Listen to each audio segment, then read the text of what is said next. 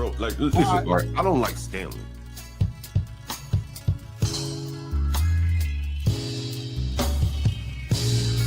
I think the only person I have been was Stanley. And Nate, Stanley doesn't state the obvious, like what's the up. He spews talking points. Yes, he does.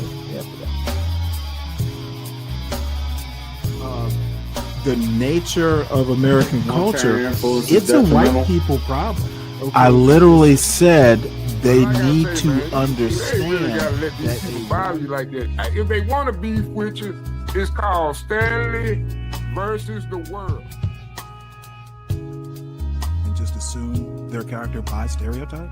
I think people do that every day. Okay, I didn't ask you. What do I think is okay? Hey y'all, hey, it's Anne Marie and this is the Anti-HR. Let's get into something I've been seeing more and more of on social media, and honestly, it's been really weighing heavily on my mind and I feel the need to speak on it. I've talked before about how some black men are attacking black women online because it's profitable, because it gets clicks, because it drives engagement and grows their social media following and their social media platforms, and even their mainstream platforms.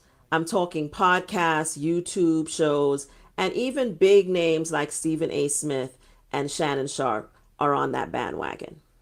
Because negativity sells, and unfortunately, tearing down black women is profitable right now. It's in vogue. But lately, I've noticed something else creeping into the conversation, and it's just as dangerous and problematic.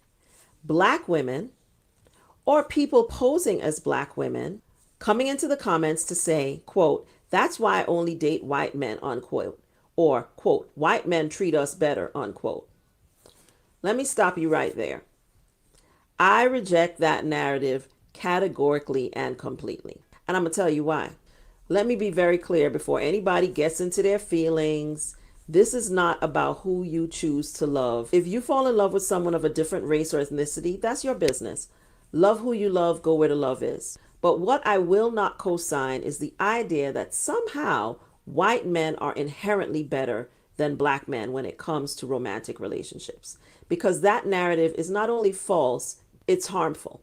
If you look at who benefits when our community is divided, it's always the same group.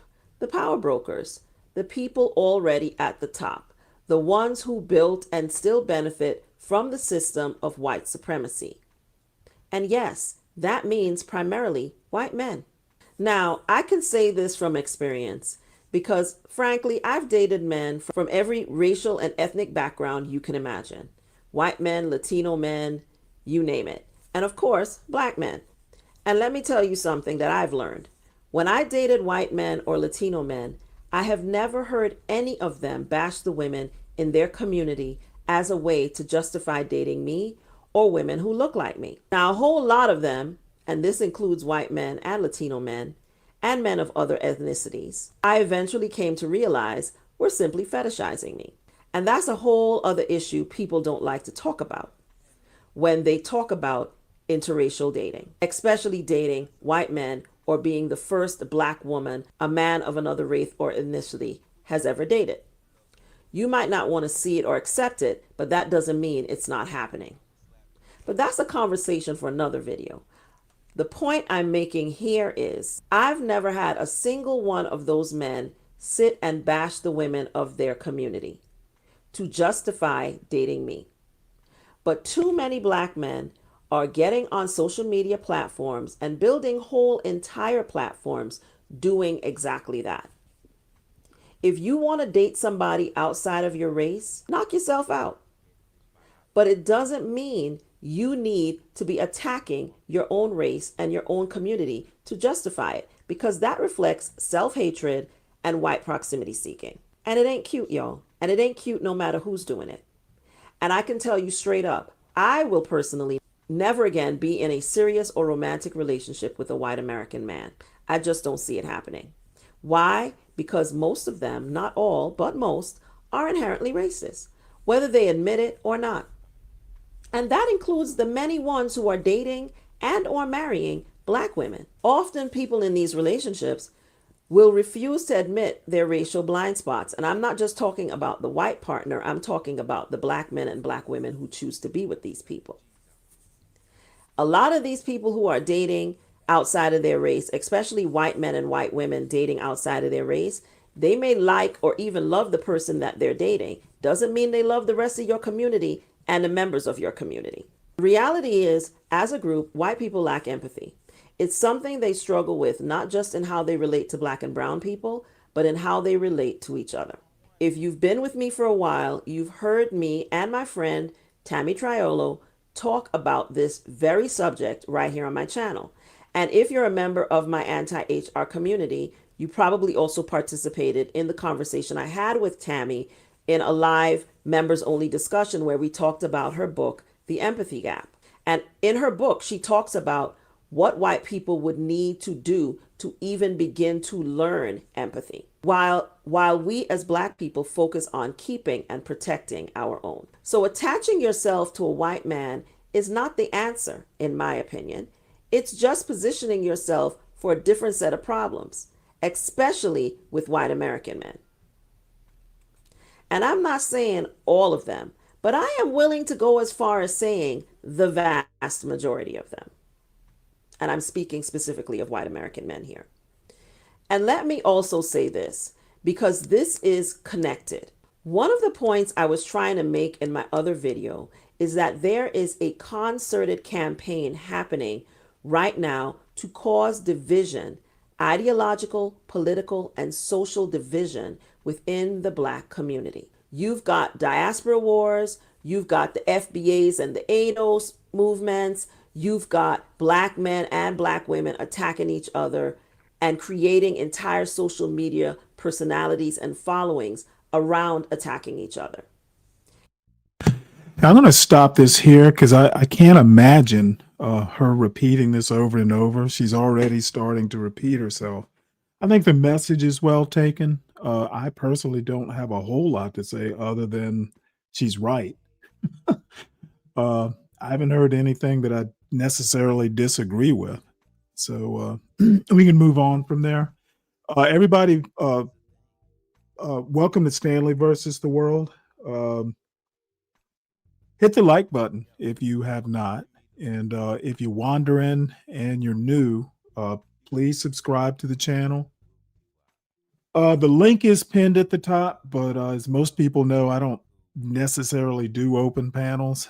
I don't, maybe towards the end of these shows and on the weekends, but if you have something, a comment or something like that on the news or the story I'm covering or a video I'm showing, please feel free to come up and chat.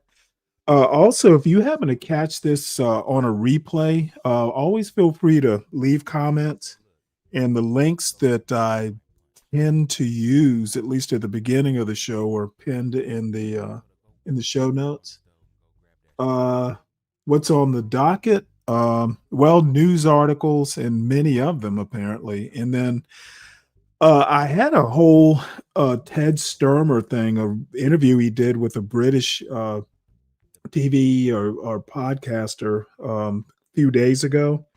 But I noticed Shamika Michelle has, looks like she's got Wilfred Riley on, who I think is the smartest black conservative, though I don't agree with a lot of what he says. But he's always able to kind of rationalize why he's saying or thinking what he's doing. So we may shift gears because I definitely want to see that.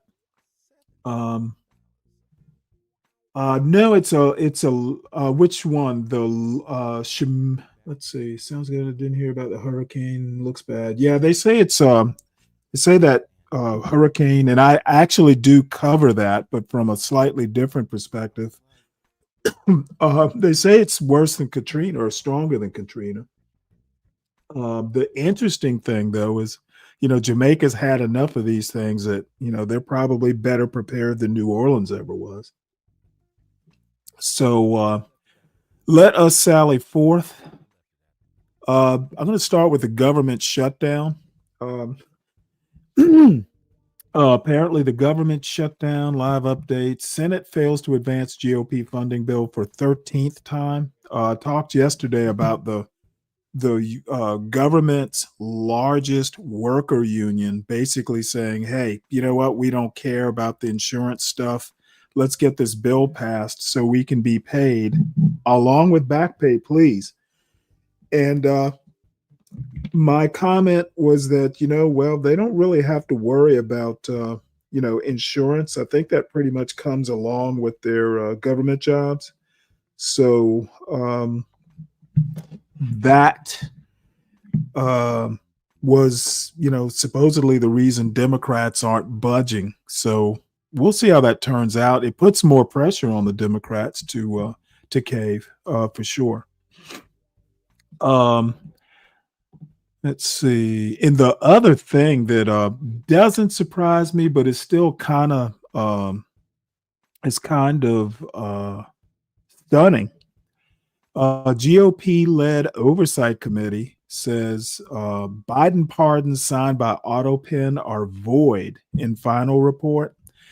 And I think this is going to go nowhere. There's no legal mechanism to void a presidential pardon. Presidential pardons are one of the few things that it does not matter. President's pardons there's no way to check a pardon. So them thinking that there's a way to void a presidential pardon, good luck with that. It'll be in court. It'll be in court forever. Excuse me. So going back, and I obviously got this out of order. States are going to sue the Trump administration to keep SNAP benefits during government shutdown. Not sure how that's going to work. Since it's basically a congressional function, I think. Georgia, by the way, I did a story yesterday. Georgia will be okay at least during the month of November. So it says here on Tuesday, which is today, attorneys general and governors from 25 states and the District of Columbia filed in Boston federal court to block the SNAP suspension starting on November 1st after the USDA said no benefits would be issued. On Saturday, the USDA updated its website saying no benefits would be issued on November 1, noting, the well has run dry. While the lawsuit contends this suspension violates the Food and Nutrition Act. SNAP serves more than 41 million low-income Americans, and the shutdown also threatens nearly 7 million WIC participants with eligibility under 130% of the federal poverty line and $2,215 for a two-person household.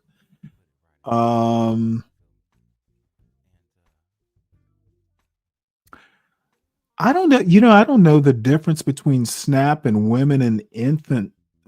WIC stands for women and infant and children, something like that. Women, infants, children. I guess that's what the WIC stands for.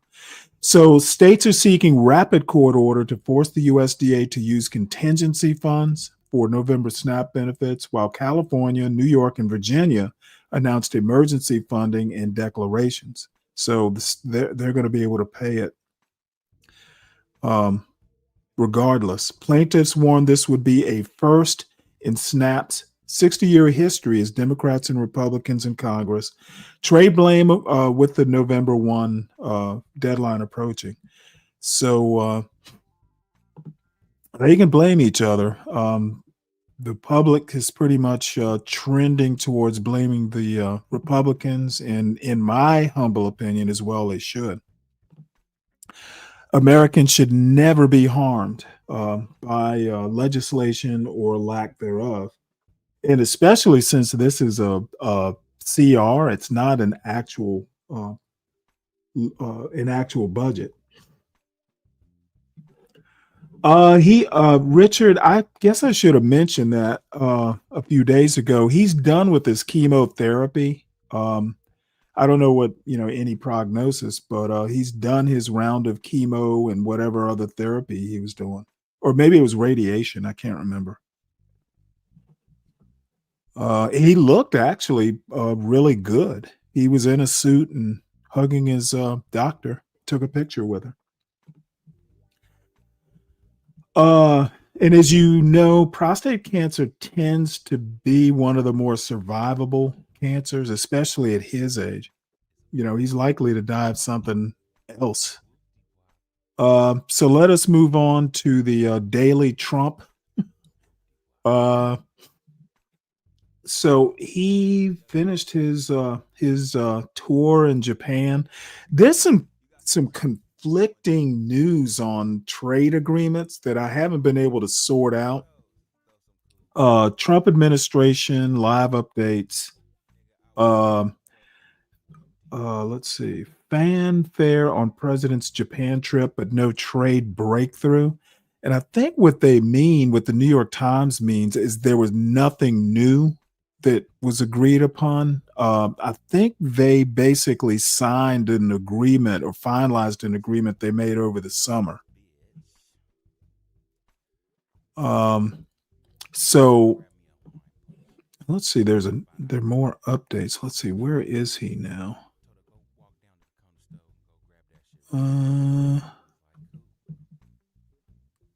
Okay, so the New York Times keeps a page where they just kind of track the Trump administration live. So Trump touts very fair trade deal with Japan as he meets new Prime Minister Sanai Takaichi. Now that's how you pronounce it, Takaichi. He's saying they signed a trade agreement on Tuesday and cementing deals with U.S. trading partners during this nearly week-long trip through Asia. The deal which the two countries agreed to over the summer. So that's what the New York Times meant. There's nothing new. They're just signing something they already agreed to. So I did hear a rumor somewhere that Trump was actually fairly open to meeting Kim Jong-un, his old buddy, Rocket Man. So again, Trump Takaichi agree on rare earth critical minerals supply. On Tuesday, October 28th, President Donald Trump met Prime Minister Sanai Takaichi in Tokyo, where the leaders signed trade and critical minerals agreements. I'm actually interested in the critical minerals. The second agreement establishes a framework to boost rare earth supply and production between the United States and Japan, while the July trade deal includes a $550 billion investment, Japan into the U.S. Prime Minister Takaichi pledged to reach 2% of GDP on defense spending this year, 2 years ahead of schedule, while the United States, with around 60,000 military personnel in Japan, wants Tokyo to match NATO's 5% pledge. That's interesting.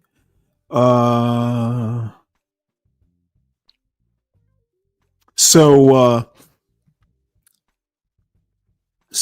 Trump is due to meet Xi Jinping on Thursday in South Korea, where negotiators say a framework has been agreed to. So we'll see how that goes. So he's going to South Korea. Maybe he's thinking he'll swing up to the DMZ to meet his buddy. So, sticking with the Trump news. What's up, Lou? How you doing?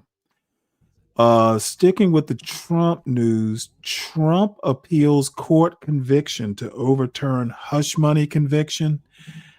Basically, he's going to try and use his presidential immunity to say, hey, you know what? I signed the check in the Oval Office. Unfortunately, the hush money stuff is not a part of an official act. I'm interested to see how this court rules. And let's go back and listen to this video.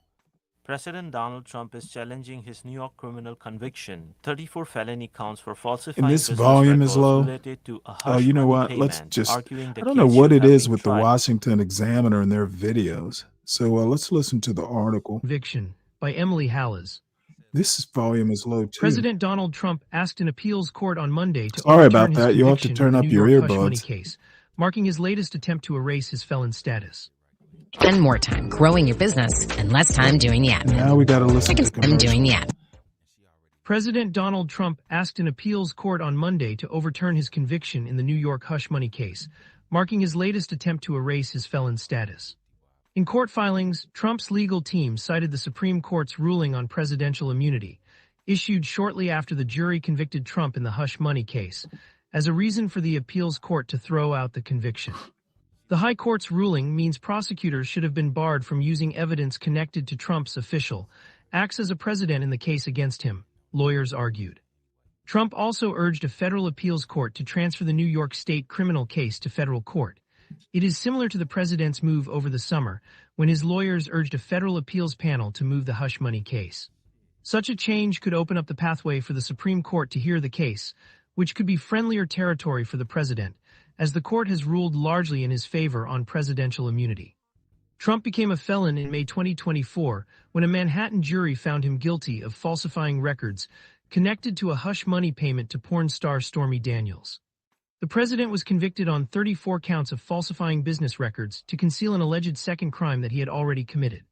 The president's legal team has argued the conviction should be scrapped partly because of allegations that several errors were made throughout the trial, including with Judge Juan Merchan's instructions to the jury, which they believe violated Trump's right to due process. One of the mistakes some legal critics believe was committed during the trial involved allegations that the New York District Attorney's Office, led by Alvin Bragg, never committed itself to what the second crime was. Rather, his office theorized that the crime could have been a New York tax violation, a federal campaign finance violation, or a New York election law violation. During the trial, the prosecution narrowed the second crime to the third theory, accusing Trump of conspiring to promote or prevent the election of a person through unlawful means.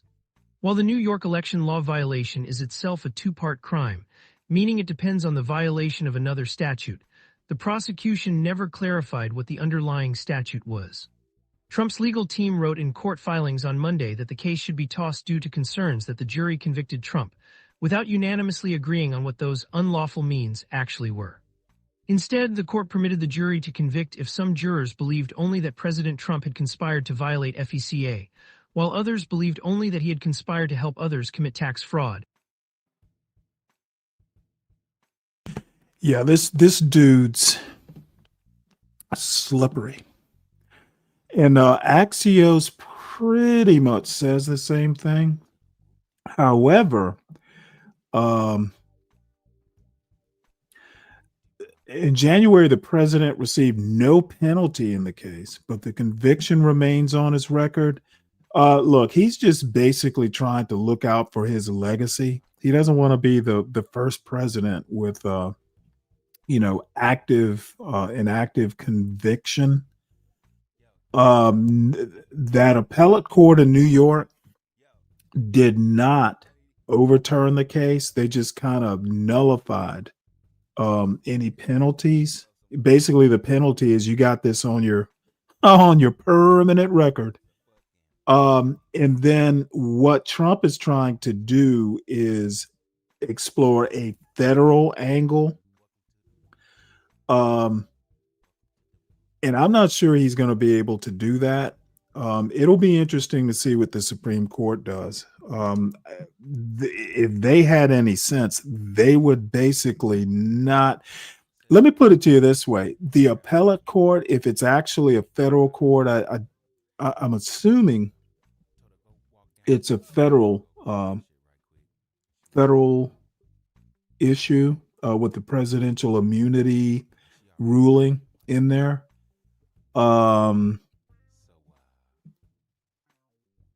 If they had any sense at all, they would just go, hey, look, we're not going to get in the middle of this. This is a state's issue. And and what you did had nothing to do with official acts. But we'll see how that goes.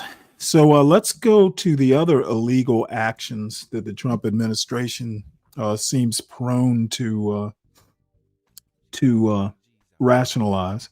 U.S. military strikes 4 alleged drug boats in the Eastern Pacific. I assume that meant like here in the last 24 hours. Latest operation in the Eastern Pacific brings the total to nearly 60 killed in more than a dozen strikes since early September. Interesting. I don't know that we even need to read this. They brought in an aircraft carrier, so I guess he's serious. Whoever thought is an aircraft's sailor or captain that you'd be bringing a whole fucking nuclear carrier in to deal with cigar boats or cigarette boats or whatever they're called. Talk about overcorrection. So let us deal with this news. Netanyahu orders strikes on Gaza as Israel says Hamas violated ceasefire. I don't know. This doesn't seem like it's taking. Netanyahu orders strikes on Gaza as Israel says Hamas violated What's up, 12th ceasefire. man? This article is by Liam Stack and read by an automated voice. Prime Minister Benjamin Netanyahu of Israel ordered the military to conduct strikes in Gaza on Tuesday as the government accused Hamas of violating the ceasefire by firing on Israeli forces and declining to return the bodies of deceased hostages. The decision to immediately carry out forceful strikes in the Gaza Strip was announced in a statement by Mr. Netanyahu's office on Tuesday night. Hamas have violated the framework by not returning hostages and attacking our forces, said David Mencer, a spokesman for Mr. Netanyahu on Tuesday night. Hamas did not immediately respond to the Israeli government's statement. An Israeli military official, speaking on condition of anonymity to discuss sensitive deliberations, said Hamas had attacked Israeli forces in Rafah, southern Gaza. Since the ceasefire began earlier this month, Israel and Hamas have both expressed their desire to stick to the truce, despite tensions and repeated flare-ups of violence. Last week, Israel struck sites across Gaza in response to clashes that killed 2 Israeli soldiers, but both sides said afterward they were both committed to the ceasefire. This is a developing story. Please check back for updates.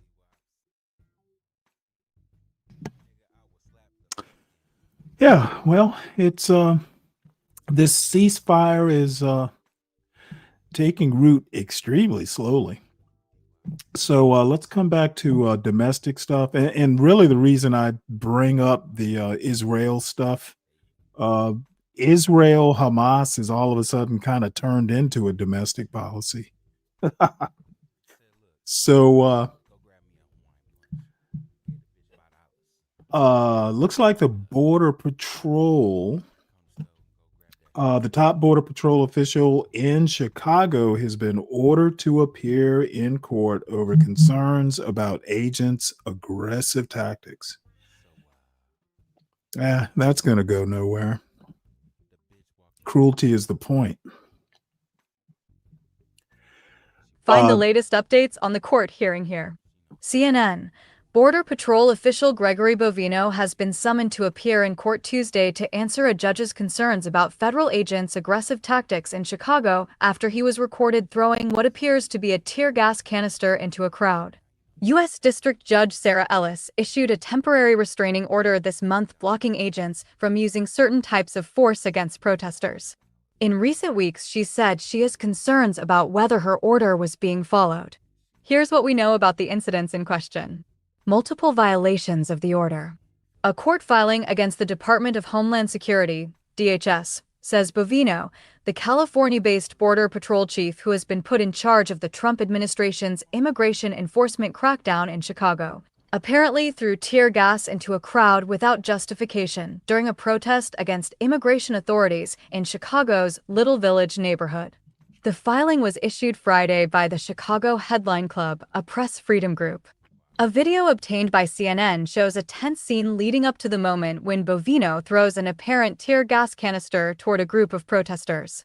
DHS said in a statement Friday on social media that a mob of rioters struck Bovino in the head with an object and agents used chemical munitions after repeating multiple warnings to back up. That same day, Bovino was ordered to appear before the judge. CNN has not seen video of Bovino being hit in the head with an object. The incident is the latest example of aggressive crowd control tactics used by federal agents throughout Operation Midway Blitz, an immigration enforcement operation that has resulted in more than 1,000 arrests since it began September 8th. Federal agents descended on the north side of the city over the weekend as part of the operation. They appeared to deploy tear gas Saturday morning in the Old Irving Park neighborhood of Chicago. Since Ellis October... Yeah, we're just starting to repeat. These guys are out of control, and they totally lack professionalism. And connected to that, oh wait, hold it. This video, and then I'll go back to the actual headline. Did that switch? Damn it. Good morning, Stanley. Hi, 12 man. There, I just, damn it. Where did that video go?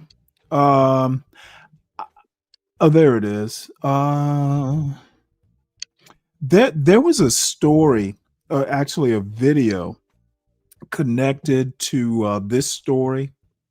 Stephen Miller wanted an army of ICE agents, but here's the problem. There was a video supporting this, but I guess I'll have to read it. They just took it away in an update. Hold on 1 second. 12 man, can I finish what I'm saying? Yes, sir. The one thing that I wanted to point out is that in the ICE recruitment, more than a third of the recruits are failing the physical requirements, which I found hilarious. So, Miller wanted a whole army of ICE agents. My big question is, once all these, because there is a finite goal, once you get, in theory, the illegals and all the people who should not be here out of the country, what do you do with these ICE agents? This again, and this is a U.S. government issue. It's always been like this. Okay, please let me finish, 12 man, with uninterrupted, please. One of the problems of everything from the Iraq War to Afghanistan to Vietnam, once these surges are planned, there's never a successful end game. What do you do with these ICE agents once you're done with them? The prevailing theory is you turn them into your personal secret police, but I don't want to be that cynical as a lot of other people are. And I found the video. What do you have to say, 12th man? Oh, I was just gonna say that they'll find other jobs in their community and stuff, unless the liberals keep doxing them, like wanting to find out where they live and all that shit. That's Yeah, I'm sure that makes sense. So this is the video I wanted to show. They'd moved it down the page. Meanwhile, new reporting is raising serious questions about the Trump administration's push to rapidly expand the ICE workforce. According to The Atlantic, more than a third of new recruits are failing basic fitness tests, push-ups, sit-ups, even a short run, with senior ICE officials using words like pathetic and disaster to describe the process. The agency is under pressure to add 10,000 new officers by January, but insiders say that rush may be compromising safety standards and the credibility of ICE itself. Joining us now, the reporter behind that story, Nick Miroff. He's a staff writer for The Atlantic. Nick, just how much of the standards changed here, and what seems to be the disconnect? Why are people failing at such a high rate? Well, applicants who have been part of this giant recruitment push had to self-certify that they could meet ICE's fitness standards. But what we found was that of the classes that have been sent to the training academy in Georgia, More than a third are failing the basic fitness test. Yes. Because what a lot of them are going to do is they're going to go back to society and work in warehouses and stuff like you did after. Okay, I didn't work in a warehouse. I managed warehouses. Yeah. Well, there's a huge difference. And I worked in 1.5 million foot distribution centers in management of those distribution centers. So please don't make comparisons. There is no comparison. Well, what did you and as do far I do not need a response. And as far as Ryan's comment here, he says, and just think all this wouldn't be necessary if the Democrats didn't take the hinges off the doors. Let me put it to you this way. I think one of the requirements to be far right MAGA is to have eyes in the back of your head, so you can always look at what happened in the past. And then, the brain impulses go from the eyes in the back of your head to your frontal cortex, where you just do whataboutisms.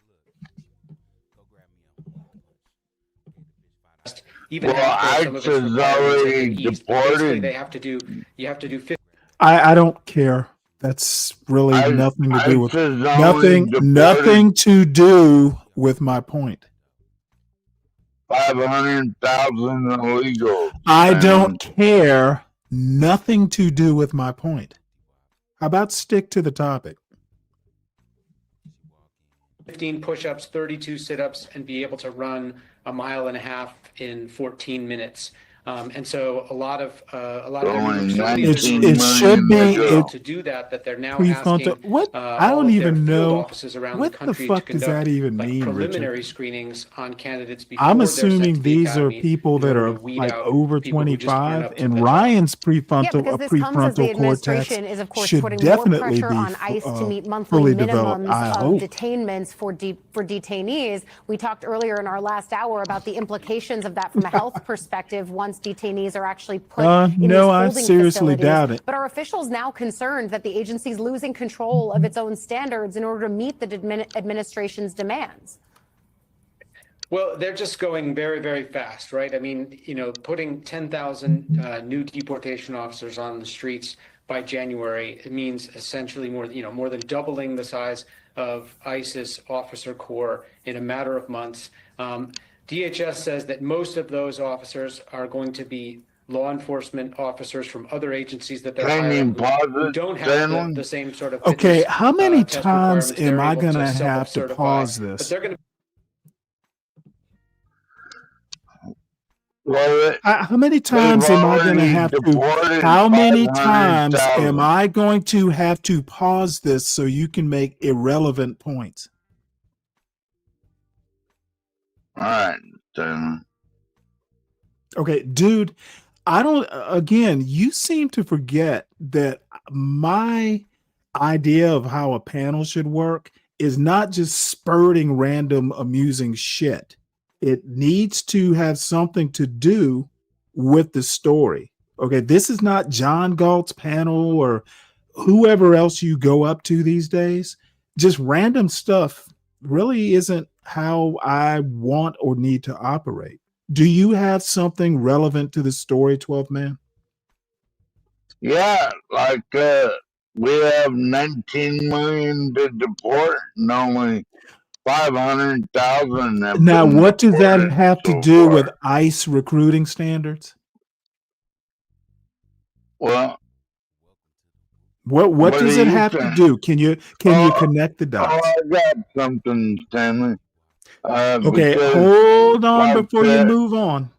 What does the number of people to deport have to do with physical standards of their recruits? Well, look at the Portland ICE facility. Like, those agents handle themselves just fine. I don't Listen see a to need what for I the- am saying. what does 19 million people to deport have to do with 1/3 of ICE recruits failing the physical standards? I'm just saying that. Don't just say, can you connect the dots, is my question. Well, they do a pretty good job, and I don't see I don't care about the job. The topic is people not meeting the physical requirements to even do the job. That's what I'm talking about. Why aren't they on the National Guard? Oh my God.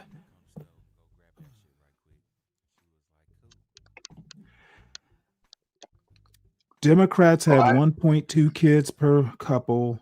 Half of that's why they want the immigrants. I suppose that's supposed to be a joke. So anyway, let's get back to this video. To be putting a lot of people on the street who don't have a lot of experience. The agency has already been overtaxed by this pressure to meet, arrest quotas and the president's demand for 1 million deportations a year. So the veteran officers who I talk to frequently are just, very worried about things going badly, sloppy work, and, frankly, some of the new recruits who they're going to have to work alongside with in very stressful situations. I was going to say, are they worried about that being a liability for them, for the people that they could be detaining or interacting with? I mean, I think that's the ultimate concern here, is safety for all people involved in this situation.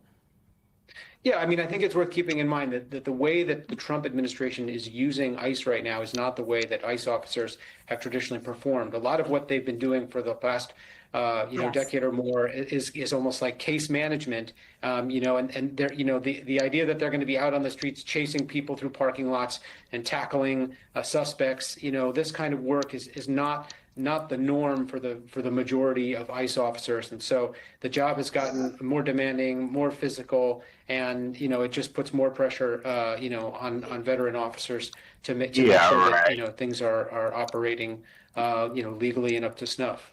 Legally and up to snuff. Nick Miroff, this is really great reporting. Thank you for talking about it with us. Thank you. Meanwhile, new reporting. Well, this is in line with the Trump administration's, hiring mediocrity. White men will inherit the earth. That's if they don't destroy it first, Zhang Wei. Let's see. You gotta see the way those ICE agents push those little punks around in front of the ICE agency in Portland like nobody's business. The National Guard is not needed there because those ICE agents, they know how to handle it, man. You know what? The CKJ3, it's very situational. Unfortunately, I'm not inebriated, so it's hurting my brain a lot. So I found this fairly interesting. Utah man accused of killing Charlie Kirk can wear civilian clothes at pretrial hearings. A Utah judge ruled Monday that a man charged with fatally shooting conservative activist Charlie Kirk can wear civilian clothes during pretrial hearings, but the judge denied a request from attorneys for Tyler Robinson, 22, that sought to bar authorities from requiring him to wear restraints in court. So it's burgers. It's burgers for Dylan Roof and civvies for Tyler Robinson. So the judge says Mr. Robinson's right to the presumption of innocence outweighs the minimal inconvenience of permitting civilian attire, and Mr. Robinson shall be dressed as one who is presumed innocent, Utah 4th District Court Judge Tony Graff Jr. said in a ruling from the bench. So he will, he'll be comfy and in his own clothes. Charlie Kirk, that's the best way. They put him to death. So these next 3 or 4 stories are kind of economics, and I'm glad that Ryan is here.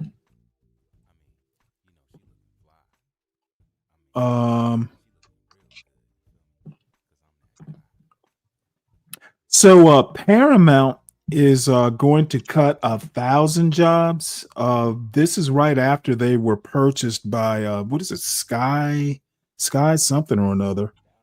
They have a new parent company, Skydance, I think that's the name of it. And then Amazon says they're going to cut 14,000 corporate jobs. Basically, I guess they're going to use that money after they cut the jobs for more artificial intelligence. These jobs are probably being replaced by AI. And then UPS to cut 34,000 jobs in first 9 months of, and I goddamn can I fucking read without being interrupted, 12 man. What's up with you today? My bad, Stanley. Dude, I literally have told you about 8 times since you've been up here. I do have a flow of thought. Cut in every now and then. I don't mean okay. No well, your social cues, your conversational form tends to go when you're this drunk. And other people, other panels, it may fit in with other panels, or they just may have a higher tolerance for it. But dude, can you just like wait for me to stop reading? It's easy to know when I'm mid-sentence. All this to say, with all these cuts, and there are other tech companies looking to make, okay, I don't give a fuck. This isn't a judgment of his worth, Richard. It's me being interrupted mid-sentence. That's what the problem is, not whether he's good or not. He's not good at conversation right now, that's for sure. So I'm wondering, and Ryan, this is specific to you. This sounds like we're heading into a recession. Everybody's, now maybe it's all AI related, but there have been a whole lot of, how is unemployment not going to be affected with all the government layoffs? Most of them not because of AI. All these civilian companies, there'll be a lot of people out of work. Sounds like a recession. And the other thing, this particular article, this is some guy named Ray Dalio. He's a hedge fund billionaire, basically saying that 60% of the American workforce is unproductive, that we literally rely on a very small percentage of the workforce. Basically, he's saying that the bottom 60% of the population is almost becoming useless or unproductive thanks to deepening educational inequalities, which have resulted in extreme dependency.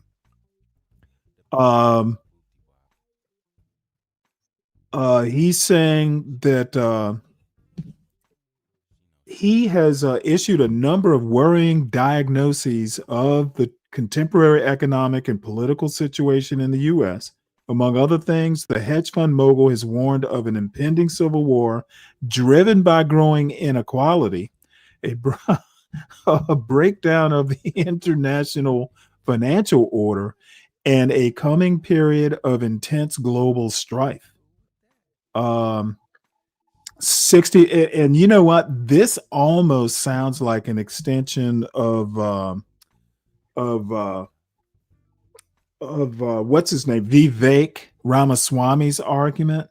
Dalio noted that around 60% of the country reads at or below a 6th grade level, and that this has restricted the ability of the majority of Americans to contribute meaningfully to the future economy. According to the National Literacy Institute, 54% of U.S. adults read below a sixth grade level, while 20% read below the fifth grade level. That's terrible, Stanley. Ryan, you must have comments on this. I absolutely agree with him. This is literally Vivek Ramaswamy's comment about worshiping mediocrity. Ray Dalio, interesting. I think we are in a recession. I'm kind of so, we do need to be cutting interest rates apparently, but this is not good. Yeah, but 60% read less than their grade average. That's pretty bad, Stanley. Like I was reading third grade. For someone like third grade when I was in for kindergarten.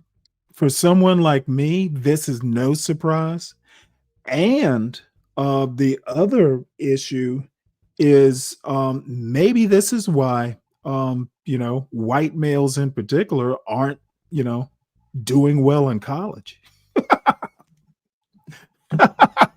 They're better at working with their hands than their brains.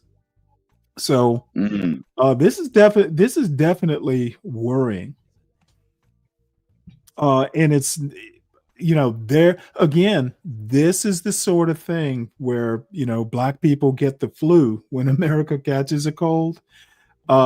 This is part of the reason I have commented on back during the election season in 2024, ADOS, Yvette Carnell in particular, worrying about these quote black jobs. You really need to be worrying about why we're restricted to black jobs. The education is particularly important for black people in general, black males maybe in particular. And if you're worrying about black jobs instead of getting your kids in a position where they can get jobs that aren't traditionally quote black, that was top of my mind for sure as a parent. So parenting is key, folks, and bad parents don't do their kids any favors. So moving on and shifting gears, Texas files Tylenol lawsuit taking cues from Trump and RFK Jr. Poor Texas. These people are just back asswards in a lot of ways. And I swear, Ken Paxton, he's an attorney, but I wonder if he reads at a at a sixth grade level. This is Window Nation, your source for affordable replacement windows at the highest quality. So if you've got old draft industry, go to getwindownation.com. Cues from Trump and RFK Jr., a news story written by Daniel Gilbert and read by an AI-generated voice. Texas Attorney General Ken Paxton filed a lawsuit Tuesday against Tylenol maker Kenvue and its former parent company, Johnson & Johnson, alleging the companies deceptively sold the painkiller despite knowing it could cause autism. The suit, filed in a Texas state court, comes barely a month after President Donald Trump repeatedly warned pregnant women not to take Tylenol, despite a lack of evidence acknowledged by his own health officials. Don't take Tylenol, take bleach. This lawsuit is going nowhere. That the over-the-counter drug causes the neurodevelopmental disorder. Texas is the first state to file such a case. Paxton, a firebrand Republican running for U.S. Senate, directly invoked the MAHA movement led by Health and Human Services Secretary Robert F. Kennedy Jr. in filing the suit. By holding Big Pharma accountable for poisoning our people. In the 80s with the Tylenol and everything. There was a big that's when people were lacing it. Basically, that's when they started, doubling down on tamper-proof packaging. I don't know. It just seems like every other decade there's a Tylenol scare, but I Okay, take well ibuprofen myself. this is a scare that is literally rooted deep inside RFK's brainworm damaged brain. Oh, come on now. That's exactly what I mean. I'm not mincing words. Okay, and Ryan, once again, you don't get my point. If you are literally preparing your top of mind concern is getting rid of immigrants so you can reclaim black jobs, like the immigrants that are doing the construction, you want those jobs, so you're pro deporting them so you can come back and get those jobs. If you are literally claiming those jobs so your kids can do them, you are not, you are going to be raising that 60% that can't read. Or at least Or do have you're right, getting Stanley. you are more prone to for your kids being among that 60%. And that percentage is probably higher in certain minority communities. So Stanley, like these people going into college, they don't even know that 2 times 2 equals 4. They think it equals 2. Hey, I'm saying they don't know how to read, or they're probably enumerate too. Your point is what? That nobody knows how to read or write. That's or do literally that. what the story. That's Like literally what the Okay. education system is failing this country. Stanley. Well, maybe And you so, missed the story I just read, or you're just catching up. That's literally what the story implied. Oh, thanks for catching up. yeah, like these NEAs, it's all God. about the unions, and they're going to get their administrative fees by the state, right? Okay, $100,000 all plus what a year to teach kids to be stupid. You know, I swear I'm gonna have to start administering a breathalyzer before you come up to this panel. Fuck you, Stanley. Oh, I'm not kidding. Anyway, we get the point here. Do I need to send you some more beer money? You'd be happy then. The right? sovereign beer fund. The sovereign beer fund is always open for investment. So this is the hurricane story Richard mentioned at the start of the show. That that hurricane basically, poor Jamaica. at some point it was as powerful or more powerful than Katrina. So there've been a couple articles about this hurricane hunter that went into the eye. The National Oceanic and Atmospheric Administration does dangerous stuff like this. And apparently these pilots and crew, I think there were 19 or 20 of them, apparently they haven't been laid off yet. Now, it would have been funny if they'd gotten a radio transmission in the middle of the hurricane that they were being laid off. But that didn't happen this time. So this is the New York Times, and supposedly there are pictures. Well, there's a few U.S. assets in the Caribbean right now, so hopefully they'll be able to assist or something. I love Jamaica. Yeah. Oh, you know what? There's sound here. I didn't realize. I don't know if it's just music. We don't really need the sound. Let's see. Crew aborted the mission after encounter. Oh shit! They had to bail out. They likely struck a rapid downward current of air, which can cause a quick and potentially dangerous descent. Holy shit! They had the hurricane hunters had to bail out. Oh my god! This is a monster. Yeah, it's pretty dangerous down there right now, Stanley. Especially if you're flying through. I wouldn't want to be there. I wouldn't want to be there, Stanley. I heard you. Forecasters abort flight into the eye of Hurricane Melissa. I wonder how often do they actually have to abort these things? Wow. All right. I think Portland Andy is covering the destruction. If you want to look at a live stream of what's going on over there no, I right now. don't. I don't want to look at a live stream of a hurricane hitting Jamaica. I'll wait for the after reports.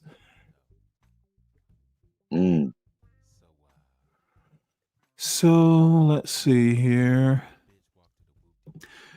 So I actually had a history thing, but Shamika Michelle has my favorite black conservative on, I think. If I can find, did I bookmark it?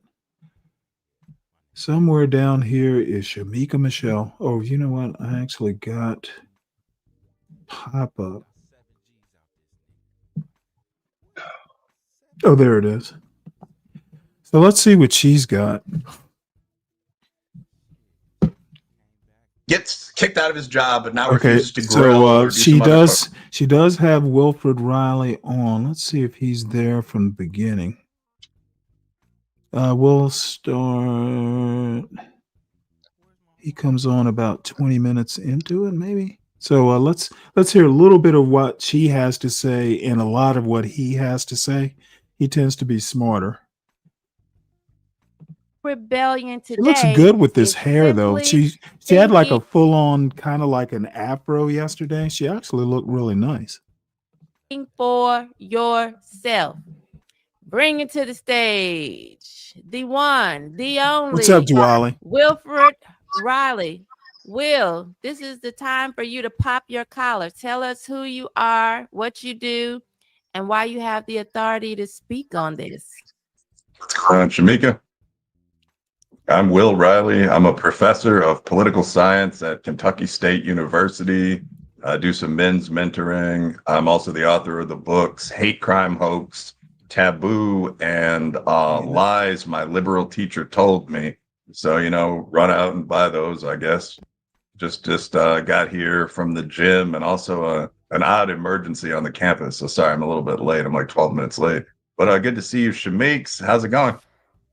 It's going well. Thank you so much for being here. It's funny because you had the emergency, and then I was on with Jason until like right at 2:00. So by the time I got situated and set up and took a bathroom break myself, it wasn't too bad. We actually played a little bit of Abigail's word salad, just kind of letting people know who Winsome is up against and who Obama has endorsed instead of Winsome, and who the NAACP, who they are supporting. Obama see? And it's This just is been very. this is that fake bullshit that these far right black conservatives want to pull.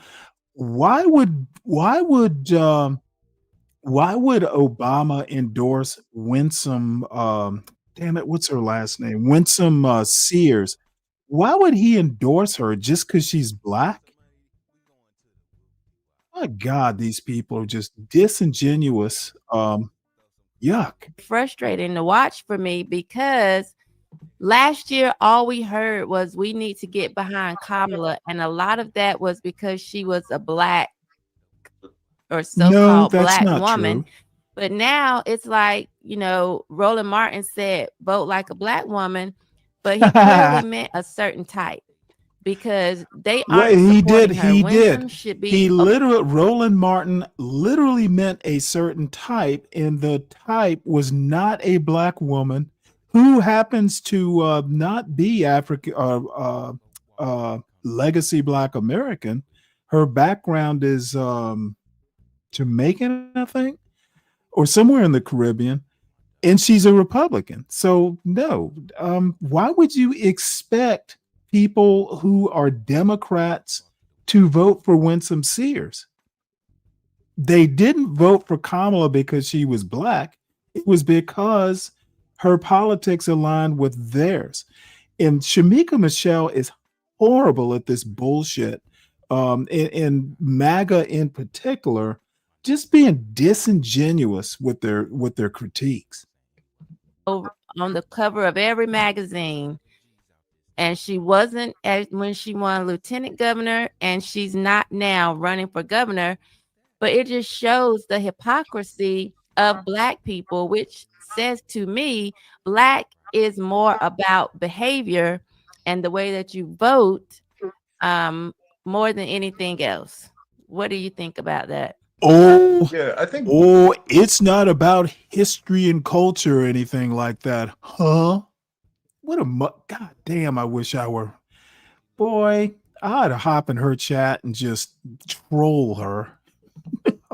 Blackness in the United States definitely is linked to an idea, to a cultural idea. And I'd actually think that's really important, because when you look at a lot of stuff going on in the Black community, like there's a really high crime rate in the Black community, and people come up with all kind of excuses for that. So on the one hand, this is due to racism. Every time you see a high data on Black crime, you're seeing systemic racism. Don't even say crime, say racism. And on the other hand, you have kind of like the Jared Taylors, the Nick Fuentes's. Although Nick Fuentes lives in a Hispanic Chicago neighborhood. I don't know if you can really talk about crime, but whatever. But their explanation is it's genetic, these violent, there's the MAOA warrior gene, it's inherent violence in that community. The problem with all of this is that crime jumped 500% for everyone and 800% for Black people in the recent past, between like 1963 and 1993. Like, you might correct the years, but as very specific things happen, like as welfare spread out first in the Black community due to two people named Cloward and Piven, as fatherlessness expanded first in the Black community. Black people are more urban. We came to the cities in the north to work the jobs in the steel mills, the auto plants. So we got hit by this first. But when you adjust for those cultural variables, the other two explanations go away. There's like 10, 15% left for either racism or genetics. So I think a lot of people associate Blackness with that culture, which you could call like urban lower class culture. So when you ask someone what it is to be Black, and I see the same culture with Irish and Italian and Mexican. And again, this is why I respect Wilfred Riley. In these Blackistan YouTube streets, you start talking, and I've made the argument that these high crime areas are limited in geography. It's really the geography, it's really the urban culture where people are stacked up, cage-like was my comment. And you heard that fucking idiot bottom feeder laughing at my point. Dude, it's literally an urban culture issue. And not all Blacks, if not, I don't even think most Blacks live in the urban. Most Blacks, and it's a very slight majority, it's not a huge majority, most Blacks don't even live in urban areas. And I haven't been able to figure out how to separate urban, basically city dwelling, from inner city dwelling. But my point is that what happens in the hood is not necessarily a reflection on Black culture, because there's no one Black culture. And it's not a reflection on all legacy Black Americans. At least Wilfred Riley can suss this out. But when I make the argument, I get a bunch of motherfuckers who can't even read at a 6th grade level criticizing just for no particular reason other than it just doesn't confirm their prejudice. So thank you, Wilfred Riley. That's why I have to respect him. It's an urban Black cultural problem, and not all quote Black culture is urban. Chicago. I'm from Chicago. When you ask someone what it is to be black, it's like voting Democrat. I don't they're really tough. care. I wasn't talking about you unless you live They in twerk. an urban like there's a environment. specific thing that people would associate with a black person, maybe a little Southern thrown in, like they go wild in church. And like if you're with your Sicilian buddy and he's like, I do all that, like the response would be like, oh, you're pretty black.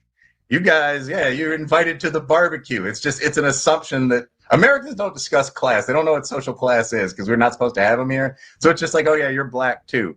But when you see like, it gets weird because when you see like Winsome Sears, who's a Christian upper class woman from the islands, who's like, hey, I'm black too. People will give these crazy responses like, no, you're a Negro. Or like, all skin folk ain't kin folk. Like, Funny, that's the same thing they were saying about Kamala.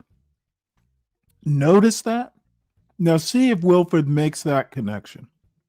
it gets ridiculous. And on the other hand, for whatever reason, probably because I'm from the hood, like I am very visibly like 50% white and Native American, and people don't really ever not consider me black. Like they consider me like an Uncle Tom or whatever. But I'm very social with like a mostly black group of friends. So I don't. The idea, it's a cultural American idea. And one last thing, because of this, you see a phenomenon with. Now, see, he's calling it cultural American. I just call it straight out racism.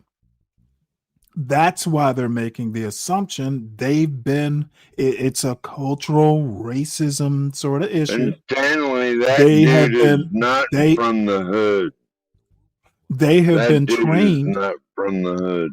They have been trained to, when they see black, they think hood. That's racism. Now, Wilford doesn't want to call it that. He wants to call it, what did he call it? Let me backtrack this a little bit.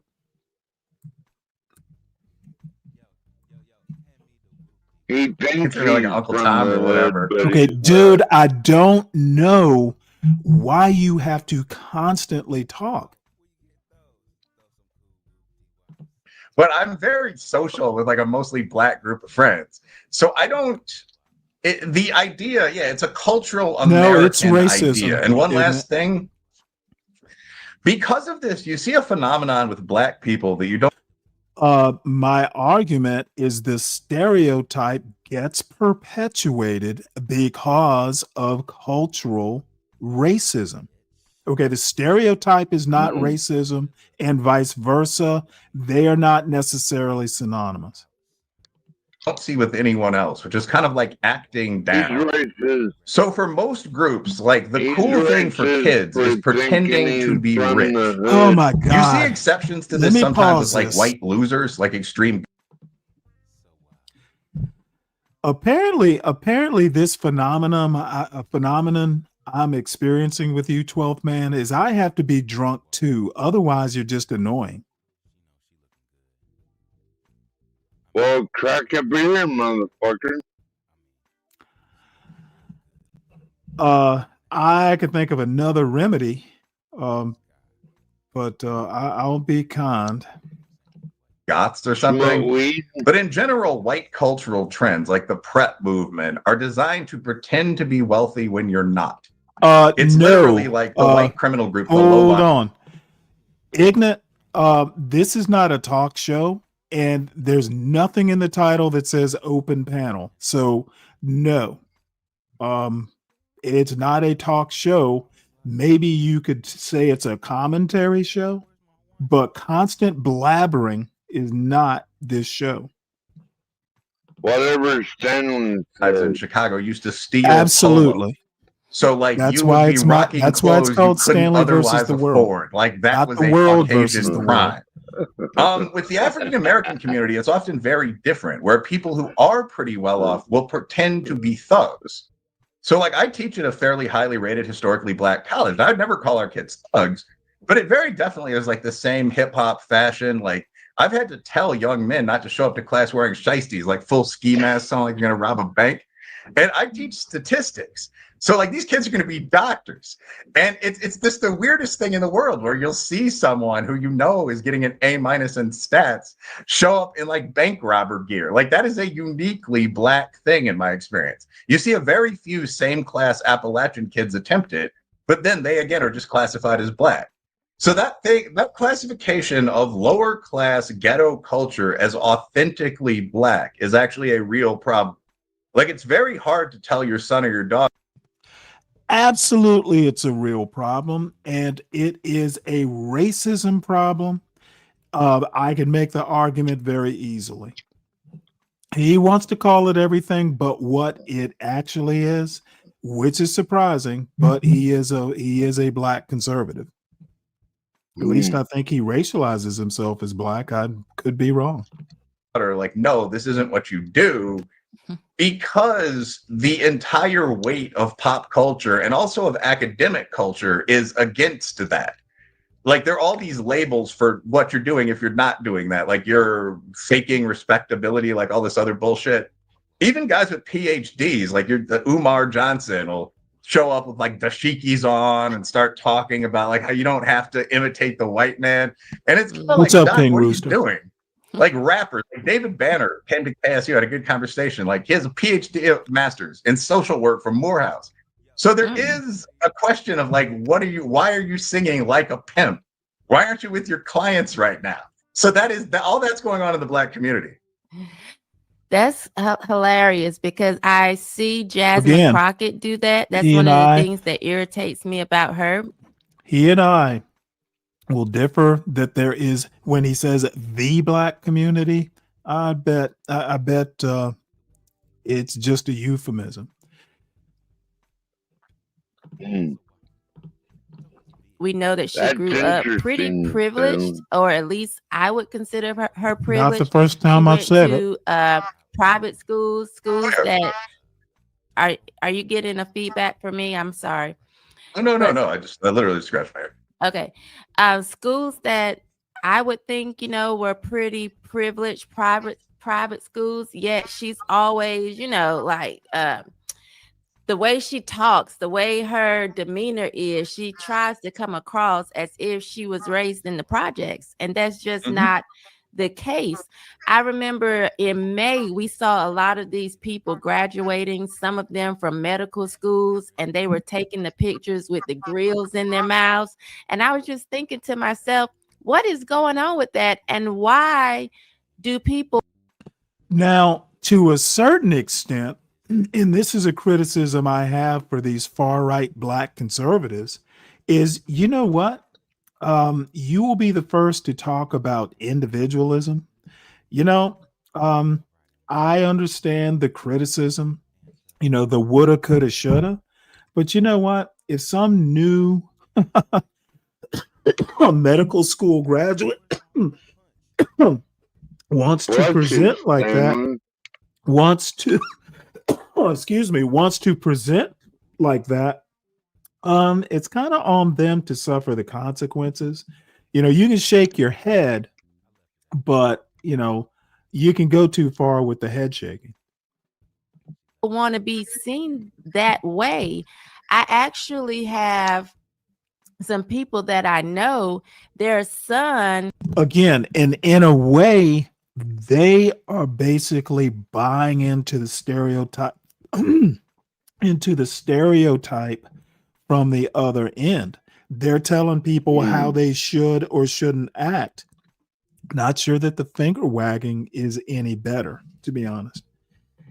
Was just arrested for trafficking drugs. And both of them are prominent business owners. And I was thinking to myself, like, this child could have chosen to work for either one of the parents, yet it was more, I guess, appealing to him to actually be this so-called thug and to go out here and look really, really Black and really, really cool. And I just don't know why we buy into that. And we are the only group of people who seem to do that. And yeah, people clearly understand that I'm Black, but I will get called a sellout or an Uncle Tom by people who don't know me simply because it seems that I don't buy into all of the ratchetness that we see online, the twerking, or, you know. These guys are basically well-spoken. I don't want to call Wilfred Riley, names, because of all the black conservatives, he is, I think absolutely the smartest. He's smarter than Thomas Sowell.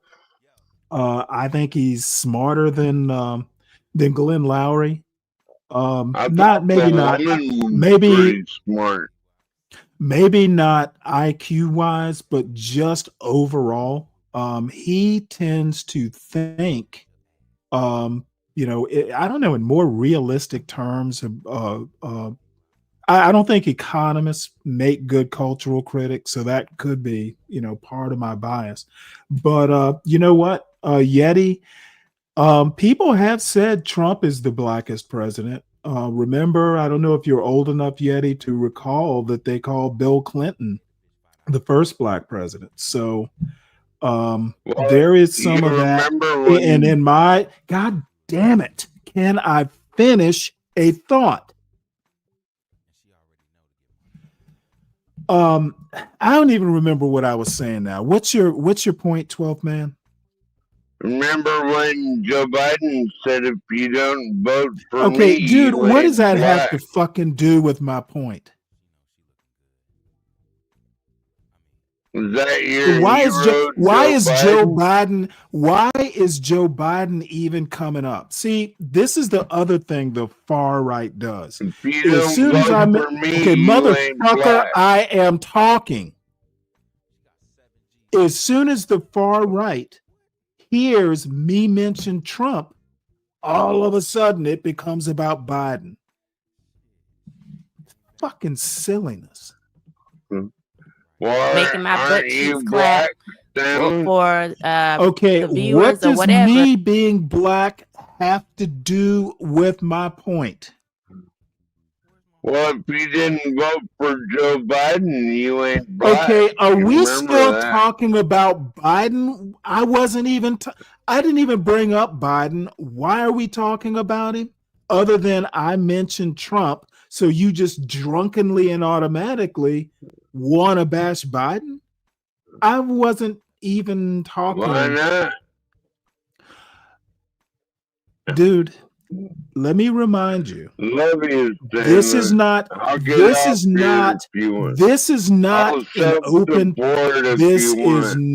an open panel where whatever comes to your mind, yes, we talk about. It literally doesn't. It's not how this panel works. This is not Bob. This is not John. This is not CT. This is not Be Brave. This is Stanley. Say it was. Well, you're acting like it is. That's my problem. It's not an open panel. The topic is the show. Then you'll feel better. Dude, you know what? Not all problems get solved with beer. A lot of them do, though. Ooh. Boy. They'll call me that simply because I definitely lean more right and come against what is liberal ideology, which then just kind of proves to me that it's not even about representation. It really is just about buying into liberal ideology or the left's ideology. Yeah, I mean, like, I'm personally not all that restrained about sex and violence at all. I just don't talk about it, which I think is a good rule for men. But Hey, dirty dude, you know what? I am the Charlie Brown every time, and 12th man is the Lucy. I keep hoping to kick that football and do better, and then all of a sudden the football gets pulled away. I'm Charlie Kirk. Thank you very much. What? I said Charlie Brown. Well, I am Charlie Kirk, so you could be Charlie I Okay. think so. Like Brown a if couple you things. Like when you're want. talking about Jasmine Crockett, the one that sticks in my mind is: did you ever see the video of the guy from Bowdoin who's now like a Tennessee state senator? I don't think so. It's Brother Harold with an Ford. afro. He's in like the Tennessee Three. Oh, Oh, I yes, know I you're did. talking I about did. Jason Yeah. something or So another. for the people in the audience that didn't see this beauty, there's a guy who is a black state senator in Tennessee, and there's a famous two-part video that you should Google. You should Google Tennessee state senator, Tennessee 3 college president or something like that. Now, see, this winds up being being a lot more of a sophisticated John Galt style, where they just fucking want to where they want to just shit on black people. I tend to find this story. They want to shit on Jasmine. What's her name? Crockett. They want to shit on the dude, the Tennessee 3 guy. I can't remember. One of them was Jason and the other was Justin or something like that. I can't remember their last names. So these two are just going to sit here for the next few minutes bashing on black people, black Democrats in particular. And the only hero or the only thing that I'm getting out of it is them wondering why can't black people vote for Winsome Sears because she's black. It's really just horrible shit on black commentary, and it's already starting to get old for me. But in the first part of the video, he's running for president of Bowdoin University, Bowdoin. And he's wearing like a silver Brooks Brothers suit, which I actually have. And he's walking around campus and he's talking to people and he's saying things like, I'd really like to bring together the Bowdoin College Democrats and the Bowdoin College Republicans to have a panel discussion followed by a civilized wine party where we settle the issues of this campus in a manner typical of young adults who are going to go on to become executives. I think it's like almost a quote. And then the second part of it is him in the Tennessee State House. The Tennessee 3 were like 3 lawmakers who opened up their chamber to like an angry mob, like right after January 6th, except these were Democrats. So like their colleagues were like running and all this big wild stuff happened. Cops had their guns out. So the second part is him like right after that riot talking to a crowd. He's like, okay, first off, I don't think there was a riot. You might want to go back and because I saw the footage back right after the story broke. Nah, there wasn't a riot. So apparently this is the shit on blacks portion of Shamika's show. The NRA has the fingers in the gun pie. I'm gonna keep on riding. And it's like, it's the wildest stuff I've ever seen. And you could tell like he's taken classes and like this black preacher style of fake speaking. And a lot of people do this. And again, it's the idea that the authentic black male is this sort of, it's either ghetto thug. There are actually a couple of archetypes, right? Like there's the ghetto thug. Then there's like the protest leader who's going to tell the white man what it is because all the problems in the hood are caused by the white man. So he's going with that one. He's going with number 2.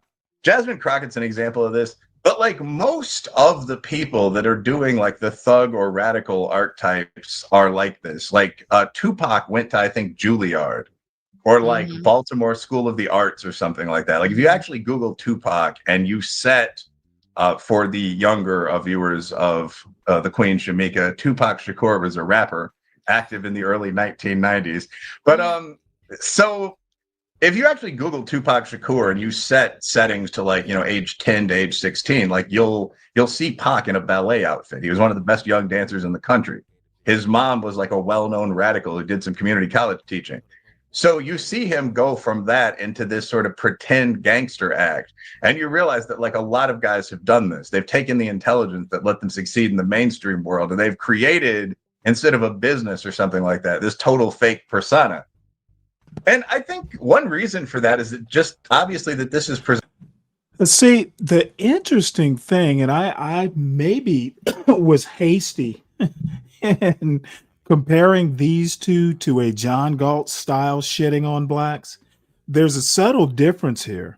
Now, John Galt would basically, what they're criticizing would be the hood mindset. The thug mindset is basically the truth, like the essence of being black. And someone like a Jasmine Crockett is just pretending to be true to form. Like they're really what would he call them? They're really like damn. I can't think of the term, but anyway, they're pretending to imitate the truth, whereas these two are basically saying, hey, the truth, well, they're kind of saying the same thing. You should not imitate the truth. You should just be who you are, except someone who is like, I don't code switch. I don't do anything. I don't think these two would, but I know there are people, who'll just go, well, Stanley, you're pretending to be this, that, or Stanley, you must be lighting the loafers, or dude. I think a lot of people like John Galt, just to pick on John Galt, I don't necessarily mean to do it, but he basically comes to mind. They will literally go, well, Stanley, you don't know the truth. You're not acting like a black. And my thing is, not all blacks are hood. Not all blacks want to be hood, etc. So these far right blacks, they do kind of run a spectrum, but all of them have the shit on blacks for whatever reason they decide to shit on blacks. That's just what black conservatives do. They can't help themselves. Then it is cool. Like last thing, but I remember when I went to like major urban public school. I went to East Aurora High School, just outside of Chicago. I still love the school, but at the time it was just like a big hood, kind of bad school. It was a mix of blacks, whites, Latinos. People like have sex in the school. People like bring their skateboards to class. It just like was what it was. But I mean, it struck me that a lot of mainstream pop culture was kind of evil. I mean, people would just sing about killing each other, and like DMX and most of the metal bands at the time would sing about like, raping their opponent's daughters and so on. Rooster, this Rooster says, well-to-do children wanting to hang around the hood all the time is not a new thing. No, but it's not necessarily the right thing to do. If they are, I mean, kids can want all they want.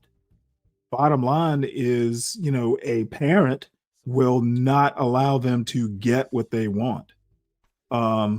So what kids want to do, not a new thing. The parenting and preventing them or giving them consequences, that is hopefully, has happened, will happen, could happen. Kids should never get what they want, not all the time. And no one much seemed to mind it. It was considered very uncool to be in love, whether that was with your girl or saying you liked your mother or your father.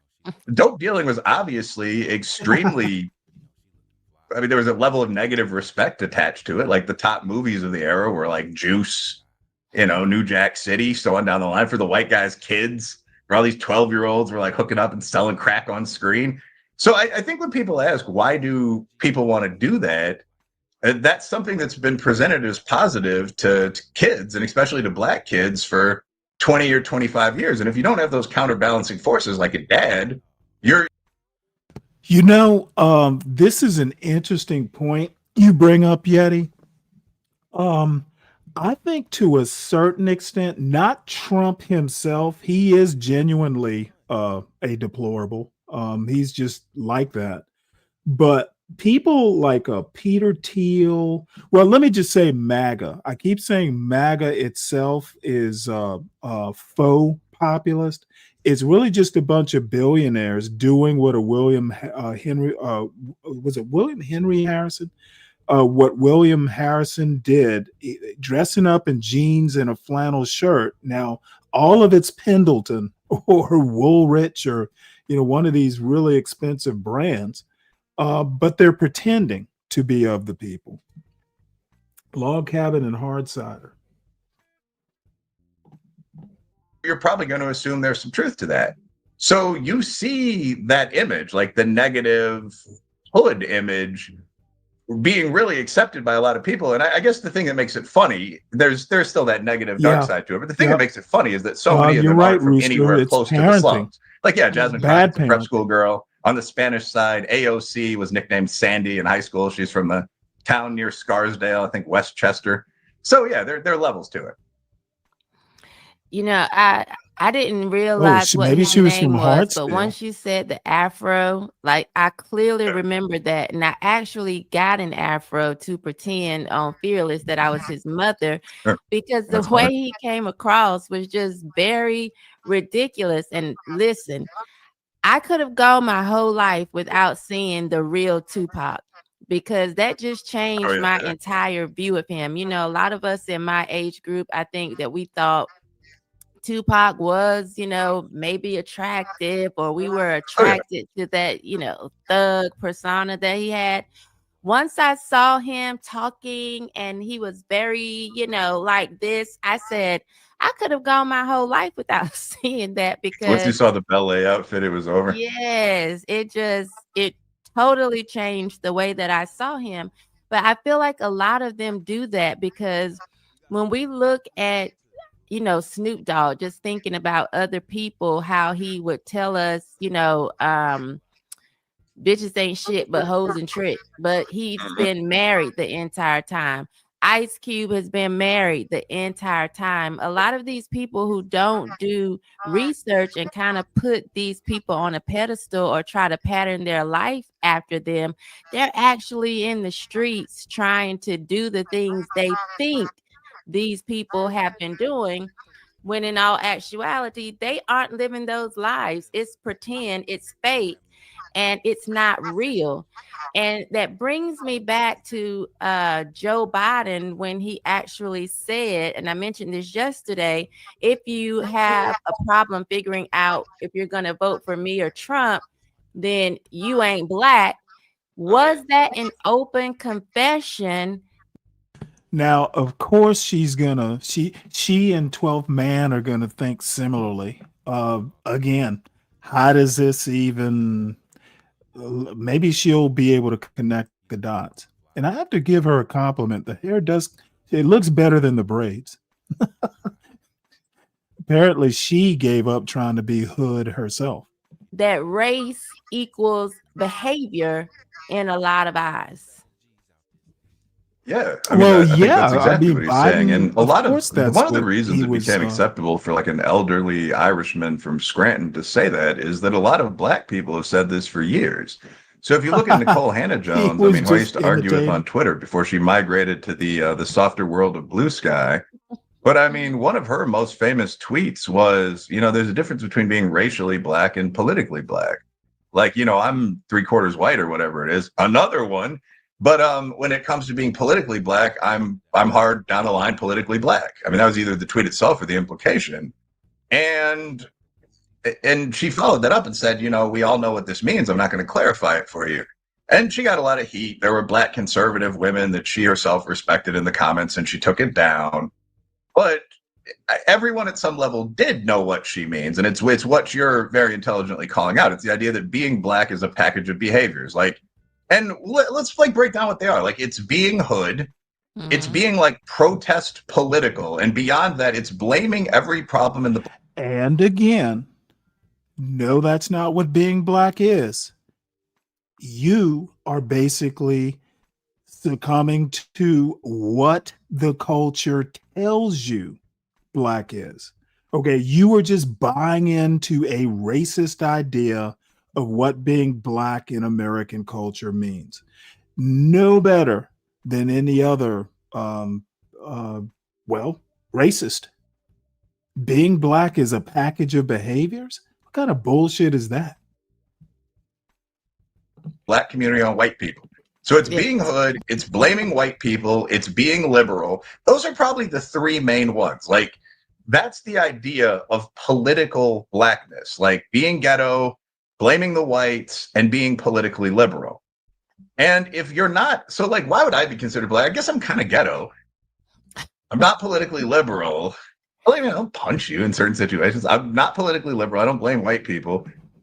I guess that's it. I'm counted. I'm like half black. So I got like a Black conservatives don't need to blame white people for something they're doing themselves. few points. Like I can be picked up for a basketball game. Oh, I hope. But I mean, and that might be another one actually. So like playing athletic basketball urban culture is black? associated with black people. So like God. being ghetto, urban athletic culture, being politically liberal, and blaming whites.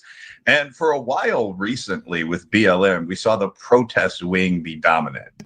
And it really is important to emphasize like how seriously this is taken, even in academia, except at the very top, like Roland Fryer level. Like, and this is actually kind of my world. Like you'll see these studies all the time. Like, oh, you mean the Roland Fryer who basically was suspended 2 years for misbehavior, and the one who currently has twists or braids? Do young tenured professors of economics at Harvard have twists?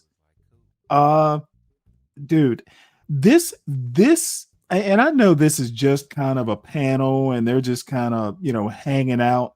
So I'm probably being a little too hard on them. But dude, this is literally like trash as far as what they're talking about and how they're talking about it.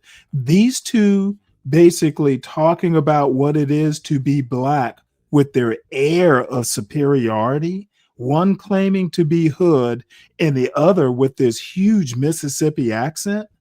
I think Shamika's accent is what it's like to be black from Mississippi. But someone out in California talking like this would be a bit of a surprise. And that's the perfect example of being black is not one thing.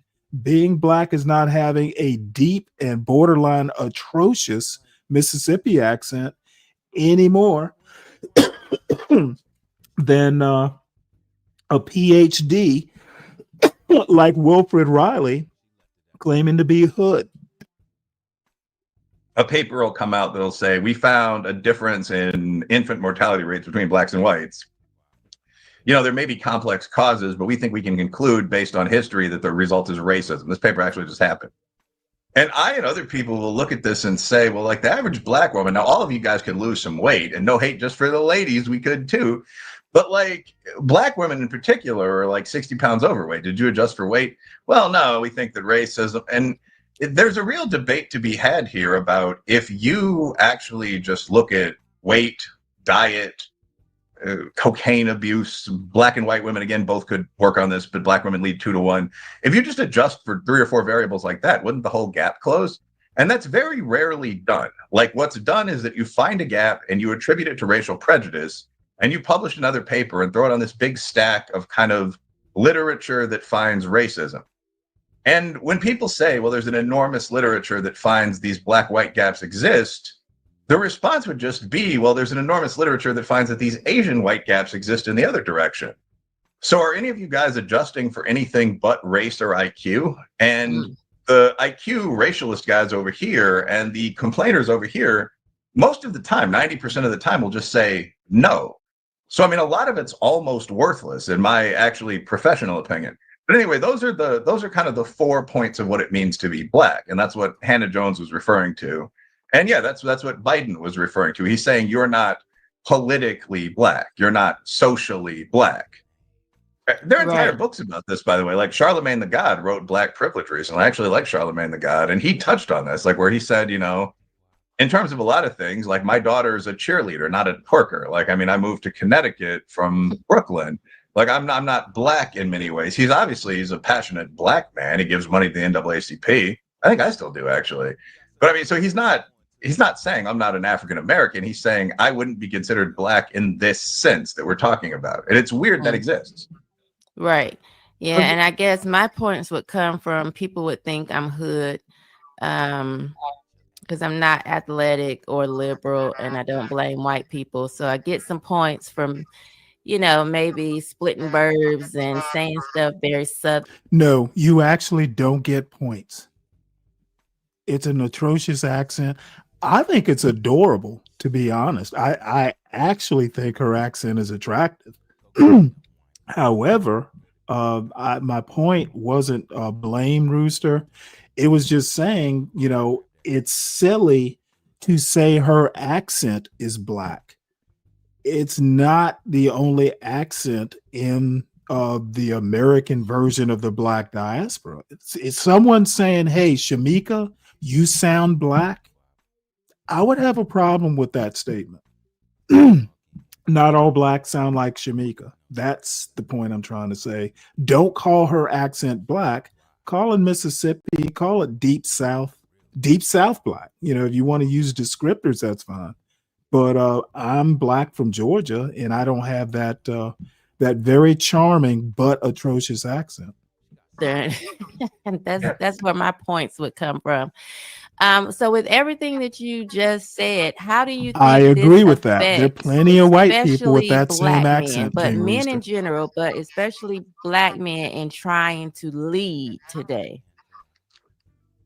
Well, it depends. I mean, so like in terms of leading, there are a lot of different levels there. In terms of leading black women, I don't think the problem is black women per se. Now, there's a secondary conversation there about whether men should automatically lead women. I think the answer actually is usually, but I'm not the most religious guy. I think just that's a sub-dom thing. And this is one of those things that people. Now, see, this is why I like Wilfred Riley. He's actually one of the few black conservative. I consider him an intellectual. Okay. He tends to understand that a lot of these cultural arguments don't necessarily, sometimes you have to actually look beneath the surface for the nuance. Now, he doesn't always do it because I was just fussing at him 2 minutes ago, but I respect him. He is the smartest black conservative, the only one that I would actually consider somewhat I will consider him an intellectual. Glenn Lowry, I guess, is a second to Wilfred Riley.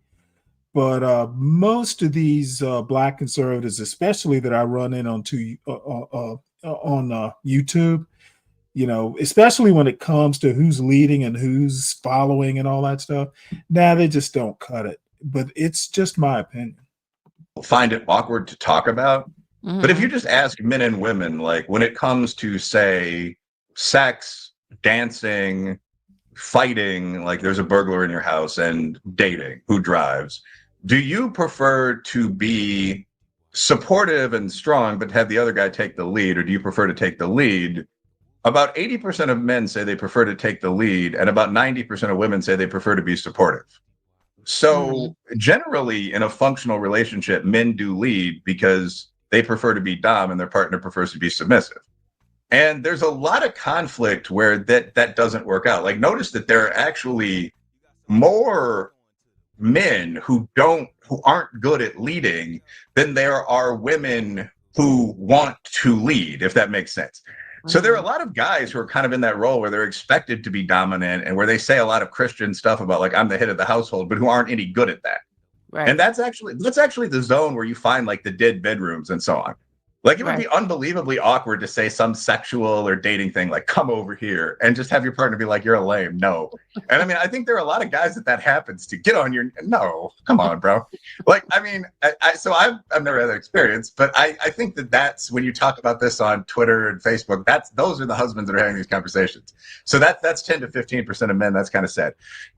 Legitimately, not me mocking. But so, like, should men lead women? Well, 80% of the time, because that's the overlap between women that want a strong male partner who would be a merchant or warrior, and men who want to be that and mostly can.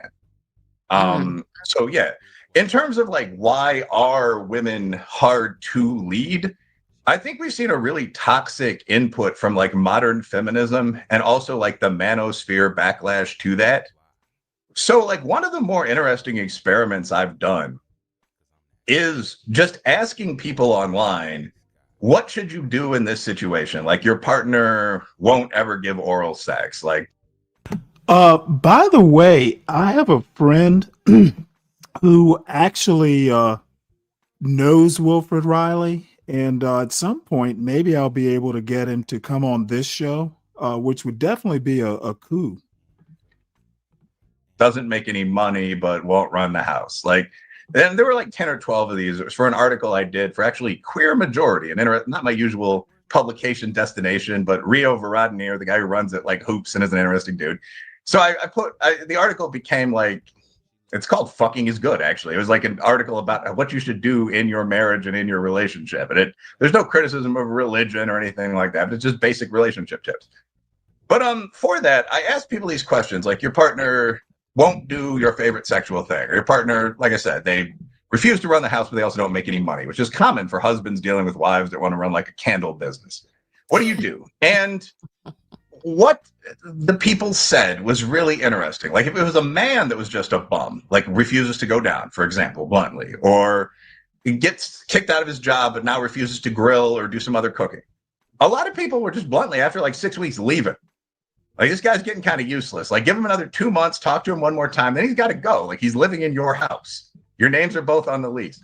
If it was a woman, people really, really struggled with the idea of asking a modern woman to do anything.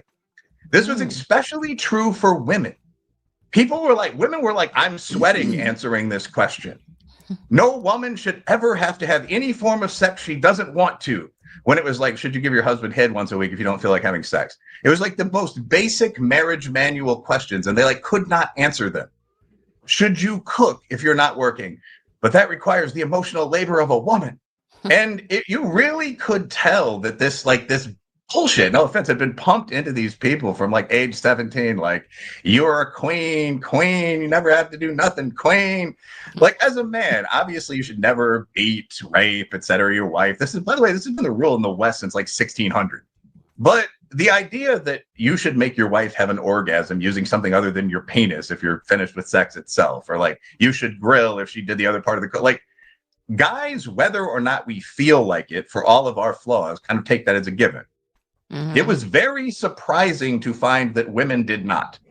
Since women are generally more giving than men, I think that this is something that's relatively new. And that's actually what we found. Like, women over 50 did not feel this way. And that was really surprising, because you didn't expect like old ladies to be more, older ladies, obviously not old lady like 75, but like we didn't expect, no, but I mean, like, I'm 40 something, so that's a dumb lie, but like, we didn't expect like 65-year-old women to be more sexual than women in their 20s. So it was like, obviously, like, something had been introduced to the conversation, like here, like in the 80s, when like feminist sex ed started. And it really did have an impact. So that was one of the things I actually found. I actually still have this data. It's not something we're making up or exaggerating. Well, exaggerating maybe a little. I don't have like every graph in front of me. But like, you guys have seen me run these polls on social media, and it was really just something that I found over and over again. Like, if your partner wakes you up doing this fun thing in the morning, is this abuse? If it's a woman, never. If it's a man, 25% yes. Partner won't cook. Yeah, but that was one of the obvious differences. Like, and it was not as sex itself, but like just other like initiating stuff. Your partner won't cook. Is this them failing a basic domestic responsibility? Like, man, yes. Woman, no. Just the craziest flips of basic stuff. Like, if your partner has an affair, is that abusive? Yes for a man, no for a woman. Like, there really is a very prevalent idea. See, this is what I like about Wilfred Riley. The dude is literally like the most analytical black conservative I can think of.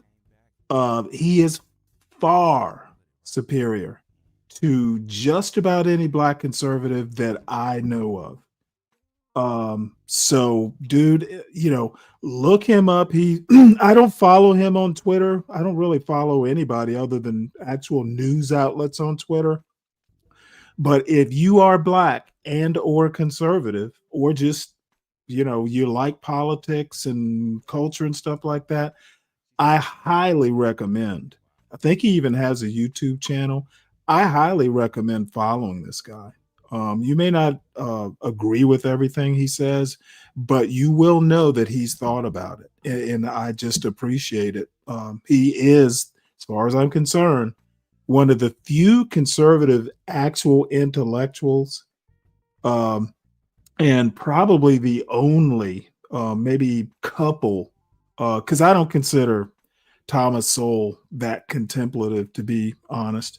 Glenn Lowry, I guess he is, but neither of them are on this level. And he'll fucking run an experiment, even if it's an unscientific Twitter poll. So yeah, he's pretty awesome.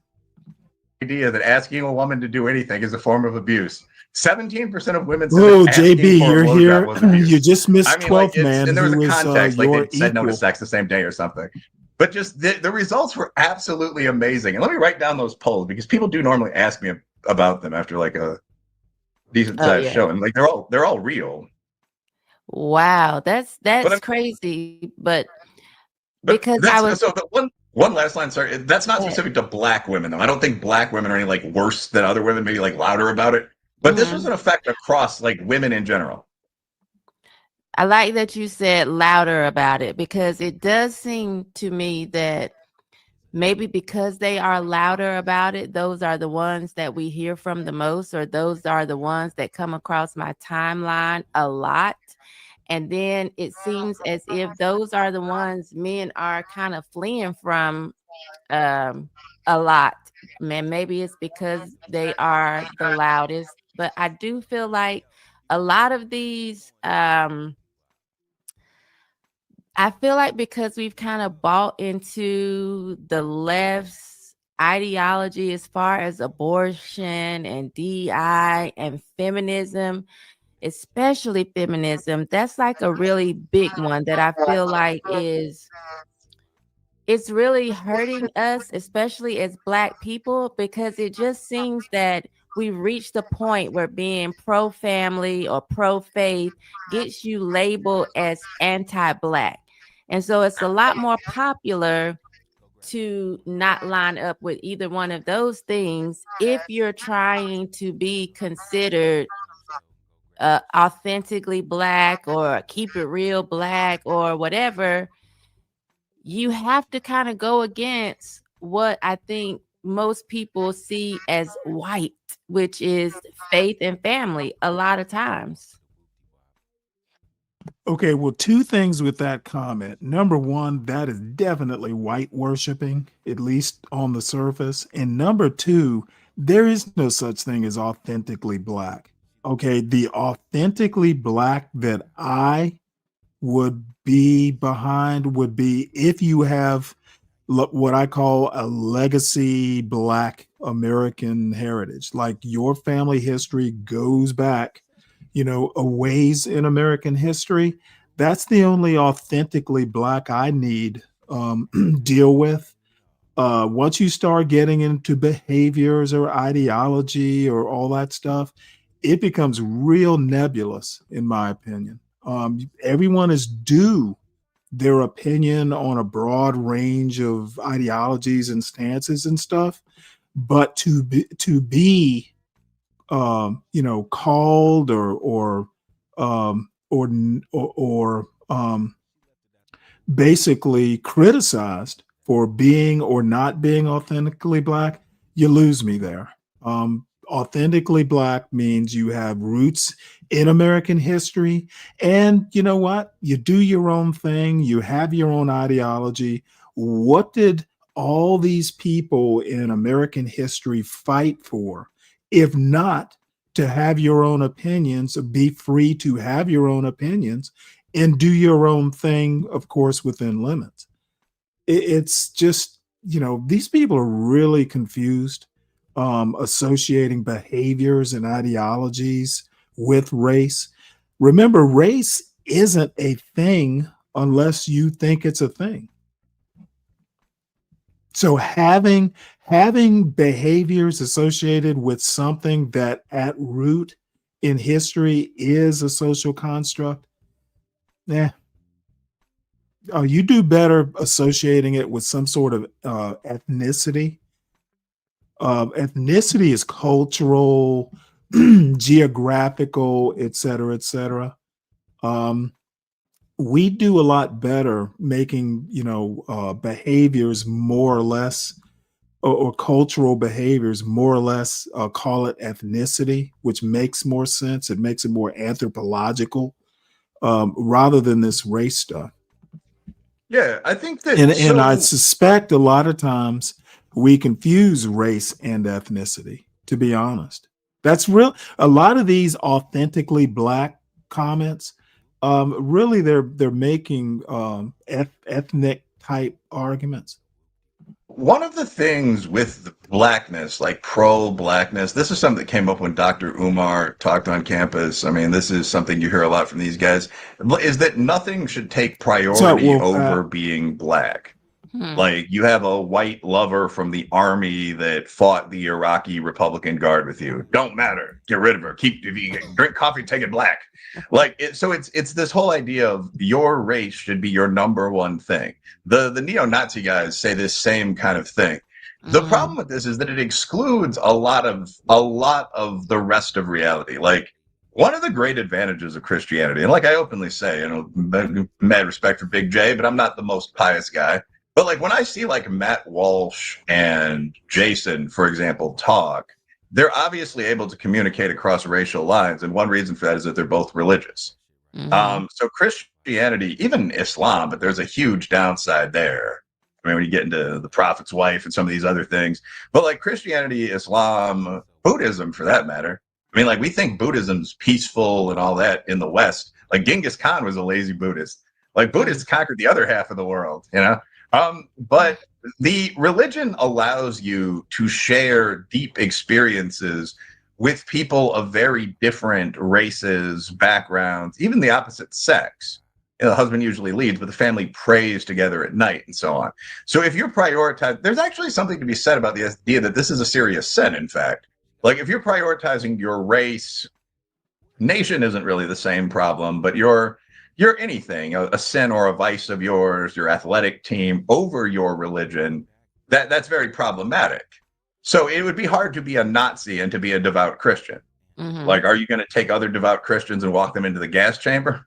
What about a communist and a devout Christian? You're going to starve this is a Christian village. I mean, are you going to take all their rice and give it to other people that don't share that faith, but that have the hammer and sickle on their jacket? So, I mean, I think that the pro-Black stuff, you see the same problem that you see with any serious racists, which is the race comes first, everything else comes second. The pro-Black thing to me is especially stupid. I mean, Black people are a minority in this country, so to some extent, we have to get along with other people. We do get along with other people. I mean, when people list Black virtues, it's normally like funny, enjoyable, social, good athletes. So, I mean, there's no reason to isolate ourselves as a community. Black people aren't one community. I mean, the community by now is like 5% Nigerian. So there are all these problems with the idea of just we're going to unify and go over here by ourselves. It's not even physically possible. Yes, picking the problem apart. This is what I appreciate about the guy. Right. There's no state that's more than 49% Black. But yeah, black bigots think the same thing white bigots do, which is like my skin color comes before everything else, which would include God, it would include family, so on down the line. Yeah, clearly for a lot of them, it comes before God, because I see a lot of people who do claim to be Christians who go against, in my opinion, everything that Christianity teaches for the sake of being Black or for the sake of being loyal to their Black skin, which is idolatry to me, because thou shalt not have no other God before him, yet they have many gods before him: skin color, abortion, trans ideology. I mean, they just buy into a bunch of BS to me that doesn't line up with the faith they claim they have. And just thinking about you talking about segregation, when I see people saying we should segregate again, I'm thinking, y'all not leaving me with Tyrone and Pookie and Lil Ray Ray. I can't do it. I do believe that So yeah, and again, this just shitting on Blacks. Oh, let's see. Black racist rednecks and white self-loathing liberals. Even as a white man myself, the white liberal is far, far worse. Yeah, you know what? There is a kernel of truth in that low impact, not very well thought out Thomas Sowell bullshit. But that's why I kind of prefer Wilfred Riley to anything that Thomas Sowell has written, and even Shelby Steele. Not my cup of tea. You know, and one of the other critiques I have is a lot of these people made sense maybe 30, 40, 50 years ago. The other thing I like about Wilfred Riley is, you know, at least due to his age, he's a little bit more relevant and up to date on the culture or cultural issues. Integration hurt the so-called Black community, but I think it's like toothpaste that just you can't put it back in the tube. It's done, and there's no going back at this point. Example what, Brian? What do you think about the No idea. NAACP getting behind I can tell you right Winsom's? now, fucking Jason Whitlock has zero personality. That's part of it. He's not very charismatic. A lot of people don't necessarily know who Jason Riley is. Shamika Michelle, at least she kind of has a personality, as abrasive as she can be sometimes. Roland Martin, same thing. Jason Whitlock, he really he's not very charismatic, and you know, his abrasiveness just kind of makes you go yuck. Opponent. I mean, I think this is one of the problems with Black organizations, given the political definition of Black. I mean, in this case, you have a Black candidate who is promoting some pro-Black policies. If you look at the practical impact of limits on abortion and so on, gun rights, who's running against, I mean, one of the whitest white ladies ever to white lady. I mean, Abigail Spanberger, who is a bottle blonde standard Democrat. I mean, I don't mean to insult her, but I mean, and they're endorsing the bottle blonde standard Democrat married white lady, you know, because she's a Democrat. So I think this is a pretty silly case. If you talk to someone who works for the NAACP, which I have, I mean, some of them will say, yeah, you know, it's embarrassing. But you know, Spanberger is a member of the party we ally with. She's not nuts. It's obvious what we're going to do here. You know, so you kind of just hold your nose and do it. It's not surprising. I don't know as much as I should about that race. I mean, my understanding is that Sears is trailing by a bit, so she's not predicted to win that race. But Yeah, we will see what happens. Yeah, I think I saw or heard somewhere that she was down 10 points. Take a look. Yeah. Do you think that the NAACP represents Black people anymore, or just Democrats?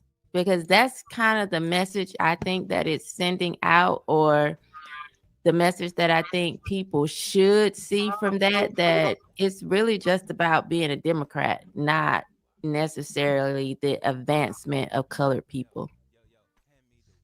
Yeah, I mean, I don't think one organization could represent all Black people today. The NAACP used to be useful because the races were nearly in a state of war. I mean, I mentioned in a radio interview earlier today, I think it was Studs Terkel had the great line in one of his books, you know, you talk about racism today. When I was a kid, you saw someone of another race, you had to fight him.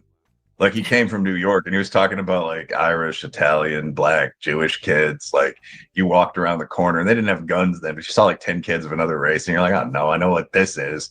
And so like you and your 8 guys would like run at them. I mean, so in that environment, are there policies that are pro-Black policies, like anti-lynching laws? You know, there's a tax on Black businesses that doesn't apply to white businesses. There's the first ever affirmative action policy requires 15% Black government contracting. I mean, in that case, the NAACP makes sense. I mean, today, if 30% of black men are voting for Trump, I mean, there's really no unified black policy on most issues. So I don't really know what the utility of the group would be. I guess you could argue that there are still things. If I were a civil rights leader, I think after maybe 1980, after like the ADA, after like every single group in the USA had civil rights protections, my goal would probably be to just be honest, go back to practice in Richmond, Virginia or whatever. Let me make a point here. Damien, welcome aboard, by the way. If you do like politics and this sort of culture talk, please make sure you subscribe and recommend the channel. Look, I'm not one. I will agree that white liberals probably get too much credit for, being not racist.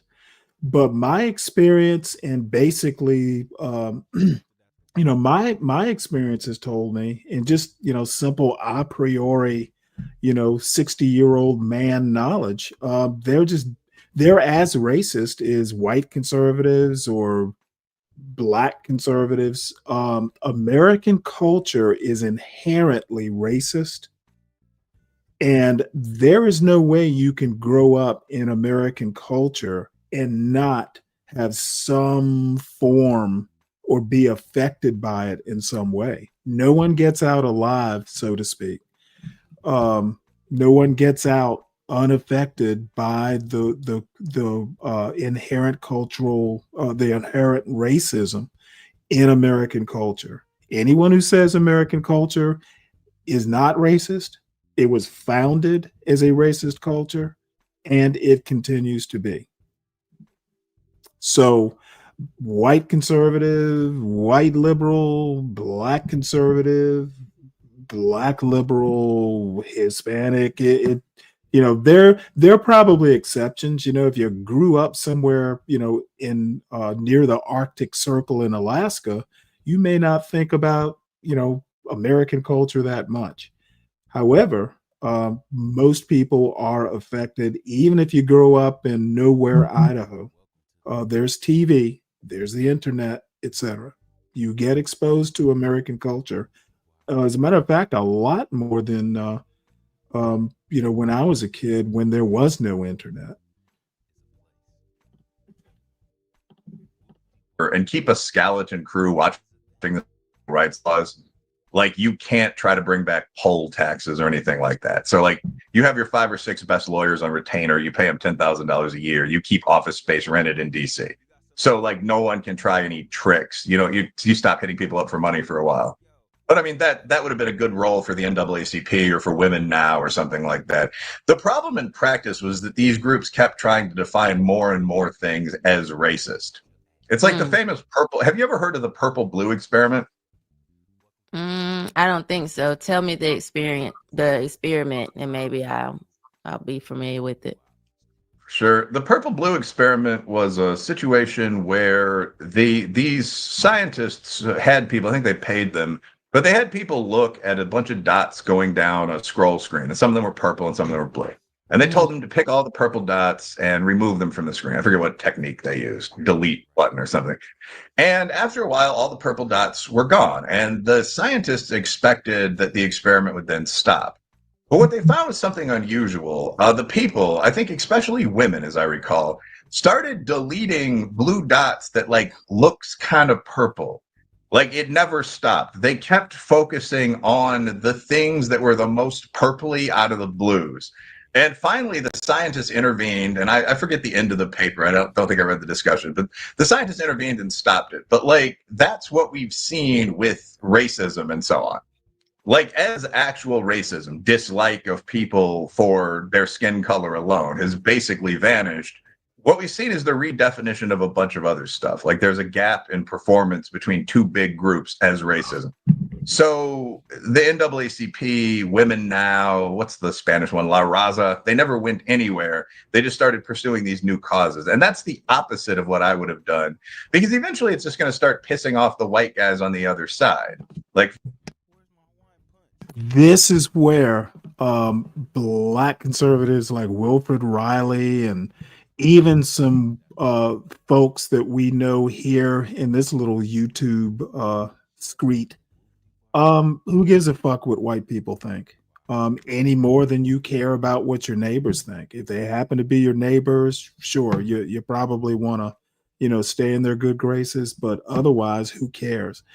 I disagree with the going too far part of it. What it is, and Riley would probably disagree with a lot of this. It's basically kind of like a critical theory thing that skin color is not the only thing that comprises racism. And racism isn't necessarily all about black and white. That saying that in the North, they love black culture, but hate individual blacks. In the South, they hate black culture, but they like individual blacks. That is, at least anecdotally, my experience. And race hasn't gone away. And being basically becoming immune to it or, tolerant of it. Not all black people want to be tolerant of this sort of stuff. And I am one of those blacks. I don't tolerate it. You nip it in the bud wherever you see it, even if it's a little thing. Now, how you react to it, you don't want to overreact to it, but calling it out or, expressing your concern or your idea, you can do that. And Wilfred Riley might go, yeah, well, you should ignore it, kind of like a Shelby Steele thing. I'm not Shelby Steele. The alt-right groups, but then like the ADL, the broken windows, whatever, SPLC, like all the people that were with you, but that also want basic protections for everyone. Human Rights Campaign, the gay group, I think is the ultimate example of this because their whole thing the entire time. And let me address Brian Nichols because he seems to think he's making some point. So what? It's the fucking hood, Brian Nichols. Did you expect what were you expecting from people in the hood? Okay, so you're a hood and you're my age. So way back in the day, were you surprised that 70% of the people in the hood were getting drunk and stoned every day? Okay, it was the hood. It's not a reflection on the larger legacy black community. It's a reflection on your hood. I've given to them before, like 20 years ago, when like you could just like in my old neighborhood be beaten up for being gay. Like I didn't think that was cool. In a city, but I mean, their whole thing forever was the equivalent of lynching laws. Like they wanted some protection for gays and like the rudimentary like 1989 hate crimes laws. They dreamed of gay marriage. I remember, I don't even remember whether I approved or not at the time, but like by 2015, I guess. But like when Obergefell passed, their pride parade in downtown Chicago, people were like screaming and crying. Or like a whole group of people had gotten their rights. I'm probably pretty supportive, honestly. But like everyone thought, okay, like HRC is not, they're going to stop sending those damn yellow envelopes in the mail. Like they won. Like our conservative friends are crying now, like enough of this. Like there are no more gay causes. You can get married if you're gay. A priest has to do it, But the next year, I remember the cycle was like, and now our trans brothers. Like this word that almost no one had ever seen was now the focus of the campaign. And it just became, we're going to fully normalize males with gender dysphoria. And I think even for those people that hadn't realized that this is what the Black movement had done, the women's movement had done, the Hispanic movement had done, this was just such a visceral example. Like, okay, now guys in dresses, no offense to anyone, are doing this, that you sort of realize none of these people are ever going anywhere. There's what's the word, MAPS? I don't want to use the stereotypical conservative example, but pedophiles are trying this. Mm-hmm. They're saying they're minor attracted persons, and there are at least 5 books now about the minor attracted persons movement.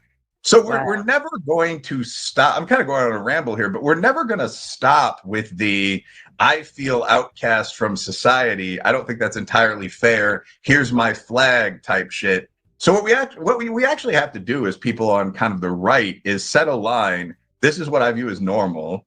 I don't really care if you're gay in your house, but we're not going beyond this line. We're going to reclaim a lot of the stuff actually that now falls on this side of this line. And my tolerance for a lot of what was considered normal for a pretty long period of time is actually gone now. I think that's where we are as a population, because it became clear that the focus wasn't passing a few laws, setting up forts at the border of toleration and holding them. And I guess my point is that that's what I would have done if I were the NAACP president. But that's very much not the model they went with. Yeah, I think that's where I am too a bit. Things that probably didn't bother me before, or that I was willing to kind of allow or turn a blind eye to, now I'm focused on it, because I always say I truly believe that if you give somebody an inch, they take a mile. And that's where we are now. Of course, they said, oh, we just want to have the same rights. We want to get married. And like you said, now we have these pedophiles calling themselves minor attracted people and trying to push that as normal. That's not normal, but that's kind of what they're trying to push as normal, because we've allowed or accepted so many other things to be seen as normal that we should have cut off a long time ago. And so that's where I am now. Like, you used to be in a fight or getting ready to fight, and you would say, don't step across this line, and you would take your foot and draw the line in the sand or whatever. That's where I am now. Like, don't step across this line. And I think that's why I've become maybe seen as a bit more hostile to certain groups of people, because I'm just doing a lot more pushback than I think people are used to, because I just think we have the slippery slope is real, and it's become really bad lately. Yeah, and I think one of kind of a few final things here, but I mean, I think one thing that people kind of forget is that, except for basic 10 Commandments level stuff, but we kind of make rules up, and that's fine. A lot of things are probably natural to the human condition and still bad. Like, I mean, rape in war is absolutely natural. You can see why it biologically exists and so on. But I mean, if the troops are going to come home within a year-long period or whatever, or probably overall, you should not allow that. You clearly see that this is something that's problematic. And I think pedophilia not allow that overall. There are obvious reasons we don't allow that. Anyway, the point is that pedophilia is much worse. So it actually probably is true that pedophilia is a sexual orientation, or at least a paraphilia in some sense. Like, there are some people that are sexually attracted to kids underage, whatever. I just don't think that matters. I mean, like, there's some people that have this genetic quirk that makes them what we consider lesser than other people. But I mean, I think a lot of other societies have responded to that by hanging them. I don't know if you can. Yeah, I mean, like, I don't know if we can do that with that unless they act. But the idea, well, we should destigmatize this and accept it because people are capable of it. I mean, I'm capable of challenging people to duels and shooting them in the head. I mean, the most male quote-unquote warriors are like, what? I can't do that.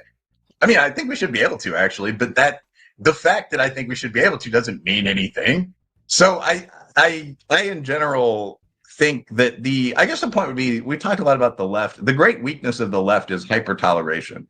Someone will say, I sincerely feel this way. The way I feel is pretty common. It might be devastating if we ever let people act this way in practice, but are you just going to tell me I'm evil and weird? And a lot of people really hesitate to say that, yeah, you're evil and weird. And this is kind of the reverse of what we were talking about with the couple earlier. Like, you're just going to tell me I should cook and go down on my husband because that would keep me from getting divorced? Like, well, yeah, because that would keep you from getting divorced. Like, there very often are things that are not perfect for people, but that make society function that we should encourage. And I think that's one of the best overall messages from the right.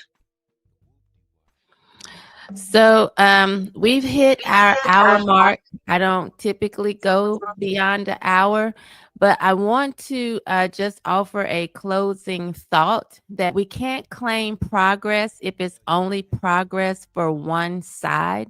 Winsome Sears represents the kind of freedom the left fears most, a Black woman who doesn't ask permission to think. And maybe that's why they're trying to silence her so hard. Wait, did she say axe? Let's back that up a bit. Fears most, a Black woman who doesn't ask permission to think. Okay, well let me also say that Winsome Sears is a Black woman who doesn't say axe. So so there are a lot of things she's not. And maybe that's why they're trying to silence her so hard. I don't know. Again, I feel like they've made Black a list of behaviors, as we talked about yesterday. And I think they are being exposed, and that just is what it is. I want to thank you, Will, for coming on. I want you to maybe send me some of those polls that you were talking about, because I'm interested in seeing those. The ones you were saying, how women, you can't really, I forget how you framed it, but how everything is kind of permissible for men, but women feel like you can't make them do anything ever. I definitely want to see some of those posts. I was looking in the chat to see if there were any specific questions for you, and I don't see any specific questions. They were doing a bunch of chit-chatting though. Let's see. Yeah, a lot of them are talking about the best psychedelic drugs to take. Yeah, I'm like, One I see conversation. some talk, but nothing specific to ask Will, who I feel like is a knower of all things.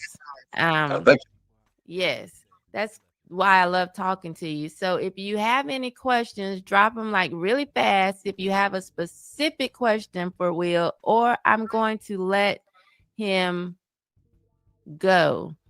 Earl Grey the Bay says ghetto makes us Black. What are you saying, sir? I think that's what society is saying. We even see that if a white person is acting a certain way, people will say she's trying to act act Black. And it's always ghetto acting.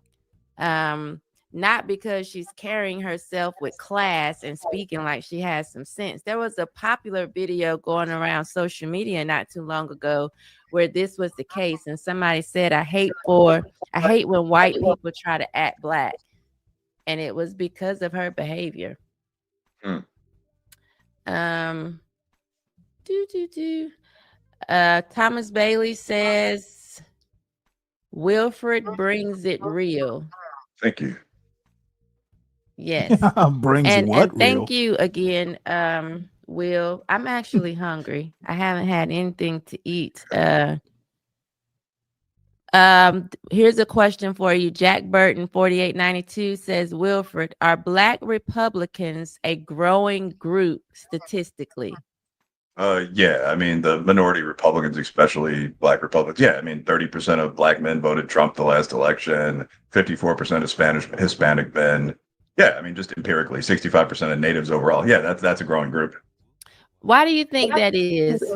Quick question. I mean, I think that people have seen Democratic policy didn't work. I also think Trump tried a new approach where he was just a regular guy. I mean, he didn't do a lot of apologizing, whinging, talking about slavery. He just talked like a white guy who happened to be a boss, and Black people and Hispanic people who tend to be pretty macho responded to that.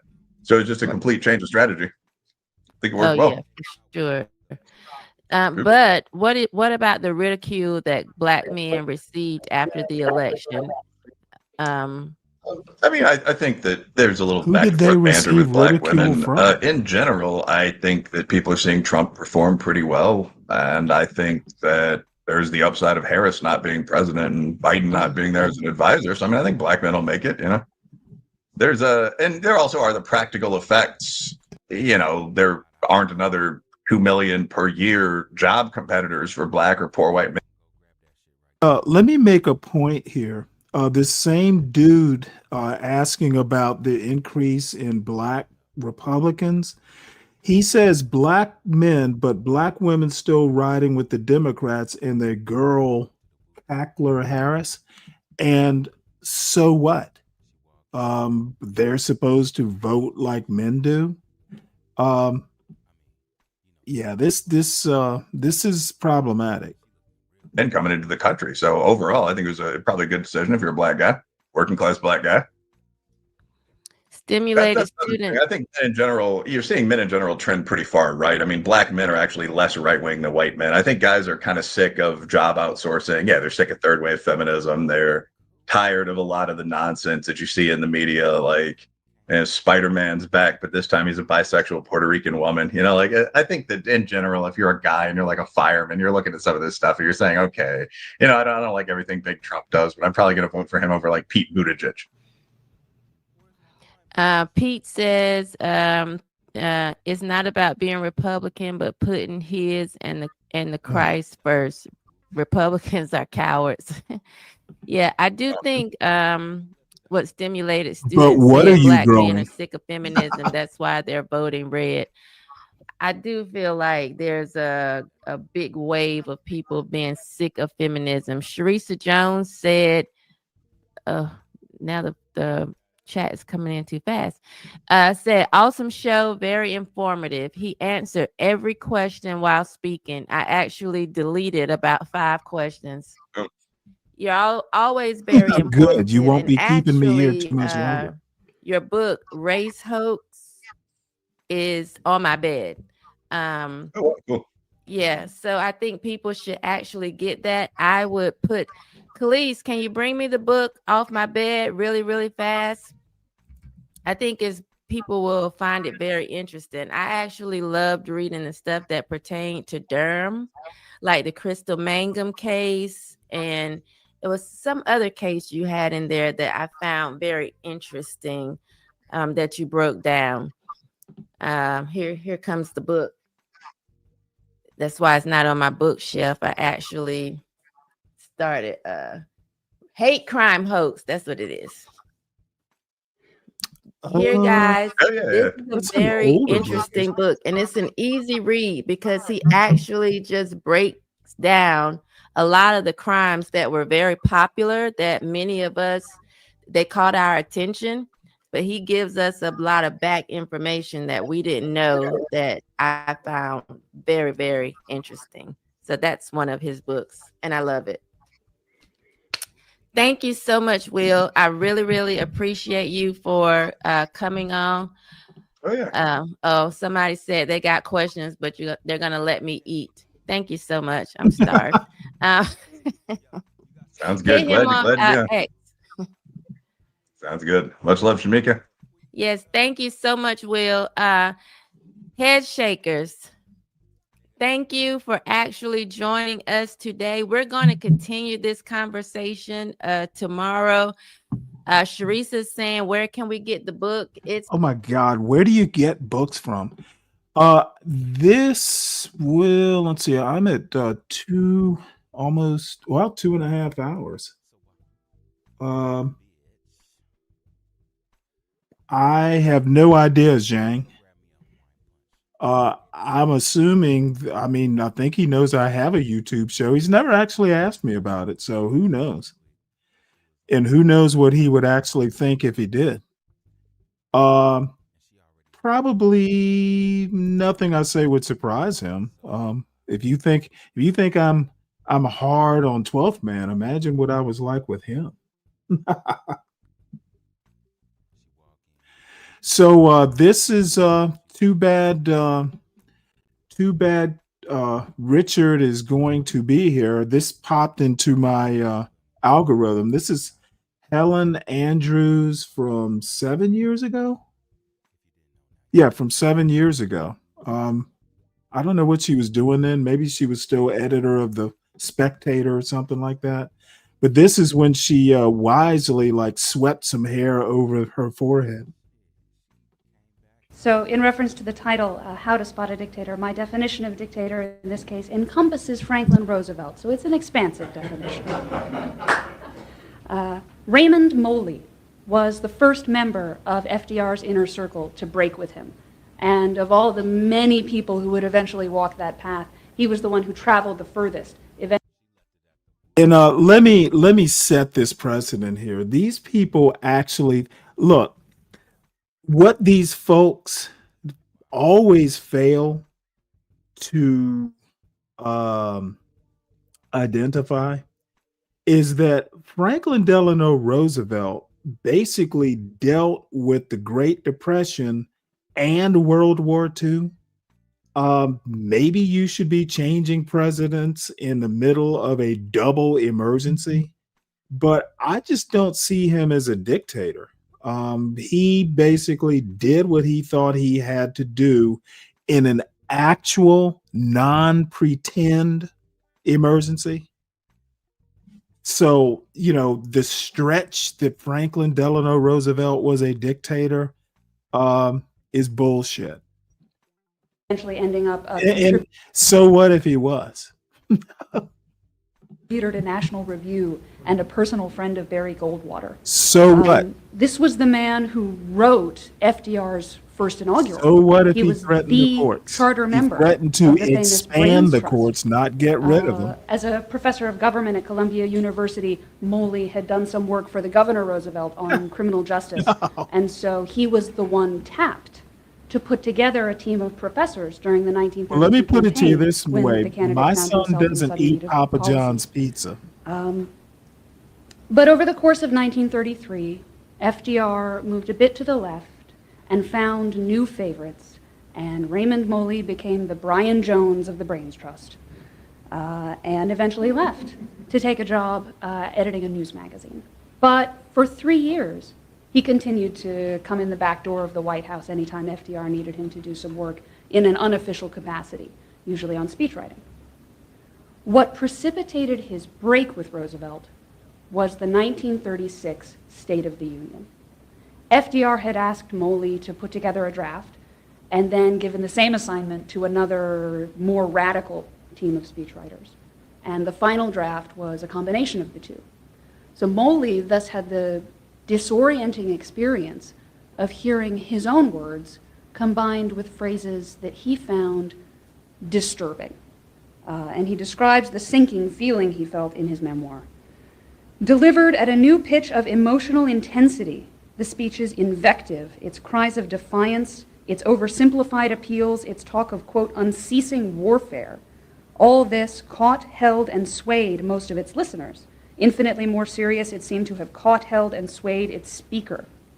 I was not unfamiliar with the practice of politics, but never until the moment that I heard Roosevelt deliver that speech did I realize the extent to which verbal excesses can intoxicate not only those who hear them, but also those who speak them. I had helped prepare this intoxicating brew, and I alternately excused and loathed myself for doing it. Of course, the speech he's talking about was tame compared to the one FDR gave 9 months later in Madison Square Garden. That's where he said, the enemies of peace are unanimous in their hate for me, and I welcome their hatred. From a president. Moley was never quite as grim about his conversion as his National Review colleague Whittaker Chambers. But like Chambers, there was a savor of penance about his later career. In 1939, he rushed into press a tell-all memoir about his White House years in order to warn the public of the dangers of giving a third term to his old boss. And in his 70s, he later published another more temperate memoir. And in between, he published extensively on constitutional conservatism and in praise of the Republican Party. He was not a haunted man like Chambers, but he was a man on a crusade. And his crusade clearly had some connection to his own sense of moral responsibility for having materially assisted in making America worse. That political remorse, that real pit of your stomach feeling of self-reproach, is what I detect in conservative skepticism of Donald Trump. Whatever gland it was that got Ray Moley pumping with adrenaline in 1936, Trump has activated in the Never-Trumpers. And beneath all of their rational arguments, I think the motivating force is a kind of visceral apprehension. What if this guy breaks the Constitution? What if this turns out to be, in Andrew Sullivan's phrase, an extinction-level event for American democracy? And what if I helped him? I've noticed that the more intellectual Trump supporters that I know are all immune to this fear, insofar as they all believe that we are living in a post-constitutional regime already. And even they admit that electing Trump would be an extraordinary gamble. Which raises the fundamental question and the subject of this lecture, which is, how do you know when to be afraid that you might be supporting a future tyrant? Moley blamed himself for not seeing through FDR's superficial charm earlier. But when should he have known? What red flags should he have seen? What signs should he have heeded? It's fitting to begin with Moley, because it is to the FDR years that we should begin to look for our answer. Since if you're worried that your presidential candidate might end up causing a regime-ending, constitution-shredding, permanent breach in the structure of American government, the obvious precedent to consult is the guy who did it last time. And in case any of you need convincing or reminding that FDR is the closest thing America has had to a dictator, if not quite a dictator proper, it might be useful to outline the ways that his administration permanently altered the structure of American government. There are some things that he did that were more dictatorial in themselves, like using the IRS to go after his political opponents or interning the West Coast Japanese. But they didn't really have a lasting effect on American government. And the real danger, or the real worry with a dangerous president, is not so much that he will himself rule dictatorially, but that he will alter the shape of government in a lasting way. So, one dud president, America can survive. The first New Deal, the second New Deal, World War II, the GI Bill. The four of these together changed American government beyond recognition.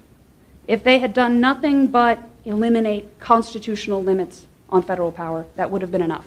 And certainly they did no less. FDR precipitated this with his notorious court packing scheme in retaliation for the Supreme Court. Now, she neglects to add that the court packing scheme never came to fruition. It wasn't that much more than an idle threat. So essentially what she's doing is just kind of just acting like a threat actually happened. In essence, she's being histrionic. Having thrown out some of his more radical bills in the first New Deal. A lot of people remember court packing as a failure for FDR because he didn't end up. Oh, and by the way, there is no constitutional limit on how many Supreme Court justices there are. Congress can actually change it.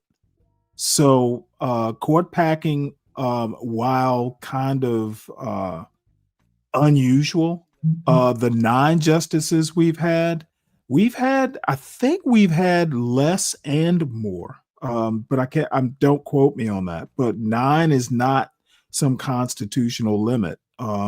It's more a democratic norm than, a constitutional issue. Getting to appoint his extra justices. But in that conflict, it was the court that blinked. And since 1937, it has ceased to operate as a limit on federal power, even though FDR was not himself in a position to take advantage of that at the time because Congress had turned on him. I noticed that Peter Beinart mocked the idea that America might be in a post-constitutional regime today in his article on intellectual supporters of Trump in The Atlantic earlier this summer. He cited the Journal of American Greatness, having used the phrase post-constitutional, and he called it hyperbole. But then he very graciously admitted that obviously the United States is not a model liberal democracy because the preferences of the ultra-wealthy often outweigh the preferences of everyone else, and because many states make voting hard. As if voter ID were even in the same ballpark as expanding the Interstate Commerce Clause to cover all known dimensions of the multiverse. I will trust Antonin Scalia's assessment of the situation more than I trust Peter Beinart's. His anguished dissent in the gay marriage case in 2015, which basically called time on the death of American democracy, was really the culmination of a process that began in 1937. Of all the Yeah, by that same argument, Scalia could have probably made the same argument about interracial marriage. Okay. Like gays marrying is the end of democracy. Oh my Lord. If you didn't notice, there is no constitutional right to marry in the first place. court's capitulations, the most damaging was on the principle of delegation. That is, Congress's ability to delegate its legislative power to the executive branch. The court had previously taken quite a strong line against Congress passing general laws and leaving it to the bureaucracy to sort out the details. When the court reversed itself on delegation, it eliminated the strongest barrier against the development of the administrative state, and no barriers have since emerged to replace it. The rule of administrators went hand in hand with the rule of experts, and for a lot of people who were there at the time, the assent of experts was the most important thing to come out of the New Deal. Raymond Moley sent a copy of his memoir to his old Brains Trust colleague Adolf Berle in manuscript for him to look over. And Berle wrote back that it was all very good and very accurate as far as he was concerned, but he had one note, and that was, "You do not emphasize enough that at that time academic economists did not soil their hands with practical questions. Application of their science is almost entirely a post-New Deal phenomenon." That was for Berle the most important thing to come out of the New Deal, that it put economists in power. Thanks a lot. And of course, FDR's most obvious legacy, and the last one I'll mention, is the size of government. Not only is he responsible for a lot of the programs that are still busting our budgets, like Social Security, but he also inaugurated the entitlement mentality, the idea that it's the job of the federal government to give you stuff, which a lot of people don't realize was at the time a complete innovation. Here, the worst culprits were not the relief programs of the New Deal, but the middle-class welfare of the GI Bill. A lot of people on the left talk about FDR's having created the middle class. Again, what she doesn't do is go into exactly why Social Security was brought into being. It was a bunch of old people starving during the Depression and just in general. Of course, she's not going to mention the why. The characters on the West Wing say this a lot. But it would be more accurate to say that FDR took the growing middle class and turned them into government clients. It's been estimated that 20% of the people who went to college on the GI Bill would not have gone to college otherwise, and the number of people who were nudged into home ownership by VA and FHA-backed mortgages was even higher. So if those programs hadn't existed, suburbanization and the growth of college education would still have happened. They just would not have been quite so universal, which might not have been such a bad thing, and they would not have been tied to government handouts. So, death of the Constitution, the administrative state, entitlements, the entitlement mentality, executive power, rule of experts, middle class wealth. So essentially what she's saying is that it would have happened, but not as fast and not in the numbers that the GI Bill allowed. Now, again, she's not talking about why the GI Bill came about. These people had risked life and limb in Germany and the jungles of the Pacific. It was basically taking a bunch of people trained to fight a war and coming back from a war and not having them sit around getting drunk and shooting up the place. Okay, a bunch of young men who are trained war fighters just sitting around idly. Dude, I'd rather give them a I'd rather give them a GI Bill. and as it turned out, the 50s were a hell of a productive time. She misses all that. And the other thing, this woman is a theology major. maybe she should have been one of the ones not going to college. She essentially is, as important as theology might be to some people, she's not a fucking engineer. She's making a lot of critiques, and I'm basically saying, and I'm being snarky when I do it, but dude, is she the right messenger about who should go to college and major in what? There are too many people going to college. All of the things that make Too many America people well-nigh going to unfixable college. today Too many are theology FDR's majors, in my opinion. So, looking at the actual years of his administration, What's how was up, he able to Mackenzie? pull off such far-reaching transformations? What aspects of his rule would have been identifiable at the time as steps towards post-constitutional executive government? There were two main aspects. One, personal rule, that is his tendency to ignore established procedures and concentrate discretionary power in himself. And secondly, clientelism on a scale never before seen. That is, turning the government-citizen relationship into one of patron and client, and turning the art of governments not into the balancing of.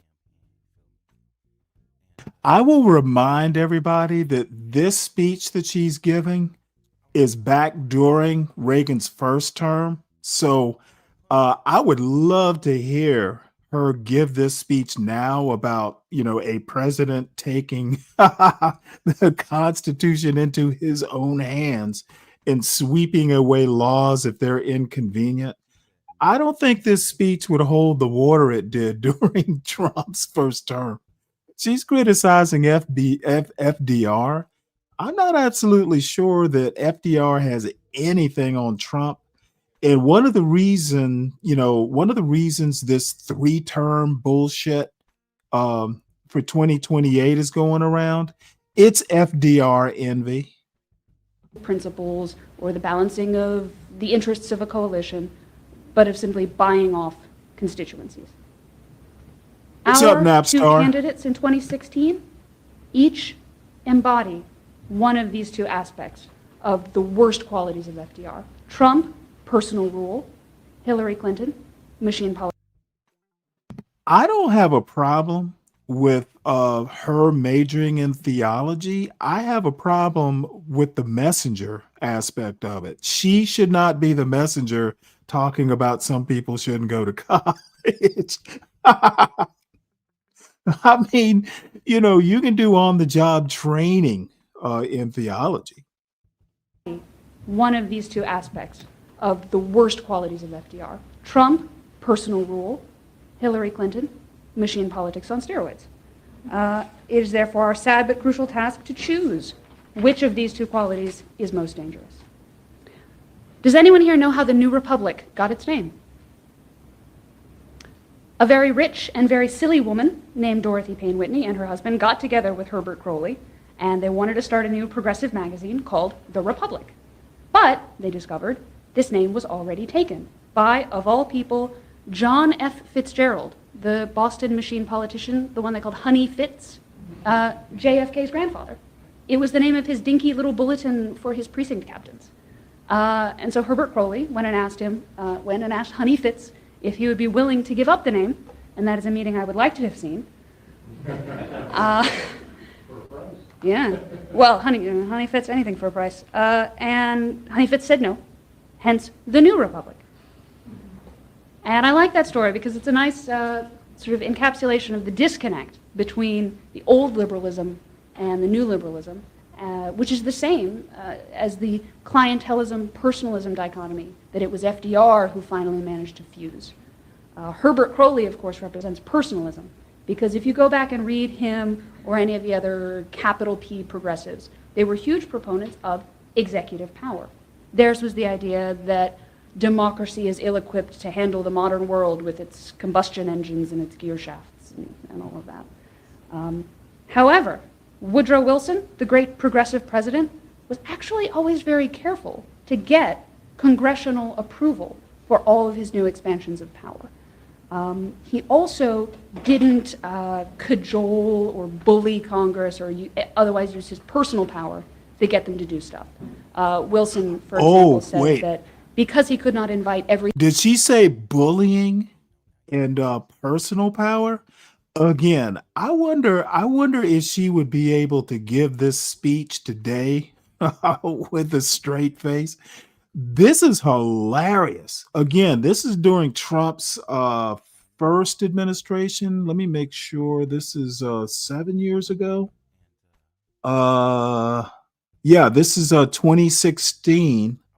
So actually this is, I guess, during this is before 9/22. This is a couple months before his first well, less than a couple months before his before the election between Hillary Clinton and